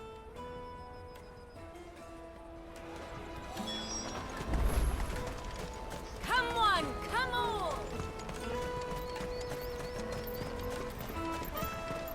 Peaches and pears. Let me carry your goods. I'm cheap.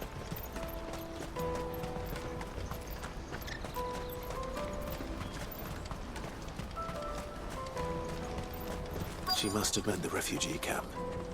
Let's hope he's still nearby. Daddy!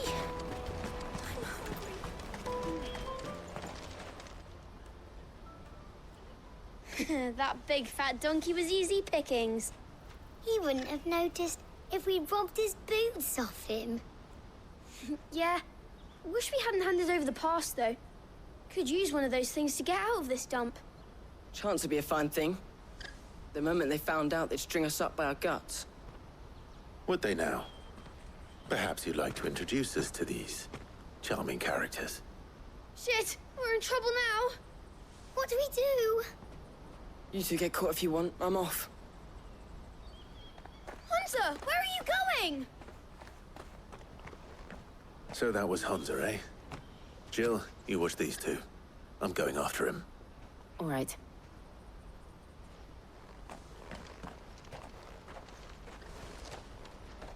He can't have gone far. I need to find him before his employers do. Daddy!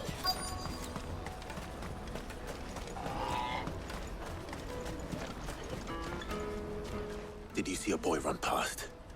He stole something from a friend of mine. There was a boy ran back there towards the Chocobo pen, but... Thank you.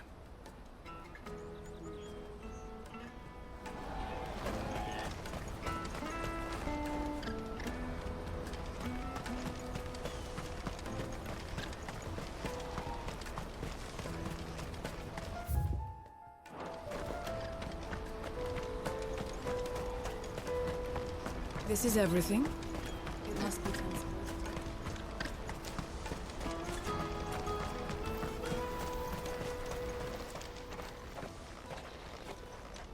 Oh, shit.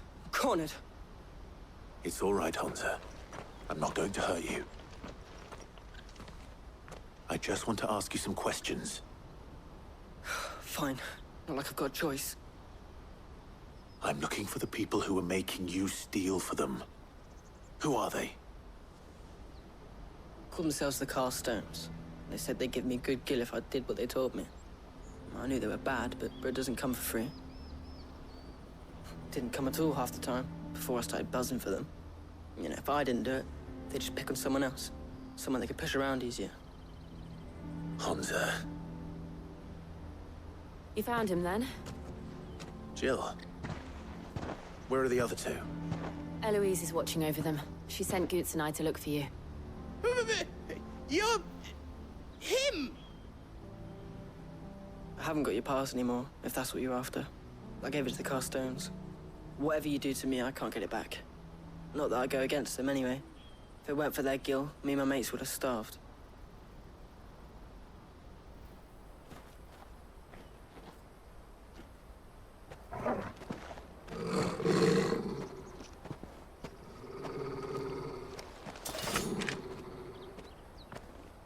Cowards.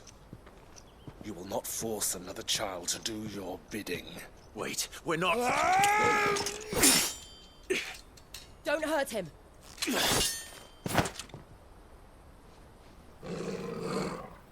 You're making a mistake. We're on the same side. Like hell we are. That brooch. Where did you get it? Master Theo? Goots. What are you doing with these people? Unless you're the ones my sister was talking about. Your sister?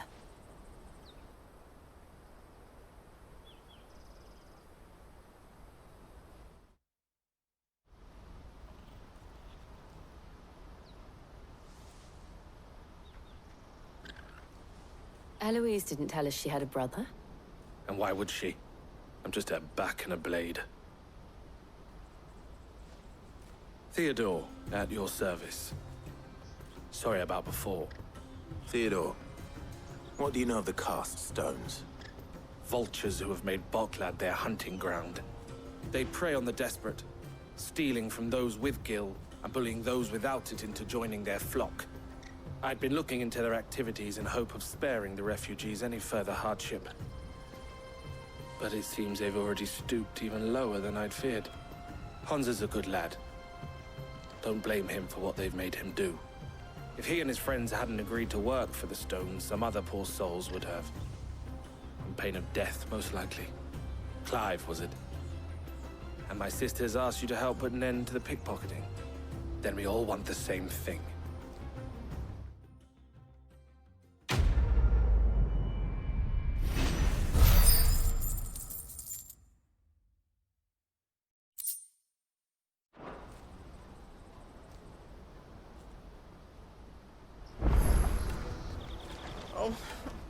So, what's the plan? What else? We find the cast stones, and we crush them. You get your trader's pass back, and I make Boklad a safe place again. All right then. All right then. Hansa, where are they camped? Don't worry. They'll never know you told us. Couldn't if I wanted to. They always come to town to collect the passes. Meet us outside the gate. I tried following them once, but they spotted me halfway down the trail. Said they'd string me up. We'll try it this time. Which way were they going? Back down the road towards Leitney's Cleft. To Leitney's Cleft, then?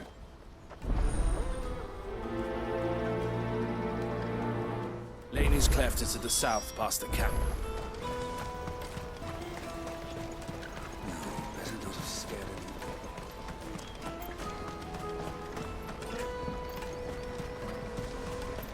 That's that.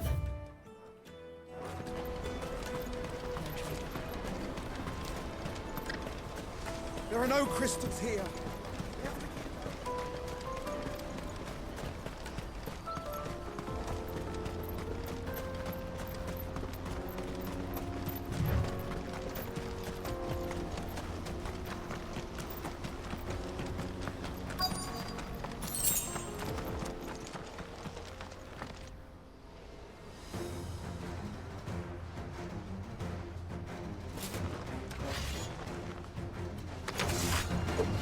That's the one who's been sticking his nose in our business. You should have minded your own.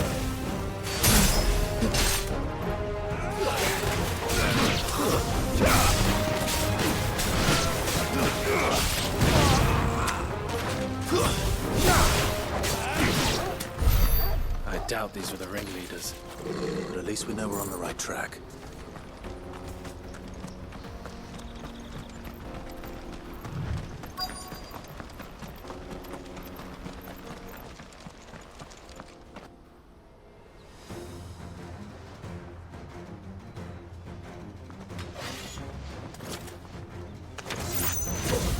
We got company!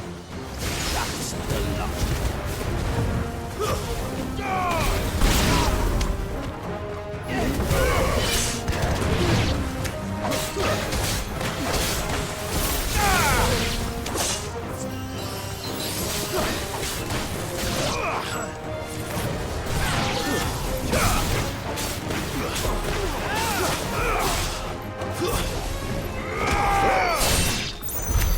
More foot soldiers.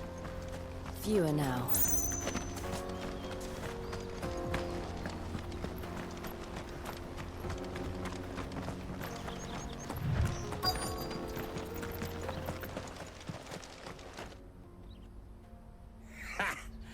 Not a bad haul today, eh? Aye. Some of our new recruits are natural-born ne'er-do-wells. Especially the little ones. That Hans has got nimble fingers, all right. It'll be a shame when they chop them off. But till then, let's make the most of it. Scum. The leaders of the cast stones, I take it. They don't deserve any mercy, Clive. I wasn't planning on showing them any. We're ready when you are, Theodore. Oh, I'm ready.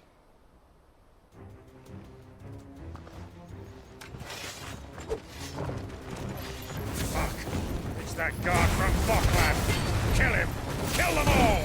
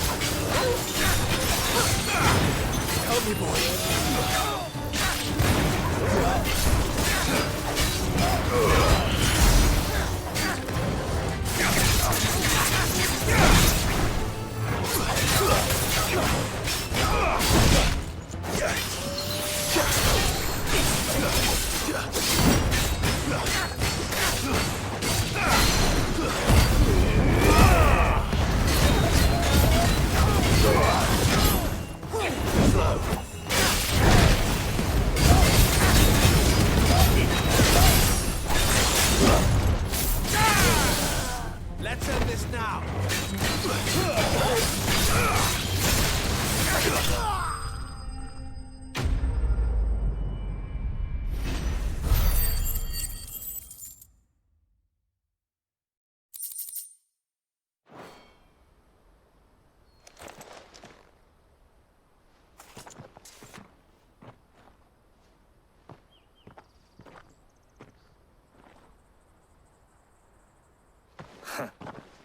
And they say crime doesn't pay. Gold chains, rings, purses. And traders' passes. Dozens of them. Have the names been changed? Not yet. I recognize some of them. No doubt Goots's is somewhere among them. Now I just need to sort through it all and return everything to the people it was taken from. We should go and give Eloise the good news. Can we leave things here in your hands, Theodore? Of course. Oh, and, be sure to tell her of the part I played, won't you? We'll be glad to.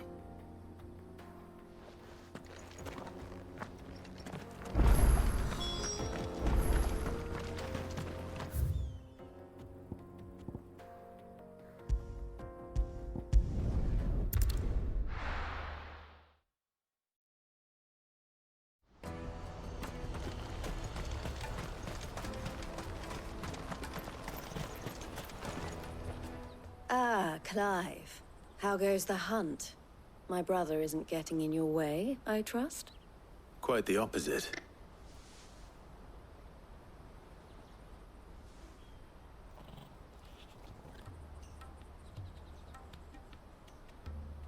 So it was the cast stones who were behind it all.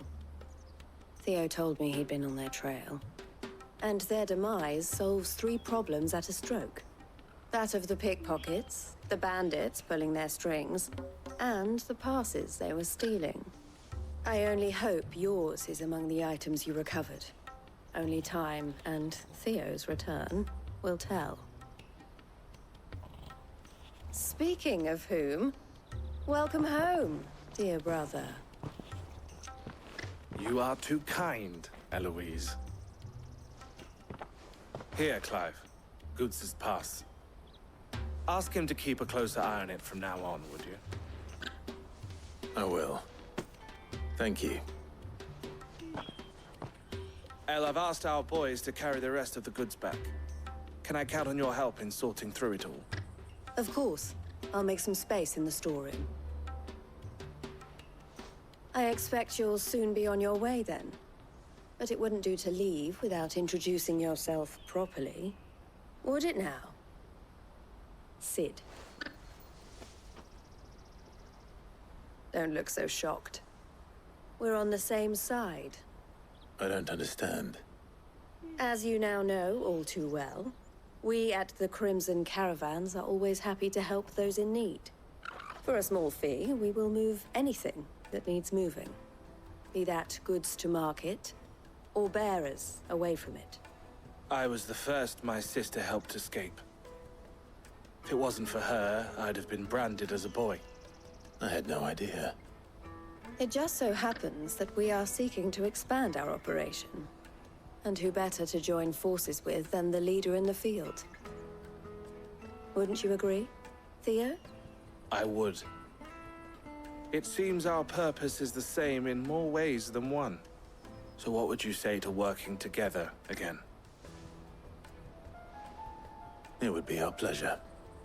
And our honor. The honor is ours. Here, Clive. This is for you.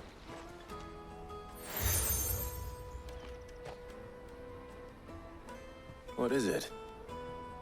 Elle has friends in high places, while I have associates in, lower ones. That mark is proof that you're a friend to us both.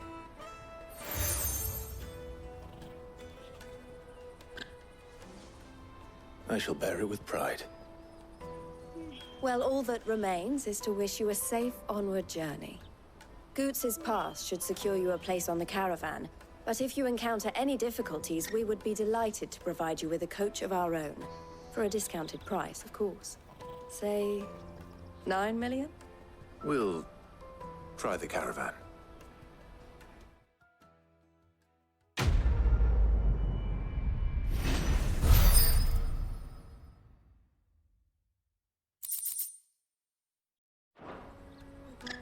Right then.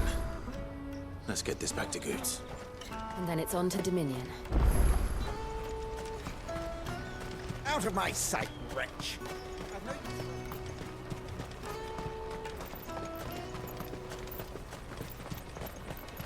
Come on, come on! Caravan stops Juicy next to pears! Slate your pears! What I really want to be... Here you are, Goots. Try not to lose it again. Me pass!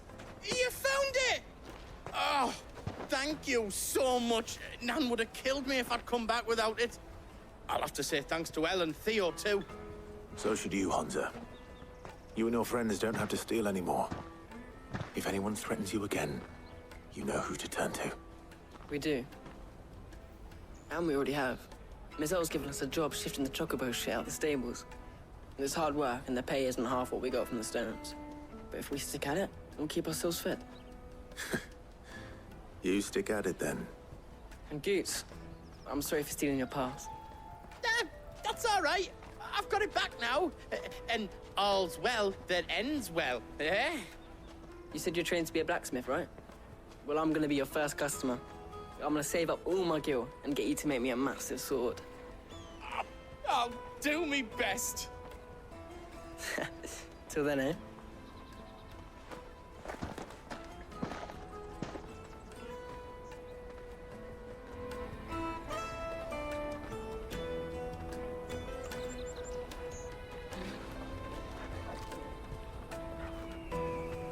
All right.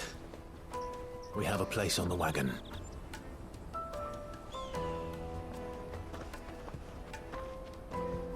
Remember, Goots, we're mercenaries.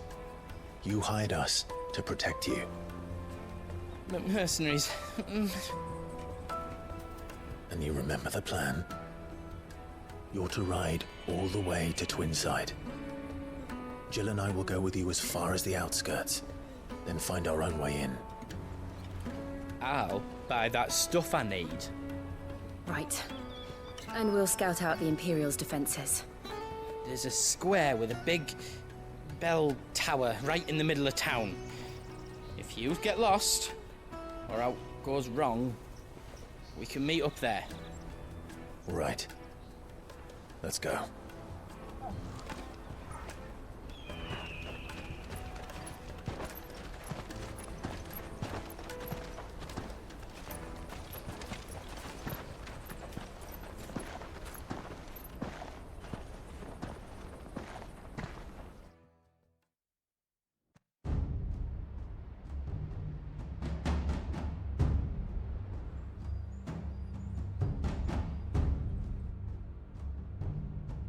I see. And you're quite certain your father has no knowledge of Ultima? I am. I have no difficulty believing a sinister force has come to exert an influence on Sanbreque. But be that as it may, it is yet to claim my father. For better or worse, his radiance speaks his own mind. Then the fiend works from the shadows. I confess, when first you told me of this fiend, I had my doubts. And more than a few at that. A beast that labors to plunge Valisthea into turmoil, all in pursuit of your brother. But that wound is proof enough that evil is afoot. Then I have your answer, Your Highness. You will join me in my fight.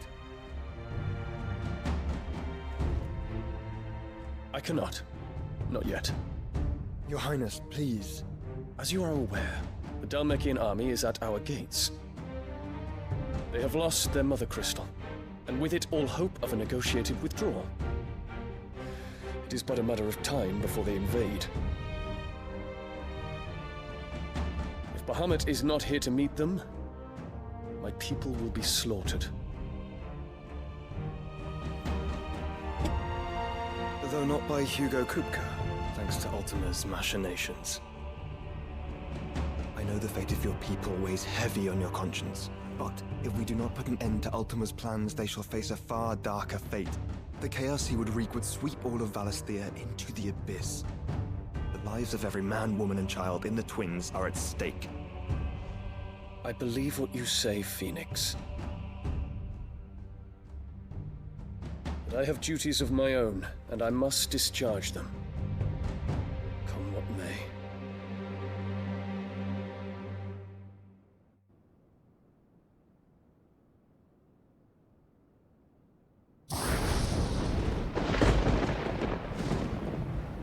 What do you know of my blood?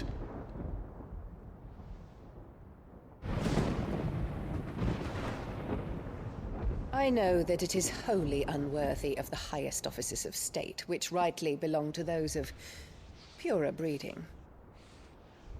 Alas.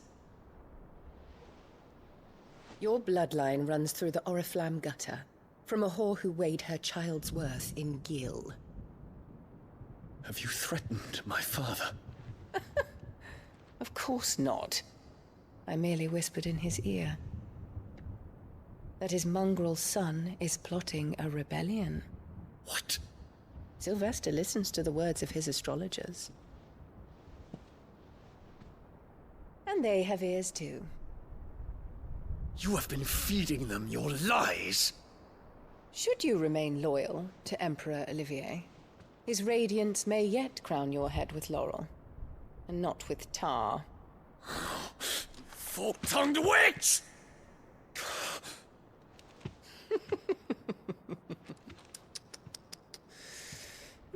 In consideration of your long years of service to the Empire, I shall forgive this uncharacteristic rudeness. Now hurry and make ready, Your Imperial Highness. Emperor Olivier expects much of you, Dion. Or should I say, of Bahamut. May your fire reduce his enemies to ash, till all of Valisthea bows to its rightful ruler.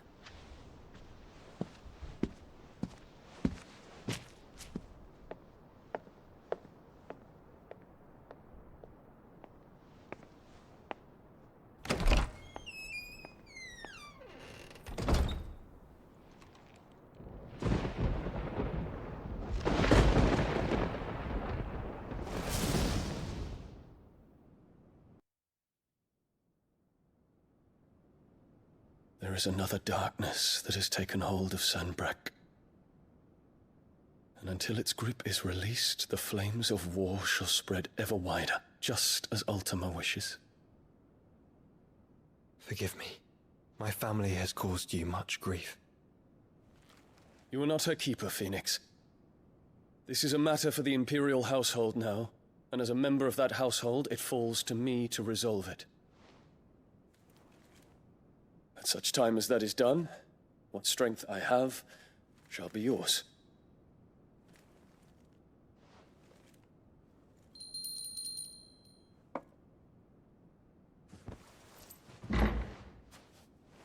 Thank you, Your Highness.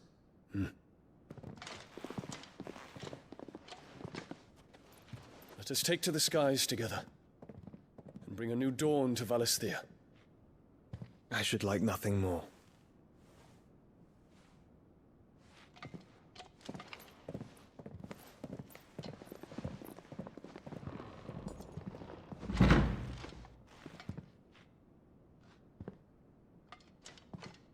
Terence. My prince. Tell me true. Do you believe what I'm about to do is wrong? We dragoons have but one leader, Your Highness. And we shall follow him unto the very end. Thank you. And this is my decree. For their crimes against the crown, the traitorous Annabella and her usurping son shall be put to death, and the Empire restored.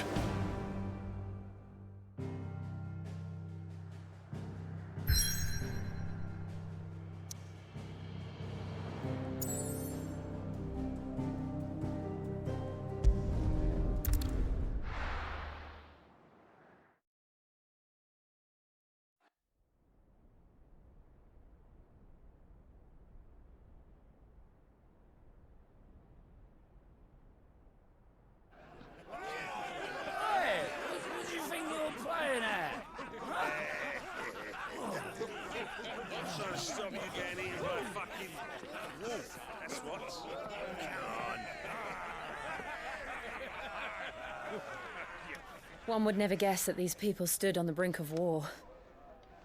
And they're afraid. They turn to drink to forget their fears. Anything you want to forget?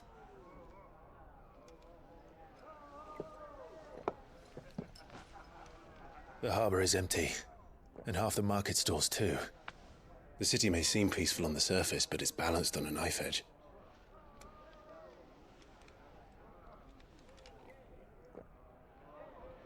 Were we to give it a nudge, it might be just the distraction we need to reach the Mother Crystal. I thought you might say that. We should send for Gav. We'll need someone to keep the fires we start from going out.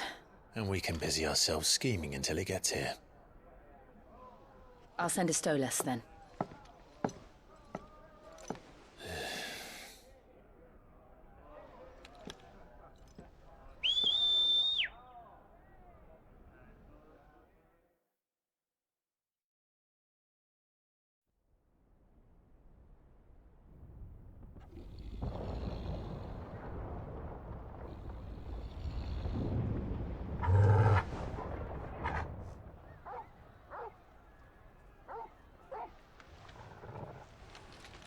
What is it, boy?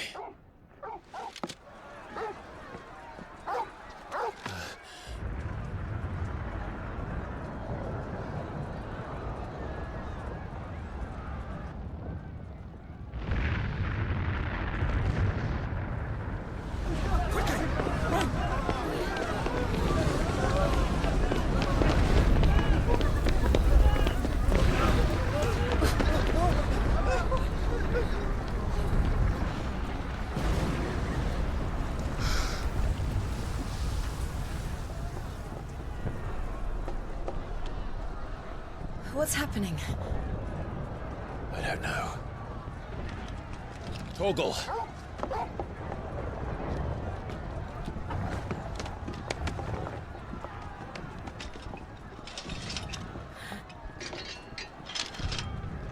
This way.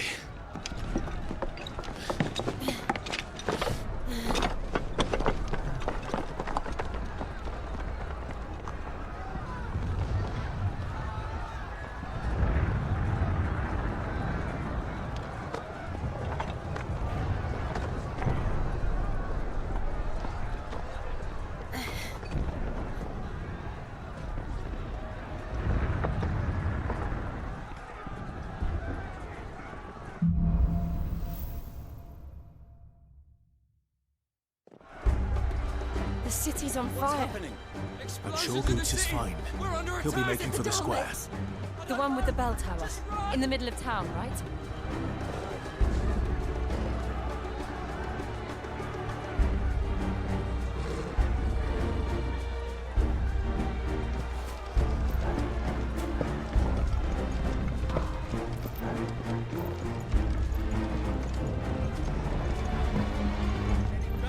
Watchman or sentry is to be slain on sight.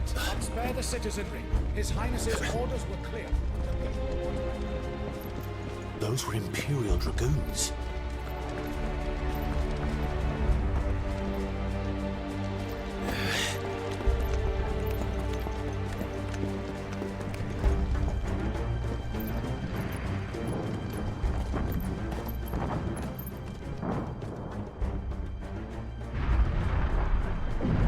What in the hell is going on?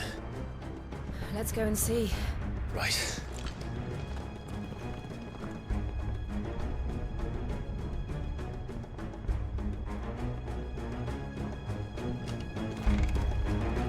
But first we find Goots.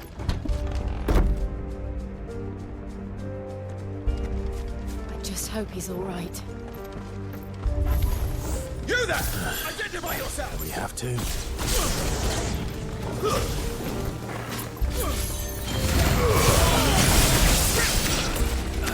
Stay down! Enough!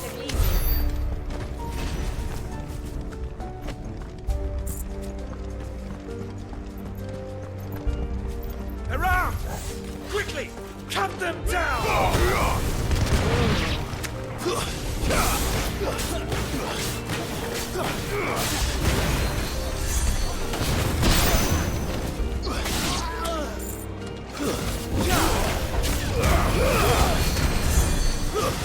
Stay down!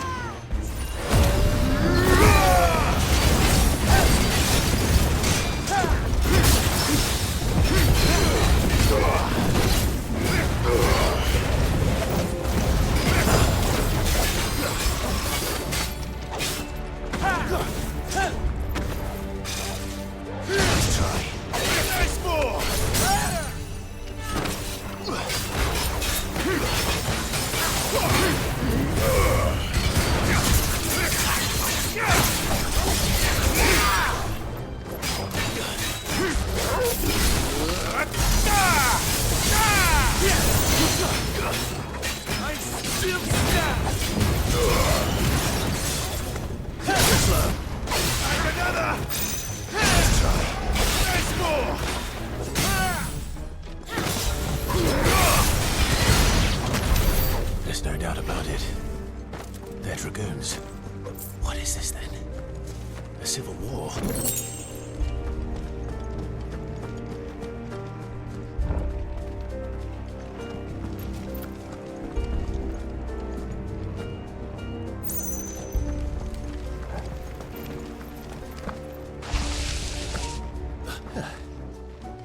Never thought I'd be glad to fall into a sewer.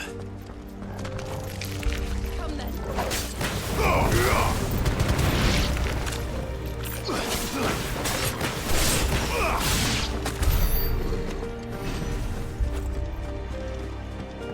Ward secured, Captain. None of the enemy forces remain. The guy over there!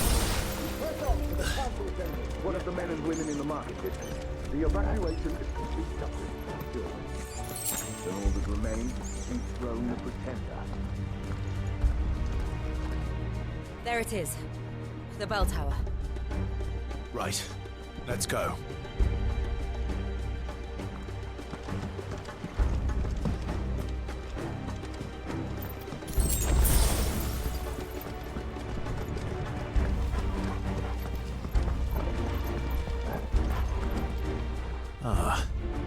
goods lift.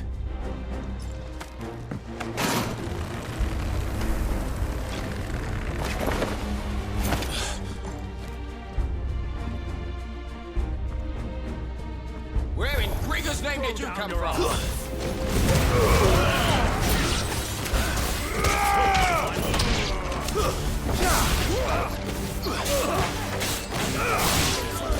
Stay down!